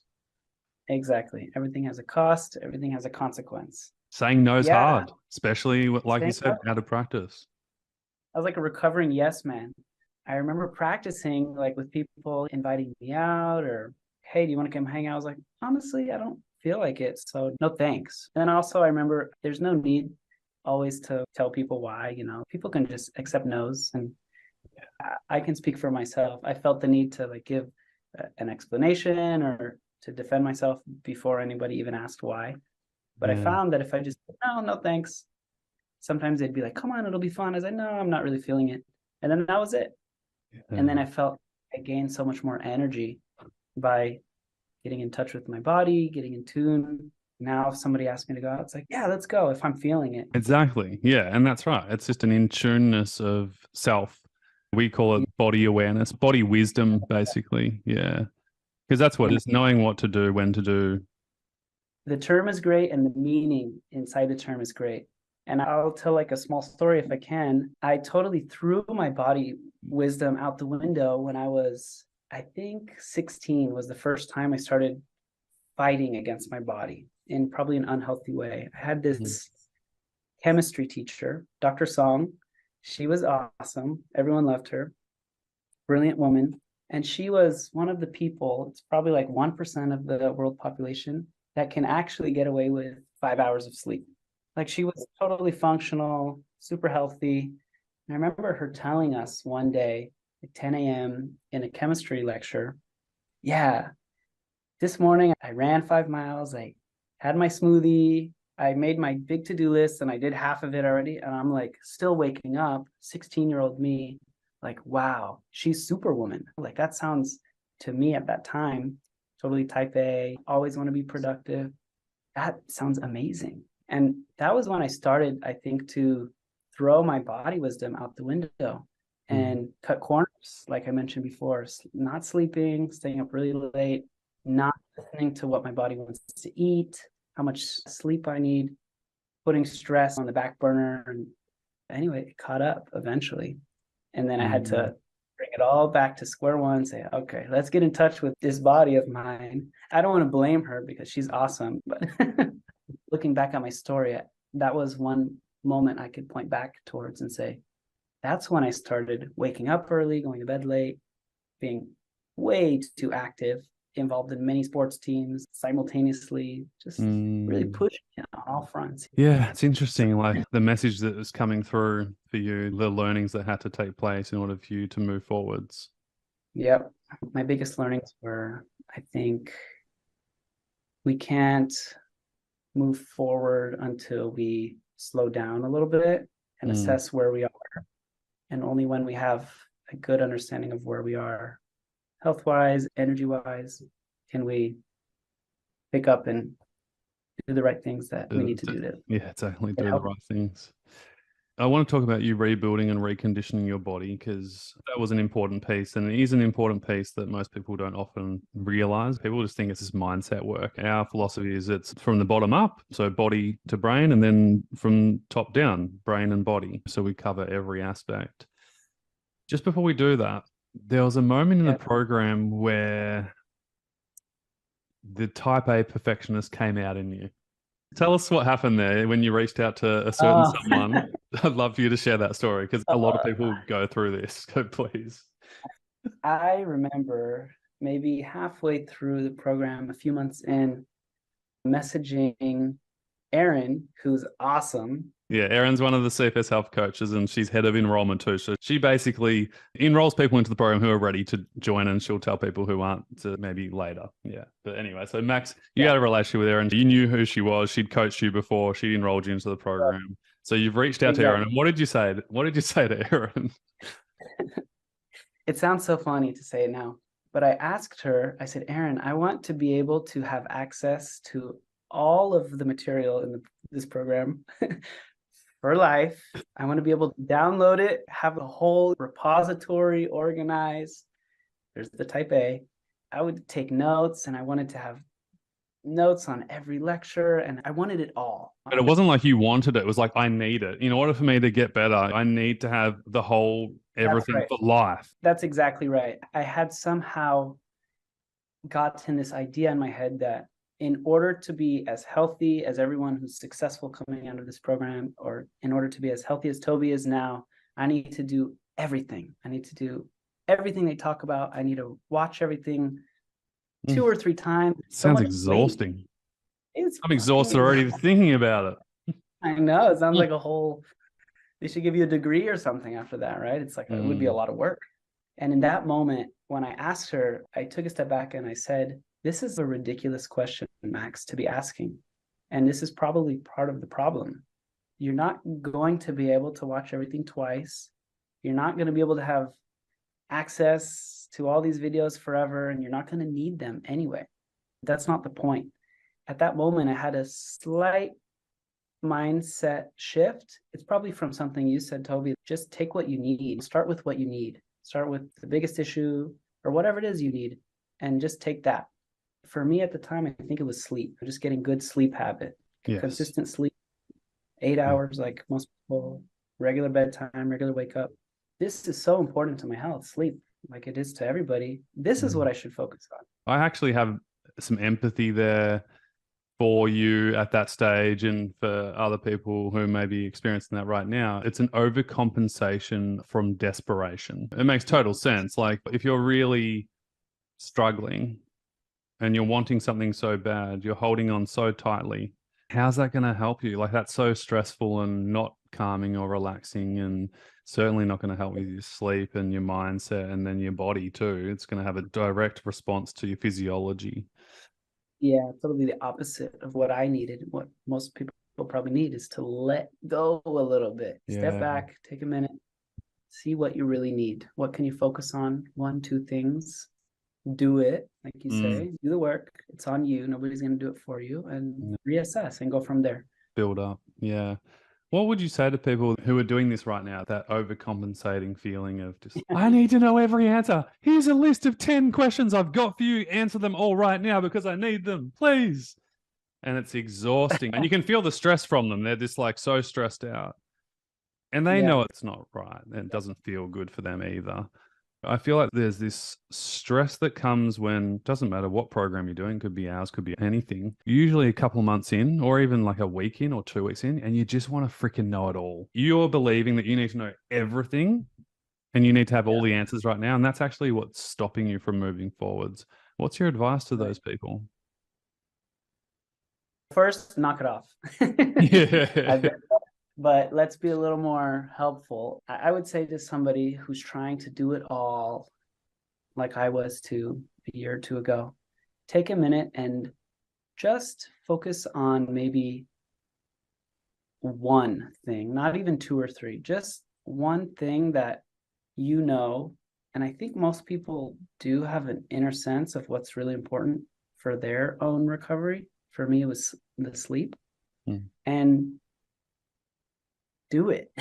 I mean, work on it, set your boundaries. Even just a couple of days ago, I started putting my phone out of my bedroom because I noticed my sleep was like not great. And I was like, oh, I know what to do now. Just throw it out the bedroom. That's pretty easy. But you do have to do it, right? So I would say anybody, it sounds a little counterintuitive, like a lot of things do with this illness, right? But the fast way is the slow way. Maybe focus on one thing, do it, and you'll slowly get stronger, feel better, and then you can do the next thing once you feel like your sleep is getting better or your stress. or your diet or your exercise. Everyone's in a different stage, right? Yeah. Everyone has different things they should prioritize. Pick one thing and do it for, let's say, 2 weeks, 3 weeks. Don't even count. Just do it until it's done. Don't count. Exactly. Yeah. That's why I'm not, count. it doesn't matter. That's something that you did really well. How long were you in the program for? I think it was over a year, roughly. Probably around a year, yeah. Yeah, about a year. The thing that I feel like you did really well from the outside watching, you didn't count the days. Maybe initially for the first week or two, you were exactly. I feel like most people do. They stress out and they treat it like week 1, week 2, day 28. Why isn't my baseline right? It's like, Jesus, like, of course, this isn't going to work for you if you're stressing out about it like this. Like you said, it's an evolution and you need to go through these periods of ups and downs and realizations to get to where you're at. But once that clicked for you and you reached out to Erin, which is hilarious. And I'm sure Erin would have just said something exactly the wisdom that you gave everyone just then. Like, Max, come on, just stop that. Let's just break it down. What do you need right now? Let's focus on it. Let's move forwards. But one thing you did great is that, you didn't count. You weren't worried about time. You let go of the time pressure. And I think that's such an important piece moving forwards. Max, before we get into where you're at right now, movement-wise, so reconditioning your body. Yeah. Let's talk about it. So I was definitely guilty of pushing and crashing before. Also being like former athlete, I had this in my head, I'm not healthy unless I can do this. And I felt very limited. You went to the military, I guess, as well. So that would have probably been drilled into about no pain, no gain as well. They said it's all in your head. It's like, actually, no, officer, it's in my knees, it's in my back. But with movement, so that was a hard thing to have taken away from me. It felt like somebody took that away from me. What helped me was stretching, starting with very basic stuff. And I felt embarrassed. Toby, Pilates, I thought was for girls only. Oh, dude, Pilates is the best. Pilates is my favorite thing now. Shout out to Joseph Pilates. This guy, he's passed away now, but he actually started Pilates in New York. He was an immigrant. I think he came from Germany, but his book, The Caged Lion, is seriously such a cool book. So anyone who's listening to this who's not in our program, we don't teach directly Pilates, okay? So don't freak out and go, oh my God, I've got to do Pilates now. No. We have set stages of recovery. So if you're in stage 1, then you probably shouldn't be doing any kind of movement, really. You need to be restoring energy in. But as you start to get healthier and energy starts to come back online, that's when we want to build your strength and capacity. And initially, Max, you did it perfect. Stretching first, which is restoring energy appropriately for you. And some people start with 30 seconds in bed. Other people can do longer. Again, it's where you're at, you start. And then stage 2 and 3, well, you need strength and stamina to live life. And this is where most people go wrong. They just think it's just like they need to brain retrain themselves out and think themselves positively. No, you actually need to fundamentally recondition your body appropriately for life and living. And we have a whole program and stages and phases of restorative movement and then re-strengthening and conditioning to enable you to go and do whatever you want to do. If you're a grandma, jumping on the trampoline with your grandkids, which is one of our members, was her goal and she got to achieve that. For others, it's running again or surfing or rollerblading or bike riding, whatever. Snowboarding and skiing is a big one for all our European clients. They love that. Rock climbing, whatever. But one of the things is about restoring energy and re-strengthening. But the Joseph Pilates thing's amazing because it's all about building your body from the bottom up. It's like foundational health. And he believed that Pilates was the cure for most medical problems. And so he was going to doctors' clinics going, you've got to start prescribing Pilates. And part of it's restorative breathing, part of it's slow restorative movement. And they all thought he was crazy. It's a pretty crazy story. He called it contrology because it was about controlling your musculoskeletal system to rebuild strength and health. And they all thought he was nuts. And so what happened was he only was training like 40, 50 people, and that was it in New York. And then he passed away. And quite old. If you Google Joseph Pilates, he's in his 80s. He's just like chest and back and beautiful strength through the body. And what happened was the members that did that program believed in it so strongly that they changed the name to Pilates after his last name. And it's this huge story about how they basically recreated Pilates. And now it's done by millions of people around the world. Yeah, that is awesome. I didn't know that. Crazy legacy. Yeah, he's a real inspiration of mine. So you started the stretching, you noticed some energy coming back there. Just loosening the muscles that they can get deconditioned after, for my case, 2-ish, maybe a little more years. And I felt embarrassed at the time, but wall push-ups, just basic things that for me before was like, you don't do a wall push-up, you're better than that, or something like that. But that's what I started with, very basic stuff like that, even like bicep curls, but with no weight, and just slowly. And I also want to make a small note that it wasn't linear. It wasn't like, oh, I'll do 1 wall push-up today and 2 tomorrow. Maybe I start with 1 and felt great, and then the next day I did 20, because that happens. Not linear when you don't stick to it properly. And that's the problem. My mindset gets in the way, you believing, oh, I need to go faster and do more. And yeah, it's so interesting, isn't it? But I think what you were doing there with the wall push-ups, even though you probably could have done push-ups on your toes, right? If I said to you, Max, do 10, your will and mindset would have allowed you to get 10, but you would have felt horrible, awful for days on end. And so what we're doing here, folks, for people who are listening at home, it's called micro strengthening sessions. There's macro strengthening sessions where it's a healthy person kind of gym session that you could attribute it to. But for someone with chronic fatigue syndrome who's getting better, we can't do macro stuff because macros are too much of an adaptation for the physiology of one's body. And so micro sessions are really key here, because what it does is it does a slight micro tear in the muscle, which is good, okay? Because in order for a muscle to grow, it needs to be broken down and repair through sleep and nutrition, and then it grows bigger. And that's how muscle mass and I guess muscle strength comes back, is by these micro sessions. And so consistency over intensity is so important. And that's what you're saying, Max, these ups and downs, until you get consistent, you will not see really good sustained progress. So yeah, do 1 and then maybe get excited, do 20 and then pull it back, do 5. And you find what's right for you. Yeah. It's all about, I think, feeling what feels good. Tuning into your body. Yeah, amazing. Where are you at now?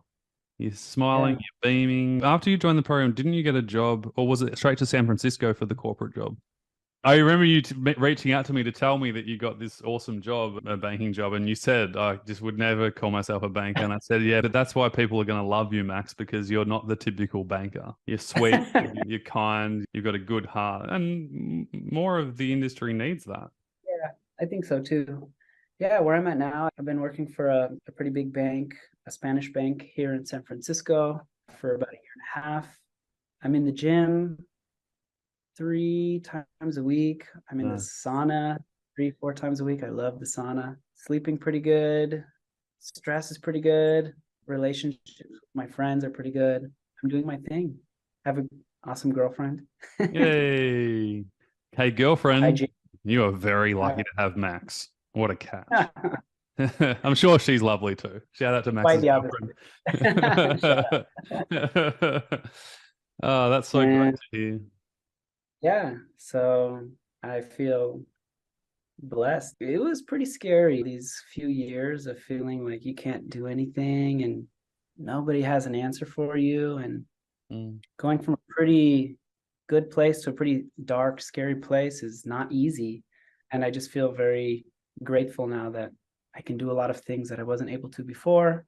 And I'm grateful that CFS Health actually provided the framework for me to go ahead and actually do it. Again, it was me in the end that does it, but without some sort of guidance, I think I might still be a little bit stuck in old patterns, old loops, and not getting anywhere as fast as I would have if I didn't join the program. So shout out to CFS Health and Toby Morrison also. Thanks, Max. I definitely appreciate that. But I love the fact that you said you did the work, because yes, we provided the frameworks, but you're the one that went and did the work. So you said it for me. So I appreciate that. I remember finding your YouTube video and I was like, oh, this is the guy. He gets it. He's been through it. I remember you telling your story and I was like, that sounds very relatable. And even after I joined the program, maybe 2-3 weeks, I was like, help me, Toby, give me the answers. And you said over and over, I can't do it for you. Nobody can. And the responsibility is really on the person to take their health into their own hands and use support networks for sure. But at the end of the day, you're responsible. It's your life. So take care of it. We say now in our Kickstarter calls every month to all our new members who join. And so one of the things we say is, if it's to be, it's up to me. It's up to you. We're going to give you everything that can possibly help you. And also, you need to meet us halfway and do it. And one of the things, don't reach out and say, Toby, can you just make the smoothie for me and make me drink it? Can you go and do the movement for me? Can you go and do the mindset work for me? Can you just show up to the calls for me? No, I will not drink your smoothie for you. I will not make your smoothie for you. You got to do that stuff yourself. We have a bit of a joke about it and we have a good laugh. Again, it's a journey of self-empowerment. I don't know if you ever saw this. Did you ever see our model? No? Okay, so we have a model inside the program, which is the 4 levels of readiness for recovery model. And the 4 stages of this, at the lower red zone stage, it's giving up. And that's where you read on the Harvard website that said there's no options. When you read stuff like that, you want to quit. You think it's not possible for you. And you're in that place of just feeling like giving up. And there's a lot of fear and isolation there. The second zone up from that is the hoping stage. And that's where we're second guessing ourselves and we're self-sabotage. We're jumping on the plane to the next specialist and trying that magic pill that he might or she might give me. And then from there, we go to the seeking stage. And that's where we know that it's possible to get better, but we believe that it's someone or something outside of ourselves that will fix the problem. And that's where you're coping, you're consumed, and you're always feeling tested. It's like the hope roller coaster. You go, oh, yes. Oh, it's going to be amazing. And then the roller coaster goes back down. It's like, oh, shit, it's not working. What do I do now? Yeah. And then the last stage, and this is the best stage and really the only stage that recovery is possible in, which is the owning stage. And the owning stage says inner certainty, self-led, true you. You know, and this is what I love about these success interviews is because every single person that jumps on one, we hear that. We hear that through your voice. We hear the inner certainty. We hear that self-led, that leadership within yourself. Okay, what's right for me? What do I need to do? What can I do to improve myself? We also feel that true you, that you being true to yourself and that feeling of I'm okay to be me and I'm okay to say no and be true to myself. And in the dark green zone, the owning stage, we know that the body heals itself if you do the right things at the right time. Yeah. We just need to do them. Max, you've been amazing. So glad we got to do this. I just want to say on behalf of everybody, the peacefulness that I hear through your voice is just so lovely. And I'm sure everyone at home is experiencing the same thing right now. They're like, oh, this man is speaks so softly and nicely. It's lovely. A couple of questions we finish up. First of all, how significant has the changes been for you in your life since doing the program? You mentioned you got a girlfriend now, work. Yeah. It just put me back on track to live a normal life. I think probably I would have gotten there, but again, the program gave me the framework to get there quicker. For me, it was maybe 6 to 12 months-ish. Each month was getting better and better. So I can't say exactly at 12 months, I was feeling like $10. It sounds cliche, but it gave me my life back. Not my old life. I hear a lot of people say that too. And I don't want that life of always running around, people pleasing, living someone else's dream, maybe. It gave me an opportunity to step back, reassess what's important to me, and then freaking do it while feeling better. And I think it's the only way you can do that. So beautiful. For people who either just joined the program or people who are thinking about joining the program but are scared and not sure, is there anything you'd like to say to them? Okay, so let's see. Let me talk to the first people first. So if you've just joined, I'd say try to get the idea out of your head that you need to do it all, because it's really not that helpful. I think focus on one or maximum 2 things if you can or want. Just focus on one thing and make that your thing for a little bit of time, let's say 2-3 weeks-ish, and reassess. That is the way to do it. Coming from somebody who tried to do it the other way, tried to do it all, take a bunch of notes, you end up not digesting anything. you don't absorb anything, you don't do anything with that Yeah. information.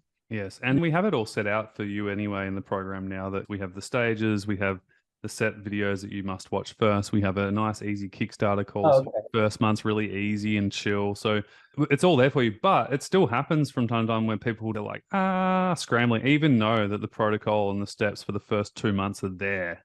It's all set out for you. So just do that, is what Max is saying. Follow the framework. Take it easy. Go slow. You don't have to do it all. Slow is good. That's right.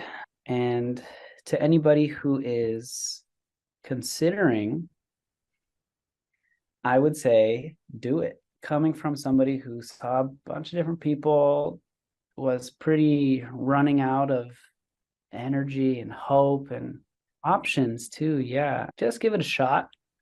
Regarding price, because it was a consideration for myself, it does cost money, but 2 years of my life not working also is a pretty significant sunk cost. And when I compared 2 years salary with the price of the program, they just don't match. And it's been such an investment in myself. Like, I got healthy, I got a job. If cost is something that's prohibitive or it's too expensive for you, I'm going to go ahead and say it's also expensive to be sick.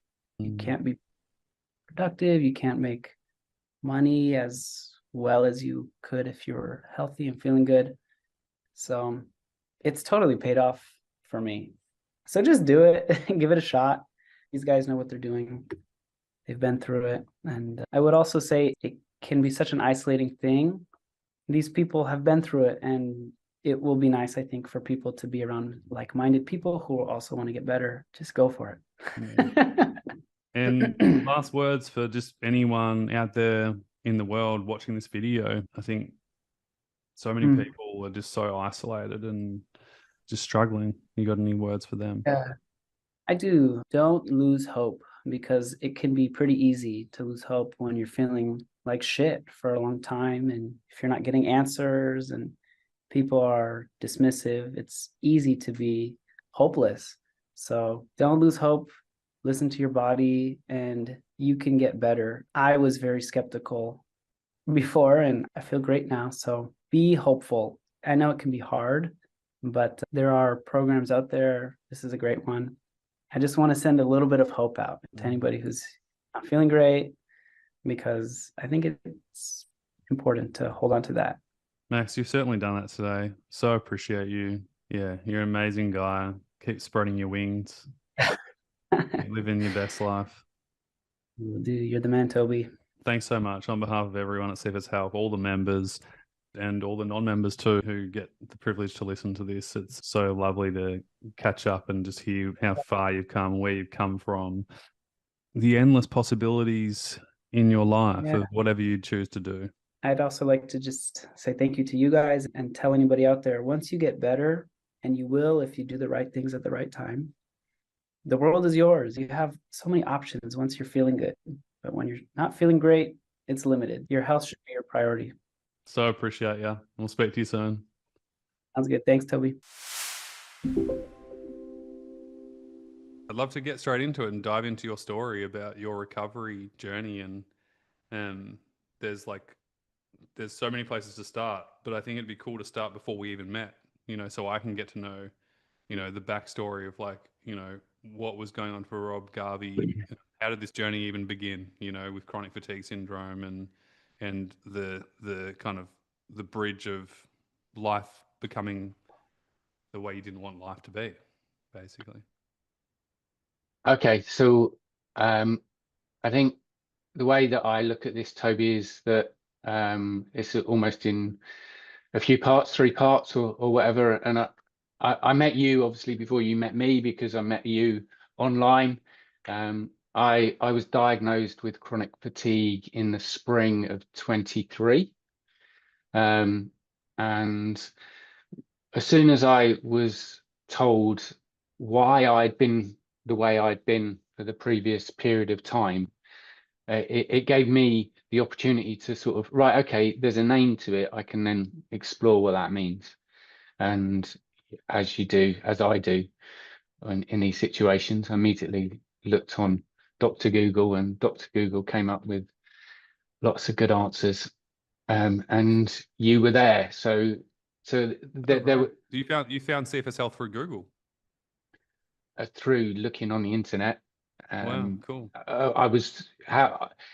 There's a blur to a certain extent, Toby, and all these sort of things. I don't know how it happened, but when I say I found it on Google, I was searching for. I'm looking on various things, so you popped up in my feeds on various things. So I was aware of you, you know, but prior to actually having that diagnosis, I had spent something like 18 months. And I'm not entirely sure what the cause of my current chronic fatigue was. You know, I have a problem with my right ear. I've got 50% hearing now in that ear. And about 18 months worth. So if we're going back to the end of 21, I was starting to get quite dizzy, getting vertigo, couldn't quite work out why. And I think I'd gone to my GP and referred me back to a consultant. So my hearing issue is something I've had since childhood, and it is one of the I get frustrated with my health service because they haven't really understood what they need to do with chronic fatigue. But in terms of my ear, you know, they've looked after me for 40 odd years, and you know, asked me to come back year after year, and I often sort of say why, you know, but they were just monitoring it and whatever. And I had an issue with my ear, which I had a minor op, which they said that should cure the vertigo and all this sort of stuff, and it made it better, but it didn't go away. And I was still dizzy, I was still unbalanced, and you know, I just thought it was an issue of playing around with my ear because that affects my balance. So you know, like many others, I had blood test after blood test, and they couldn't find anything wrong. And it sort of ended sort of that period later in the spring of 23 with somebody sort of turning around to me and said, yeah, I've got a feeling it's chronic fatigue.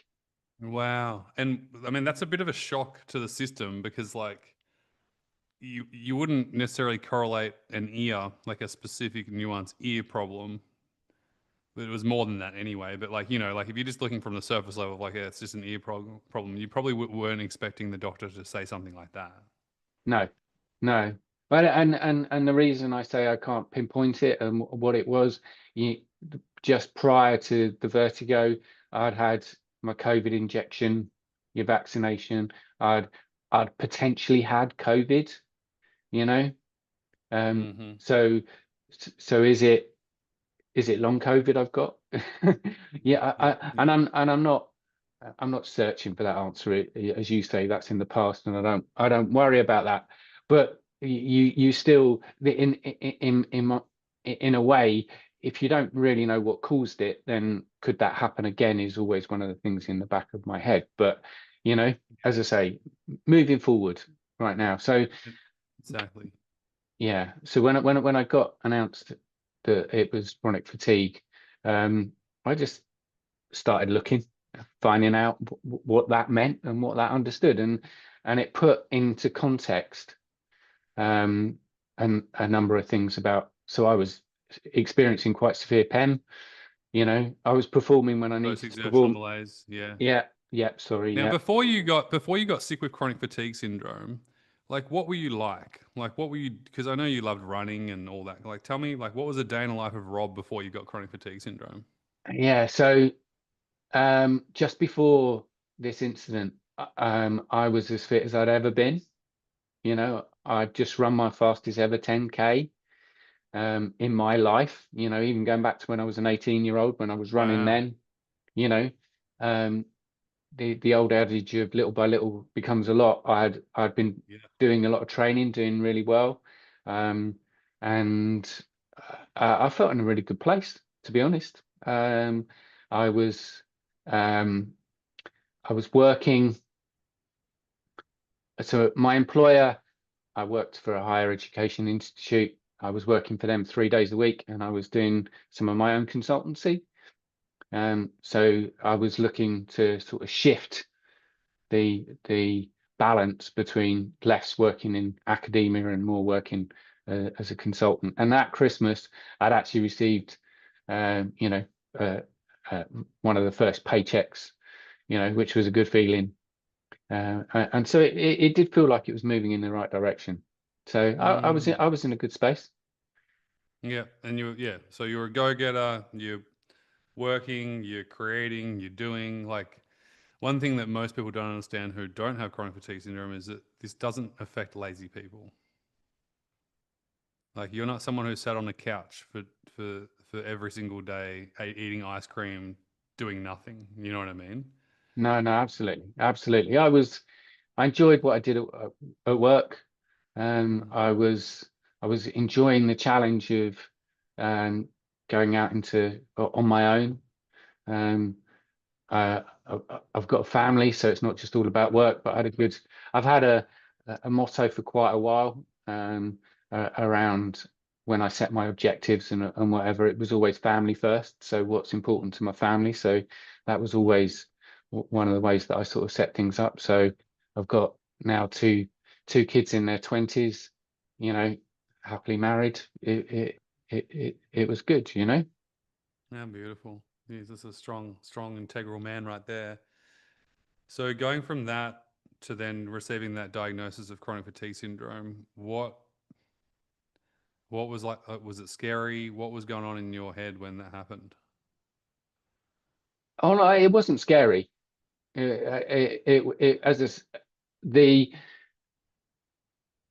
sense that there wasn't something right, and I knew there wasn't something right because I was, as I say, experiencing those situations of post-exertional malaise, of you know, feeling good. At that time, my running had not fallen off a cliff, but where I was being able to run, I did part run every week. You know, where I was able to do part run in a good time. I'm now sort of 8 or 9 minutes slower, and it's like, why is this happening? So there was unexplained things, and not just that. It would be, I'd do my job at work, come home, and the next day in the afternoon, literally like clockwork, for a couple of hours I'd have to have a sleep, and that progressively got worse, so that it was then over the weekend. So all the bloods you can take and whatever say there's nothing wrong with me. I'm actually a fit, healthy person. The body is fit and healthy.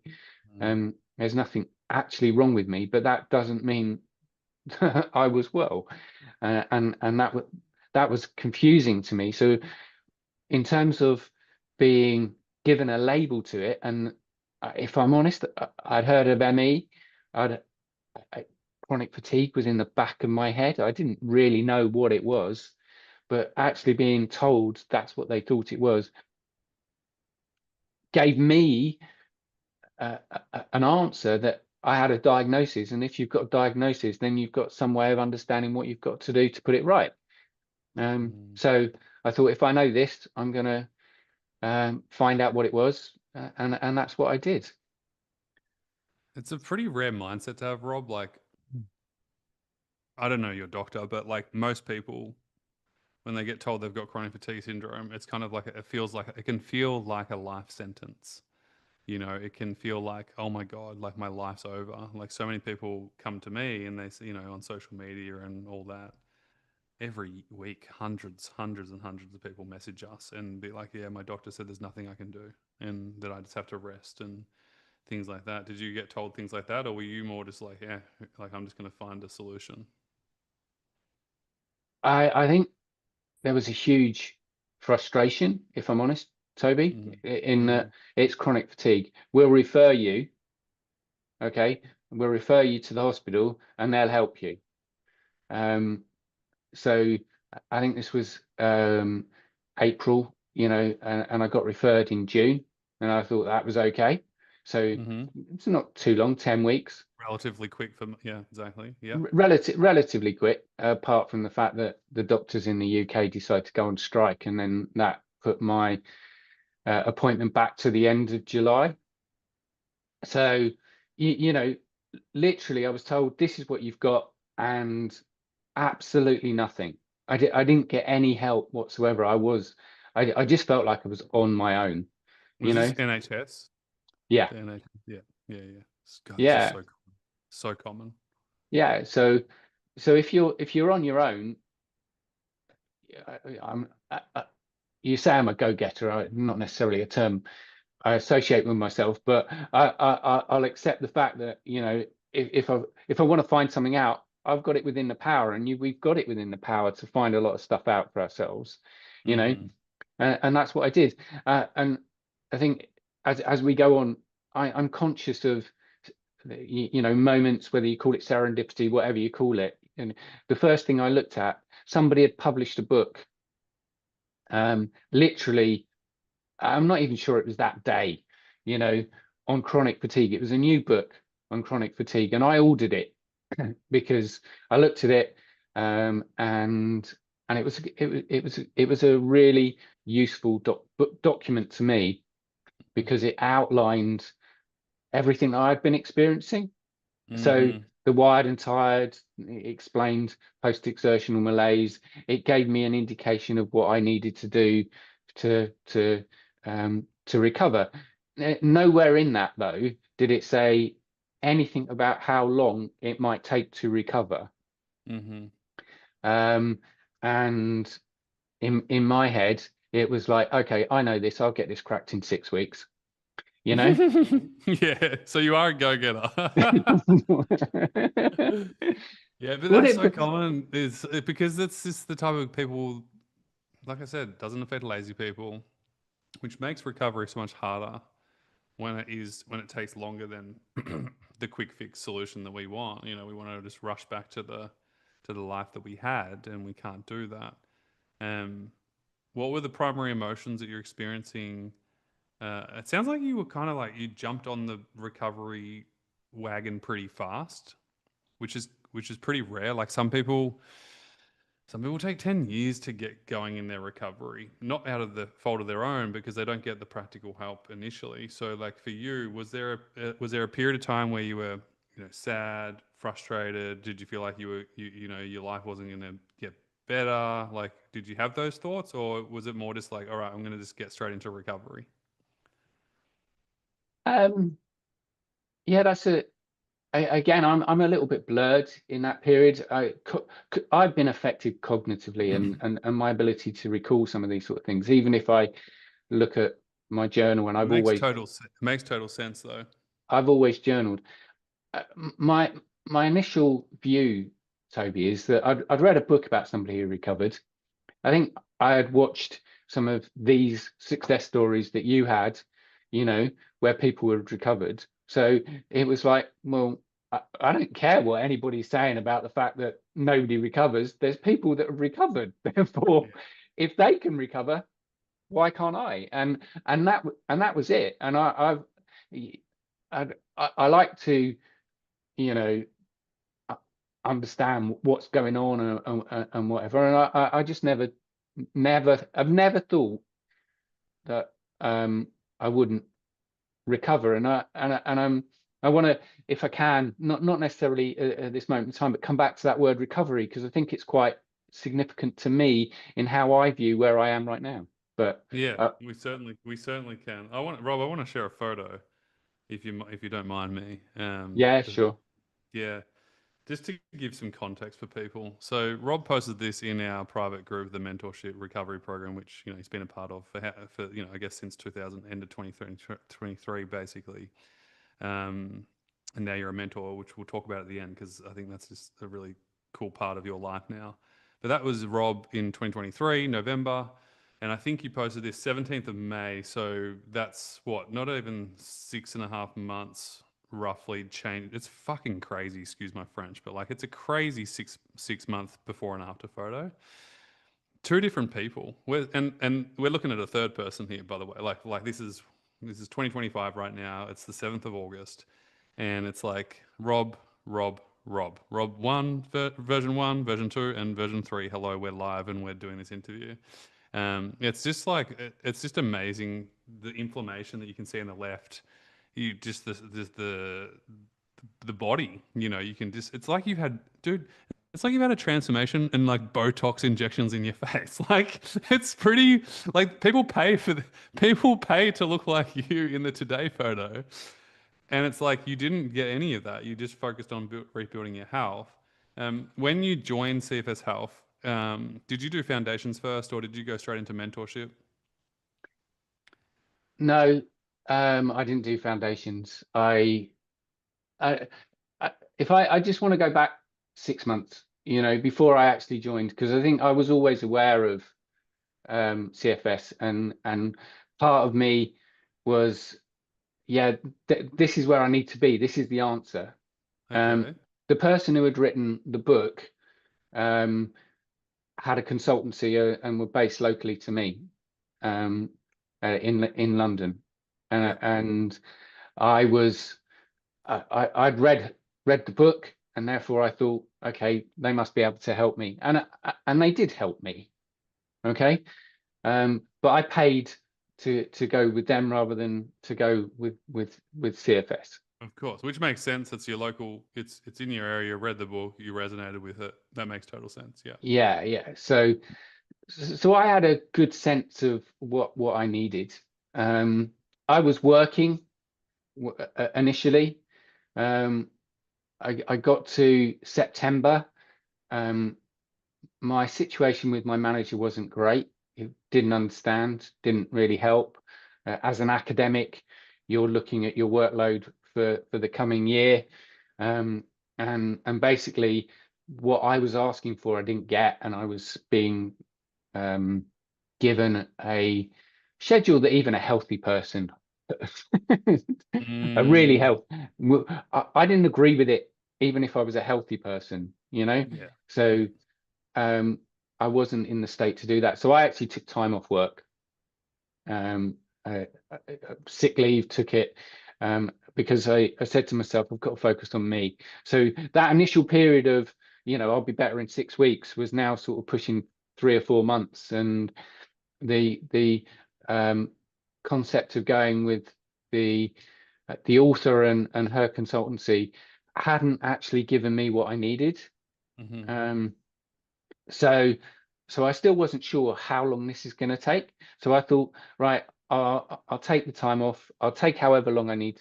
The GP just gave me a sick note, didn't really question it, didn't help, didn't ask, you know. My referral at the hospital, I said, why did you come to me? You don't want to come to me. I'm all about rheumatism and yeah. I need to refer you to somebody else. So they referred me to somebody else, and I was left. I mean, it didn't. Again, nobody was coordinating or helping me in that situation. Pinball yeah. around. Yeah. So common. My wife is able to work remotely as well. So we decided in the November to take a house by the coast, just because it was an opportunity to my wife hadn't had a holiday much, but go somewhere different, help me. And there was an element, Toby, that it did. Yeah, environment is important for sure. Yeah, so we rented a house with 3 bedrooms. We thought the kids might come down, and what actually transpired was in November we had weekends full where people were coming down, and so I was socializing, I was doing more, and actually I felt quite good, and I went out running, and it was brilliant. You know, I was, because I'd initially heard, stop running, doing the activities not doing me any good. So stop exercise. I'd got to the point where, okay, let me get out there and do some running. I went running, and then sort of 3 weeks into that that break, I suppose I crashed. You know, And it was like, I need some help, I need something. And what I'd been looking at, there was a recovery workshop, I think you did. Yeah. So it was just a morning workshop. It was 2 or 3 hours. I signed up to that, and then literally I thought, yeah, this is what I need. This is more helpful to me. I can see what can be offered here would be more meaningful for me, and that's what I did. So that was so good. And I follow instructions, Toby. I follow instructions. I know you do. So I think you said, when you join, take a picture of yourself. So the picture that you've got there, and I have to say, that picture of me in November 23, I thought I was doing quite well. I thought I was actually making progress, you know? Wow. Yeah. Um, Crazy. but obviously I wasn't. So Unbelievable.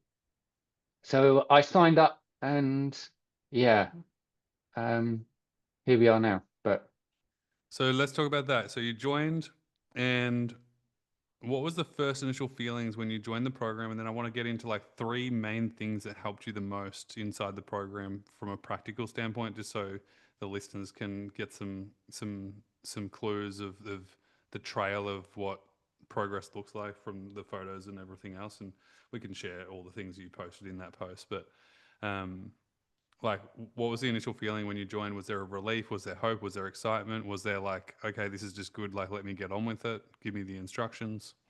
yeah, honestly, I look back now and it's a real blur. I wasn't well. I You had a wasn't well. crap load of brain fog as well. Like, that's the other thing that people don't talk about, is like, Yeah, it was great. There's so much good stuff here. I'm going to watch a video a day. I'm going to absorb it all. I'm going to get this, and I'll be better in 6 months. You know, I'd adjusted the sort of time scale of that. yeah, 6 weeks to 6 weeks. And it was Christmas. I missed out. I didn't follow the guidance that was put there about join this, do that, and I know how powerful and how good those events are. Workshop, yeah, we do some for guys who don't know, we do special events, but for the start of the year, for Christmas, like, just to make sure that we help you get through the holiday season, because it's not easy when you're recovering from CFS to navigate with the family and all that stuff. Yeah, so I didn't really. I just thought I had to do what I had to do, which was watch the videos, soak it all in, and set myself up. But I had an okay Christmas, you know, but it wasn't great in the sense that the brain fog, the energy wasn't there, and it just didn't feel great. And I made a decision 2 days after the sort of main family had disappeared and whatever. I need to focus purely on me, and I signed up to that, set the year up for success workshop, and I think that's a significant one for me, because it really kickstarted me setting a framework. So I'd already been in the program 6 weeks, and that feels weird, because that, to me, that's when I started. I started on that day, really. Even if I'd watched the videos, that was the day that said, right, okay, this is what needs to happen. The fork in the road moment. Yeah. So you asked me what was significant. I'm trying to remember the questions you asked me, but well, it's funny, like, this card's at the top of my deck today on my office, and it says, self-care is not selfish. And like that moment that you had after Christmas, saying, right, I need to fully focus on me. For me, that's the starting point of recovery. Like, you can't, like, you need to focus on yourself in order to get to where you want to be, especially initially. So I would say number 1 for you, before we get into like baseline and talk about progress and that stuff, would you agree that, like, even though you were in the program for 6 weeks, your recovery started the day that you decided and chose, right, I've got to put myself first? Yeah, and I think that aspect of putting yourself first was, I was still so I've got to watch these videos, whatever, but I have to watch these videos around doing all the other stuff with the family and all those other things. And I wasn't buying them into the fact that, hang on, I need to go in to a space. I don't need to be disturbed. I need to focus on these sort of things. And there was an element that I said, I can't recall exactly what was happening, but it would have been a Monday morning, and it was like, I'm going to go on this workshop. I need to focus on it, and I got them to understand a little bit more about what I needed and how it's going to help me. So. So that's what I did, and that's kickstarted it. And yeah, absolutely. I got in. I'd understand the concepts baseline in the past and whatever. So there was much about what I watched, and honestly, Toby, I probably had watched quite a lot of it from the free stuff. Yeah. That you put out. So yeah. you know. I had absorbed it all. So when I came back to it at that particular, okay, that makes sense. This is what I need to do. And if I'm honest, the training that has always resonated with me, and I've still got it on the wall by the kitchen, is the perfect imperfect day. You know, how to structure my day in a way that helps me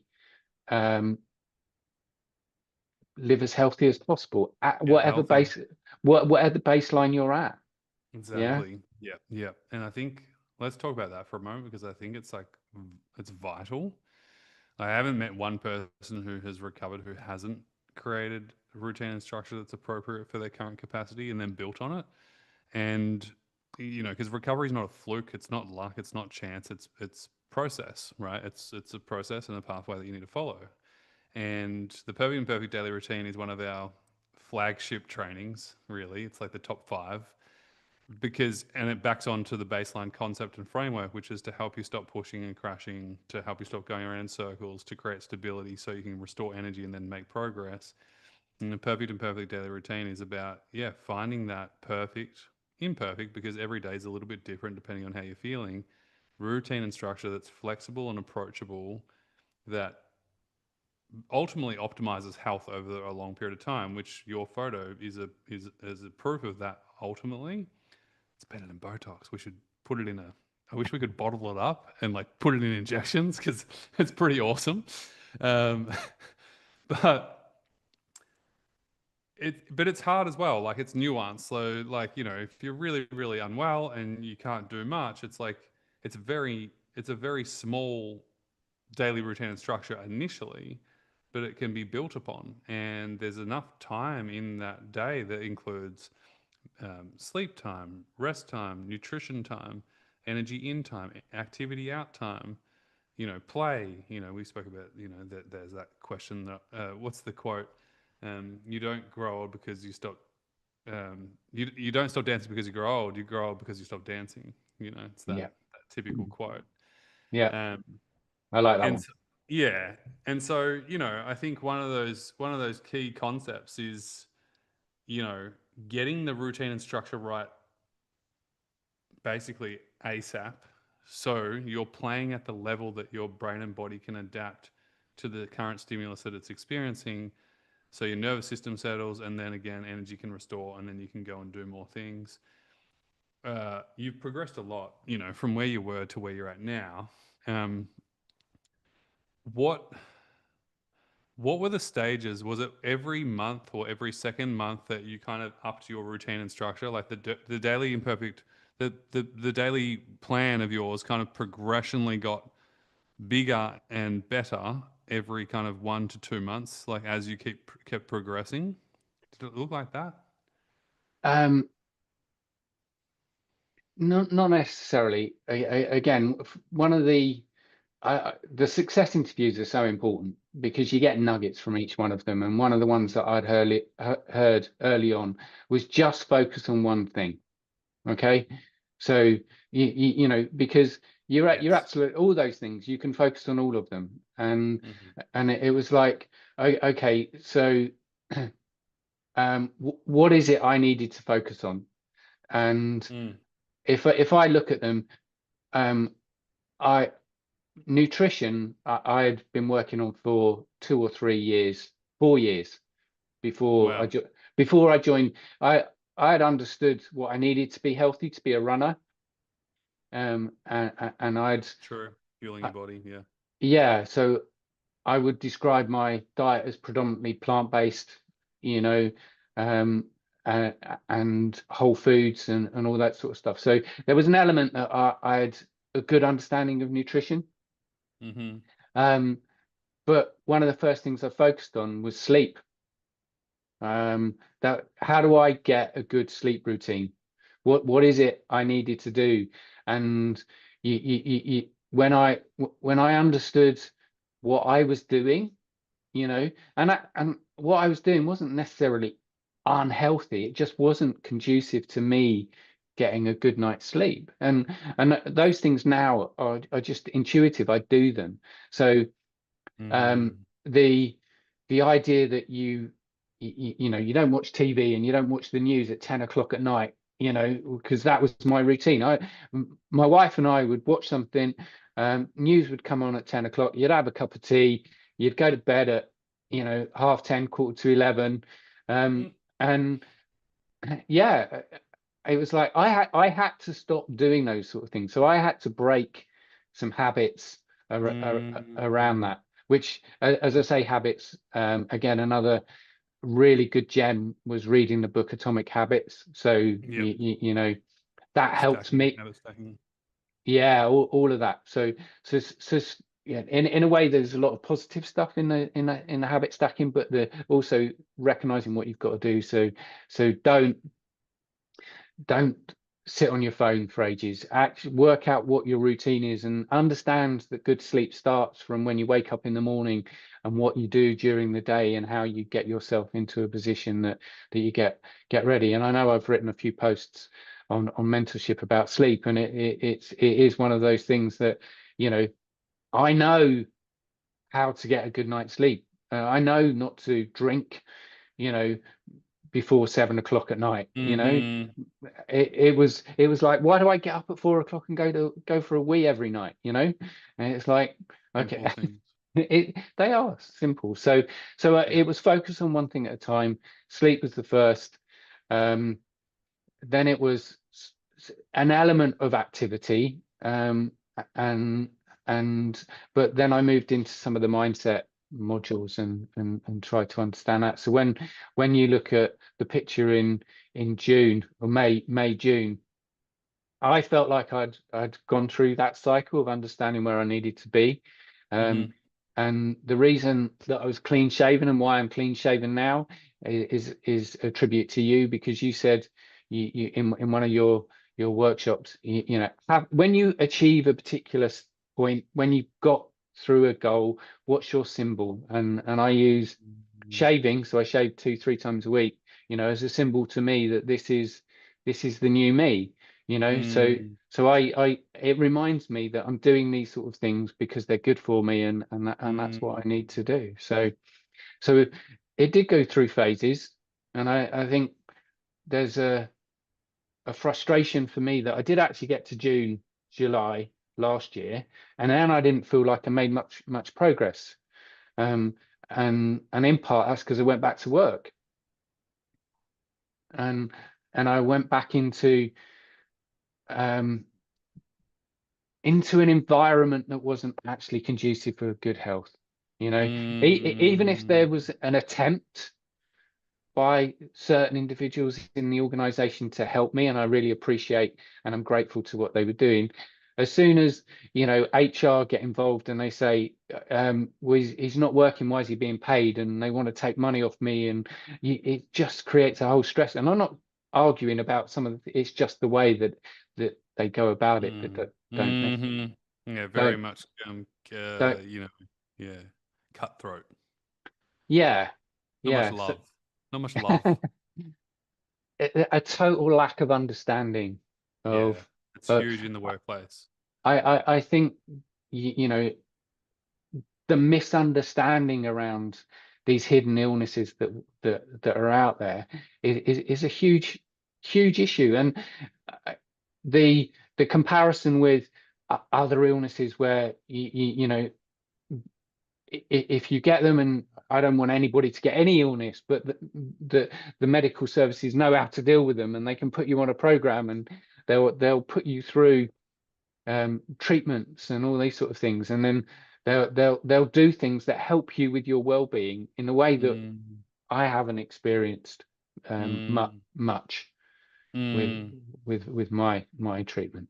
You're spot on, and it's a great talking point, because that's true. The workplace, I would say 95% of workplaces do not understand it, do not try and understand it. For sure, there's some. You know, I've had clients in the past who work in some great companies who have been very, very empathetic and caring and accommodating, but you know, for the most part, they're not. And you know, we have a letterhead. I think you know this, but we have a letterhead for all of our members to use to their employees, and we explain what chronic fatigue syndrome is. We explain the recovery process. We explain that it can take time, and it's like it's a ticket to basically say, hey, give me some grace. You know, I'm going to do my very best to be an incredible employee at your company, and I'm also working on my well-being so I can be an incredible employee at your company. And yeah, it's a good talking point. And maybe, I don't know, maybe there's something we can do there to support people better in their journey entering back into the workplace. Yeah, the letters, I used the letter. I used it several times. I never got I never got any comment, no acknowledgement that it had been taken on board or read or whatever. Yeah. It was. Yeah, that's right. It wasn't, and that didn't make you feel supported either, you know. Well, yeah, I was just thinking, like, it's like they're probably just like so busy with whatever they're doing in the company. They're No, like, very true. we don't have time for Rob's story. We've got to do the thing, come and work, blah blah blah blah blah. I think the culture's changing now. I think it's getting better and better, slowly, very slowly. The irony for me, Toby, is that so in the education, the organization that I was part of was actually being really progressive. They had what they called a mental wealth program. So all these concepts that you know they want to impart on their students, and I was I thought it was really good, and I was keen to incorporate it in what I needed to teach. So but what, you know, emotional intelligence, physical intelligence, you know, all those sort of things that you need to understand, they had incorporated into a program that they insisted. And when you then looked at how I was treated, they didn't actually practice what they were preaching in that area. But I don't want to criticize them too much. You're right. No. There's a frustration, and I thought you were going to say the letterhead: choice, freedom, and success. You know, I am where I am today because I had two significant events that I'd like to talk about, which really helped me move forward. And I think, sure. In that sense, I've given them names. You know, so on the 15th of January.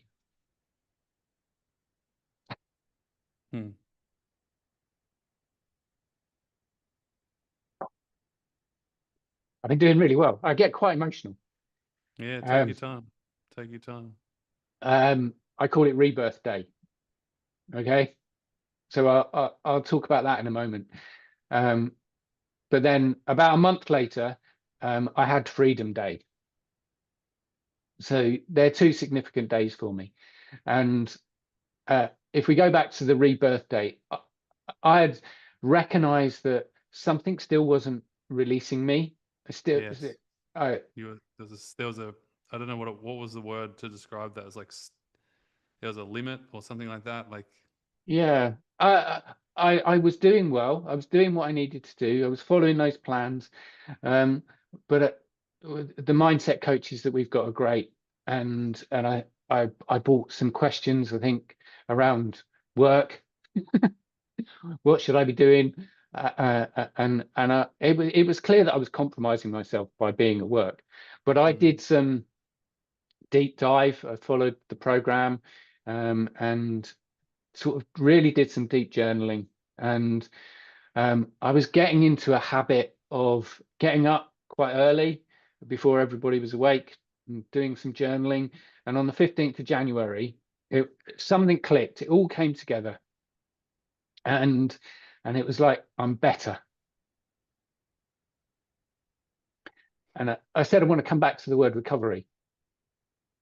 Recovery means that you're coming from somewhere. And I think I've always had this view that even if I go back, as soon as I was diagnosed with chronic fatigue, I now sort of understand what they're giving you is an appreciation of that's where your level of health is. And that's my interpretation. And all you've got to, when I say all you've got to do, but what you have to do is understand what you need to do to be healthier every day. So it's a mantra that I've had: every day in every way I am better and better. And again, when I use that, it used to be I am getting better and better. I'm not getting better and better. I am better and better. Yeah, exactly. I am. So even the communication you use and the self-talk you use to yourself is so important. And simple things like that have got me to where I was. So I woke up. I did. Yeah. Tell me about Rebirth Day. Like, what was the click? Yeah. Well, so I've done the journaling, and then I've done a meditation. You know, I've just sat there, and I think meditation is one of the key things that I probably misunderstood what it was all about. And even now, I'm not sure I really can explain it to people. I just know that being able to sit by myself and allow things to be. So I meditated for 15 minutes before I came on this call, just to calm myself down, you know, and do what I need. It's just an everyday part of my life. So, and something clicked. It was like, I'm better. And I went in, my wife had got up, and I just sort of explained to her what was happening. And she had really good, really understanding, really helped me sort of, yeah, this is it. I need to move forward. We talk about dancing. It was on that day that I put on a playlist. I think it was called the Perfect Day playlist. And the first song that came on was Florence and the Machine, you know, Dog Days Are Gone, which if you listen to that song, it was like that serendipity, all those sort of things were coming together and actually putting it to me. And I was dancing, you know, exactly like you were saying. I was spontaneously dancing, and it was like, wow, it was great. The energy was in my body. I could really feel it, you know. So I felt like that was a significant sort of day, and I'm gonna, you know, remember the 15th of January as the day that I was better, and everything I've done since then is just help myself get or be better and better every day. Now, Freedom Day, a month later. Now, I'm going to intersect for 1 second. Go on. It wasn't like it wasn't just that day that like I'm better. Everything you did up until that day is what helped you get to that day of I am better. No, absolutely. Just have to say that. Yeah, no, and I think it was the deep journaling work that I'd done, and the things that it had brought up and revealed to me about my ear, even, you know.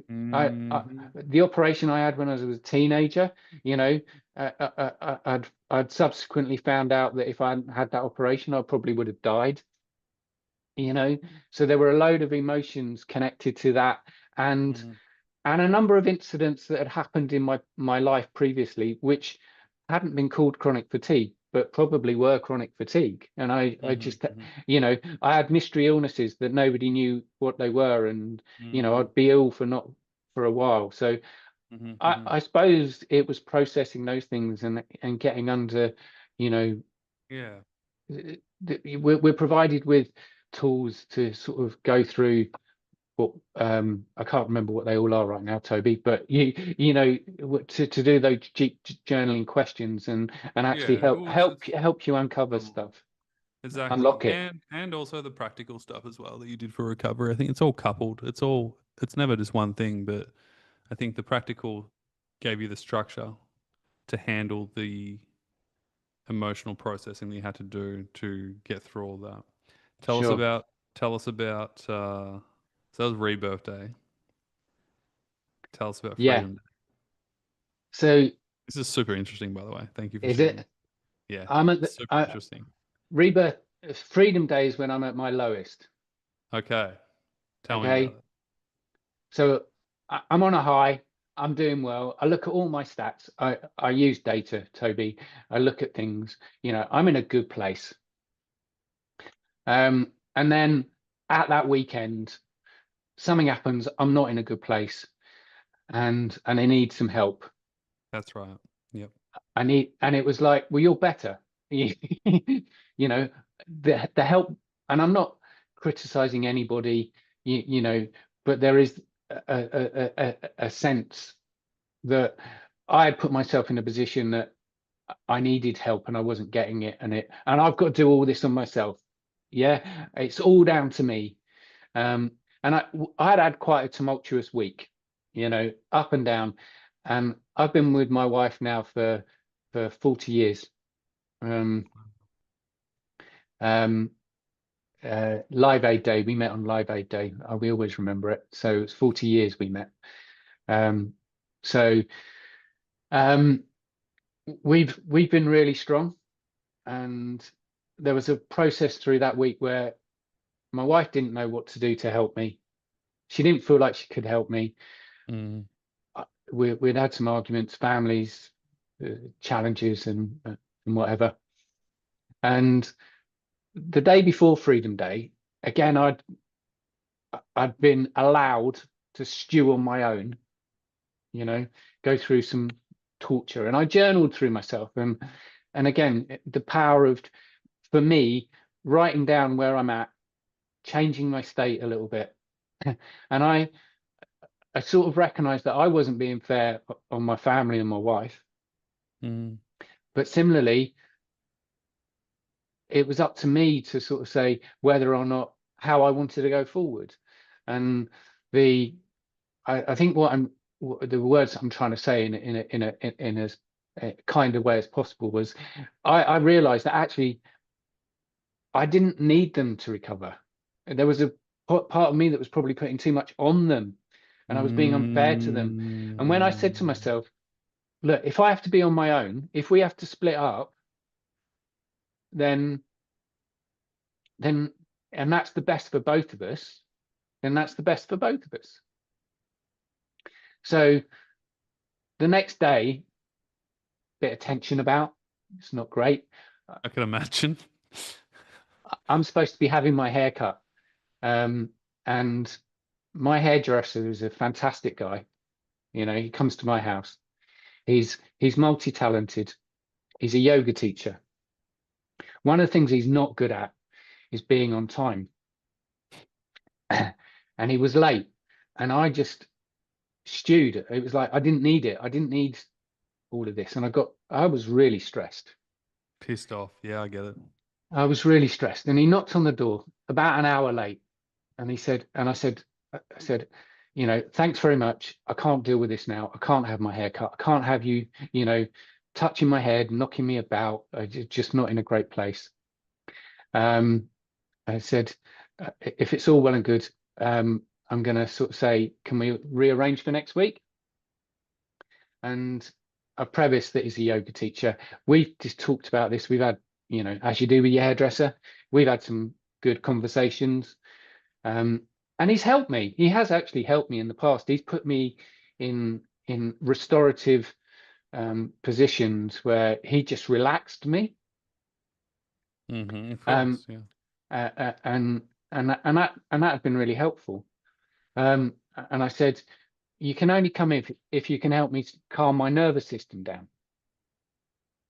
So I'm really grateful to everything that he did, but he gave me a restorative yoga session, spent 2.5 hours with me.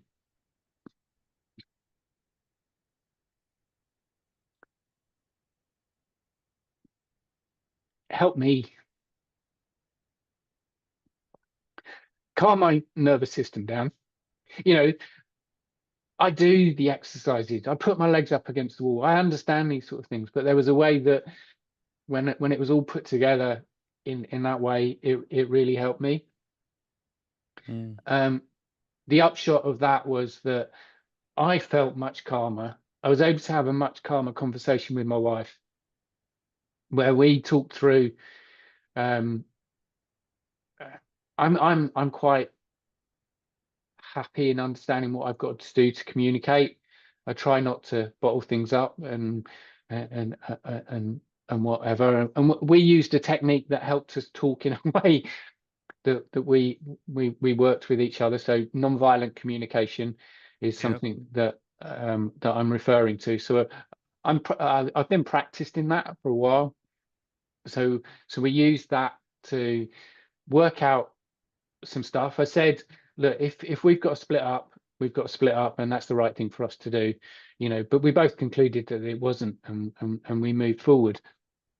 And I think it released me again, and that's why I call it Freedom Day. It also was the day that I sort of said I have to leave work because work's not doing me any good, you know. The however much, and there's a lot around this, Toby. Why did I feel like I needed to work?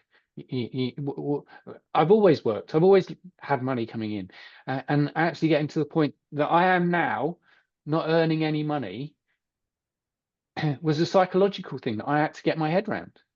You know, my wife and I are okay. My wife earns, the bills are covered. Okay, I'm not putting money into my pension pot and those sort of things, but at the moment, I just have to focus on what's right for me. That come back to this, you know, the self-care aspect. I have to put me first, and that's what I had to do. And that was the day I said I'm leaving work. And I left work on the 31st of May. So that's February. So it took 3 months to leave, and that wasn't even my notice period. I mean, it was a farce, on in a way. And I was constantly compromising myself. And since I've been released from that, I think I've made quite significant strides in the last 2 months. I feel like I'm in a much stronger position as to where I am right now. So, you know. Yeah. And a person as well, not just physically, but just as a human being. Yeah. Wow. What a story. Like, it's really cool because what that second part, the Freedom Day, was birthed out of not freedom. Like, do you know what I mean? Like, there was so much pressure. There was like it was like they always say, you know, just before a breakthrough, it feels like it's a breakdown. Okay, yeah, that would be a good description, probably. You know what I mean? It's like just before that breakthrough happens, like it feels like it's the biggest challenge in the breakdown. And so it felt like it forced you to look at everything in your life that wasn't working to change it or to end it. Do you know what I mean? Like, which is great because you ended the job, which is good. You kept the relationship, which sounds amazing. You know, it sounds like you guys have got a great story, and probably stronger because of that day and that moment. Probably a better relationship now, I'd imagine. It's pretty wild, and I think it gives a lot of people hope when they're going through those days where it's like the back's against the wall. Feels like it's the end, but it's like the breakthrough. You know, it's like the next level that happens. So I wanted to say thanks for sharing that because it's a big share, and it's a very personal story. Can I mentioned this to Ash. So Ash is the one who does all the stuff behind the scenes, doesn't she? So yeah, Ash organized this interview. Yeah, shout out to you, Ash. Thank you. She invited me to do this interview, and I hesitated because I wasn't sure I wanted to, and that's because I don't have a vision board.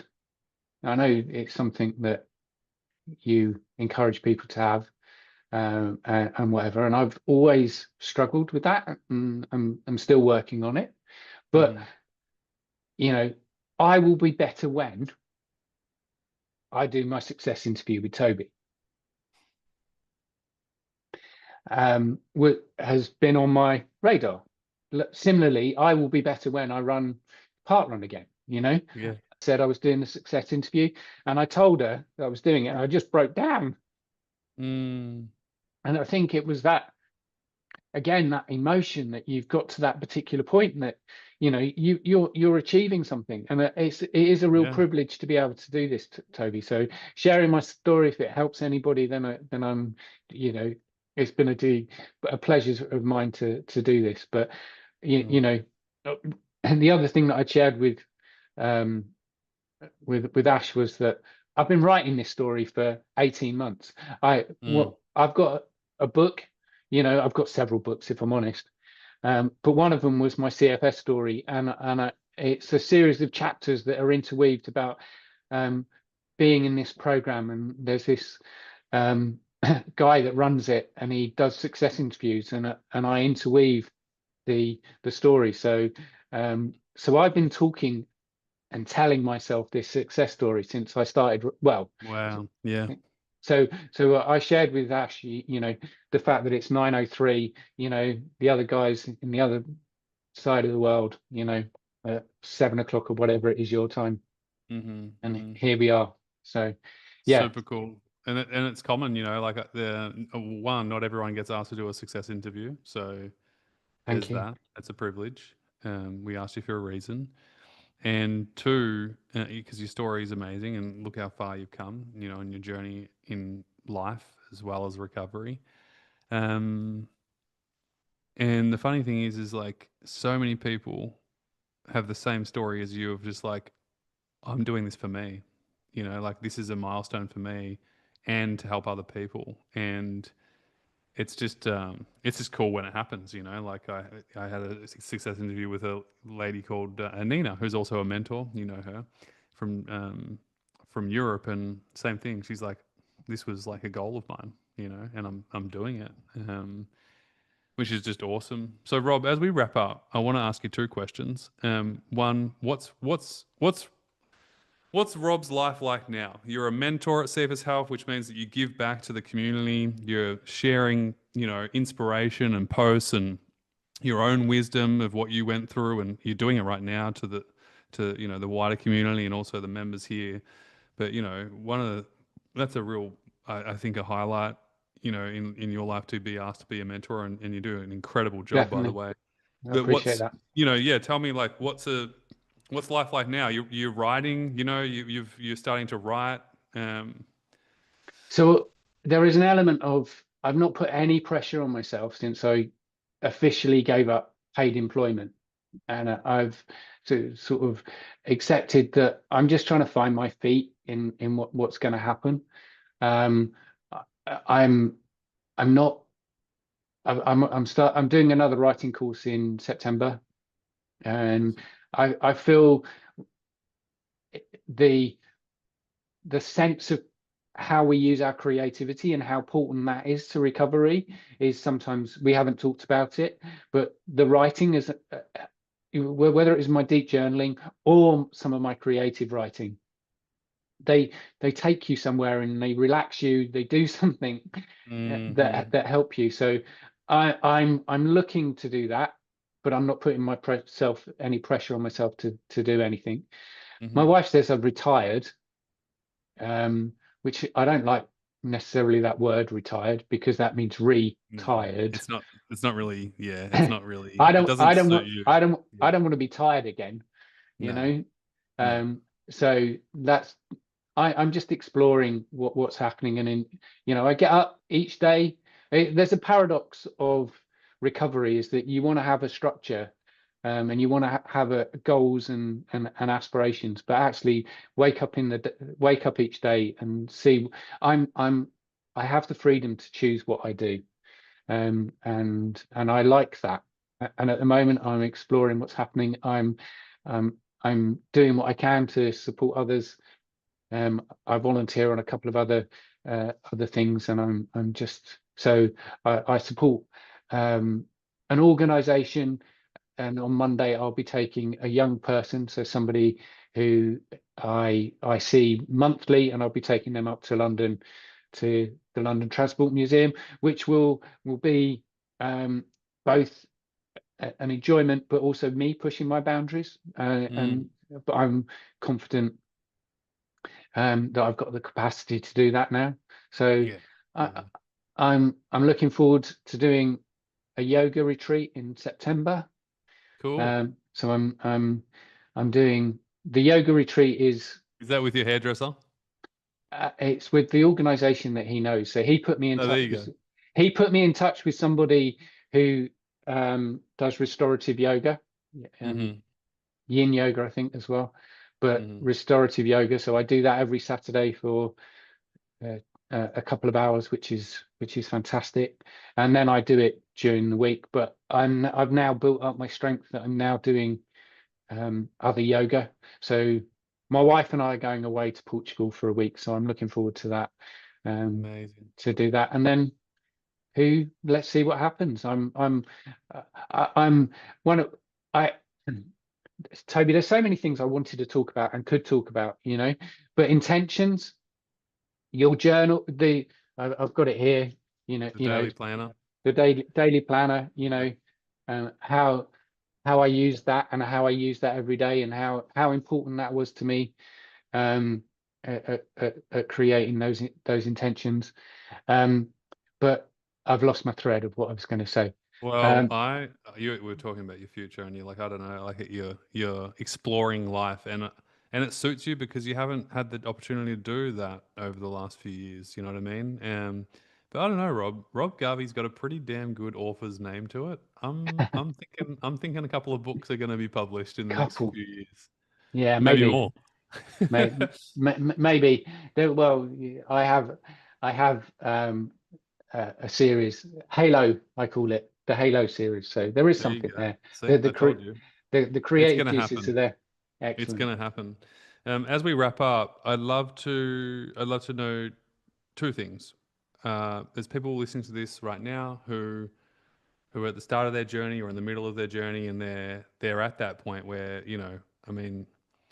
they're either feeling like they're giving up, they feel like they're not getting anywhere, or they feel like recovery is not possible for them. What's one bit of advice you'd like to give them?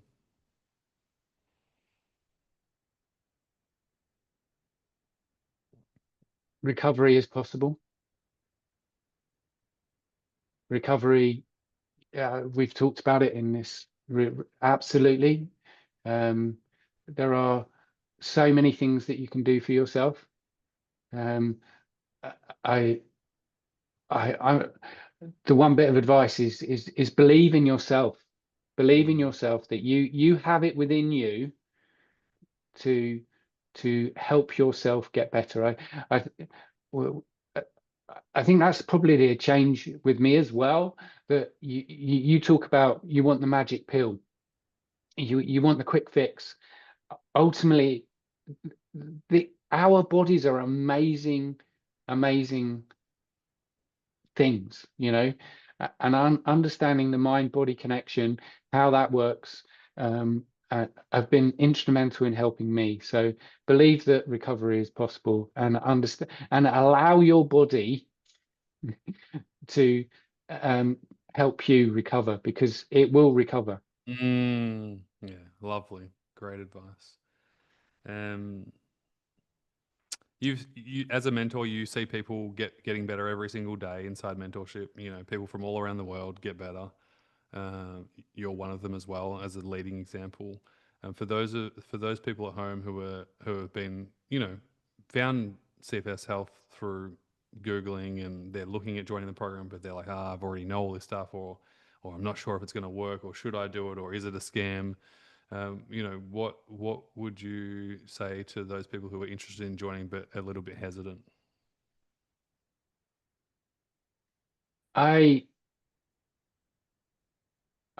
think that you can find all the information you need. You're fantastic in all the free stuff that you give. We've got we've got a great YouTube channel. We've got so many free trainings on our website. And I know I tapped into that before I joined. I think the the way that I'm a cost man, so I never want to spend money unless I know what I'm going to get for it. The saying, the Chinese proverb saying, you know, if you ask a healthy man what he wants, he'll tell you 1,000 things. If you tell an ill person, ask an ill person what they want, and they only want one thing.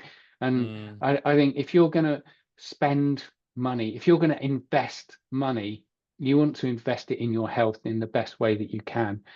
So what the investment that you get by coming onto the program is, yeah, you get the information, but you're also part of an amazing community of people that are in a very similar position to you. There's always somebody, we're all unique. We've all got our own unique stories as to why we're here. So there might not be somebody exactly the same as you, but actually there's plenty of people that have been in a similar position, and the help that is available, not just through the coaches, through the mentors, but everybody on the program.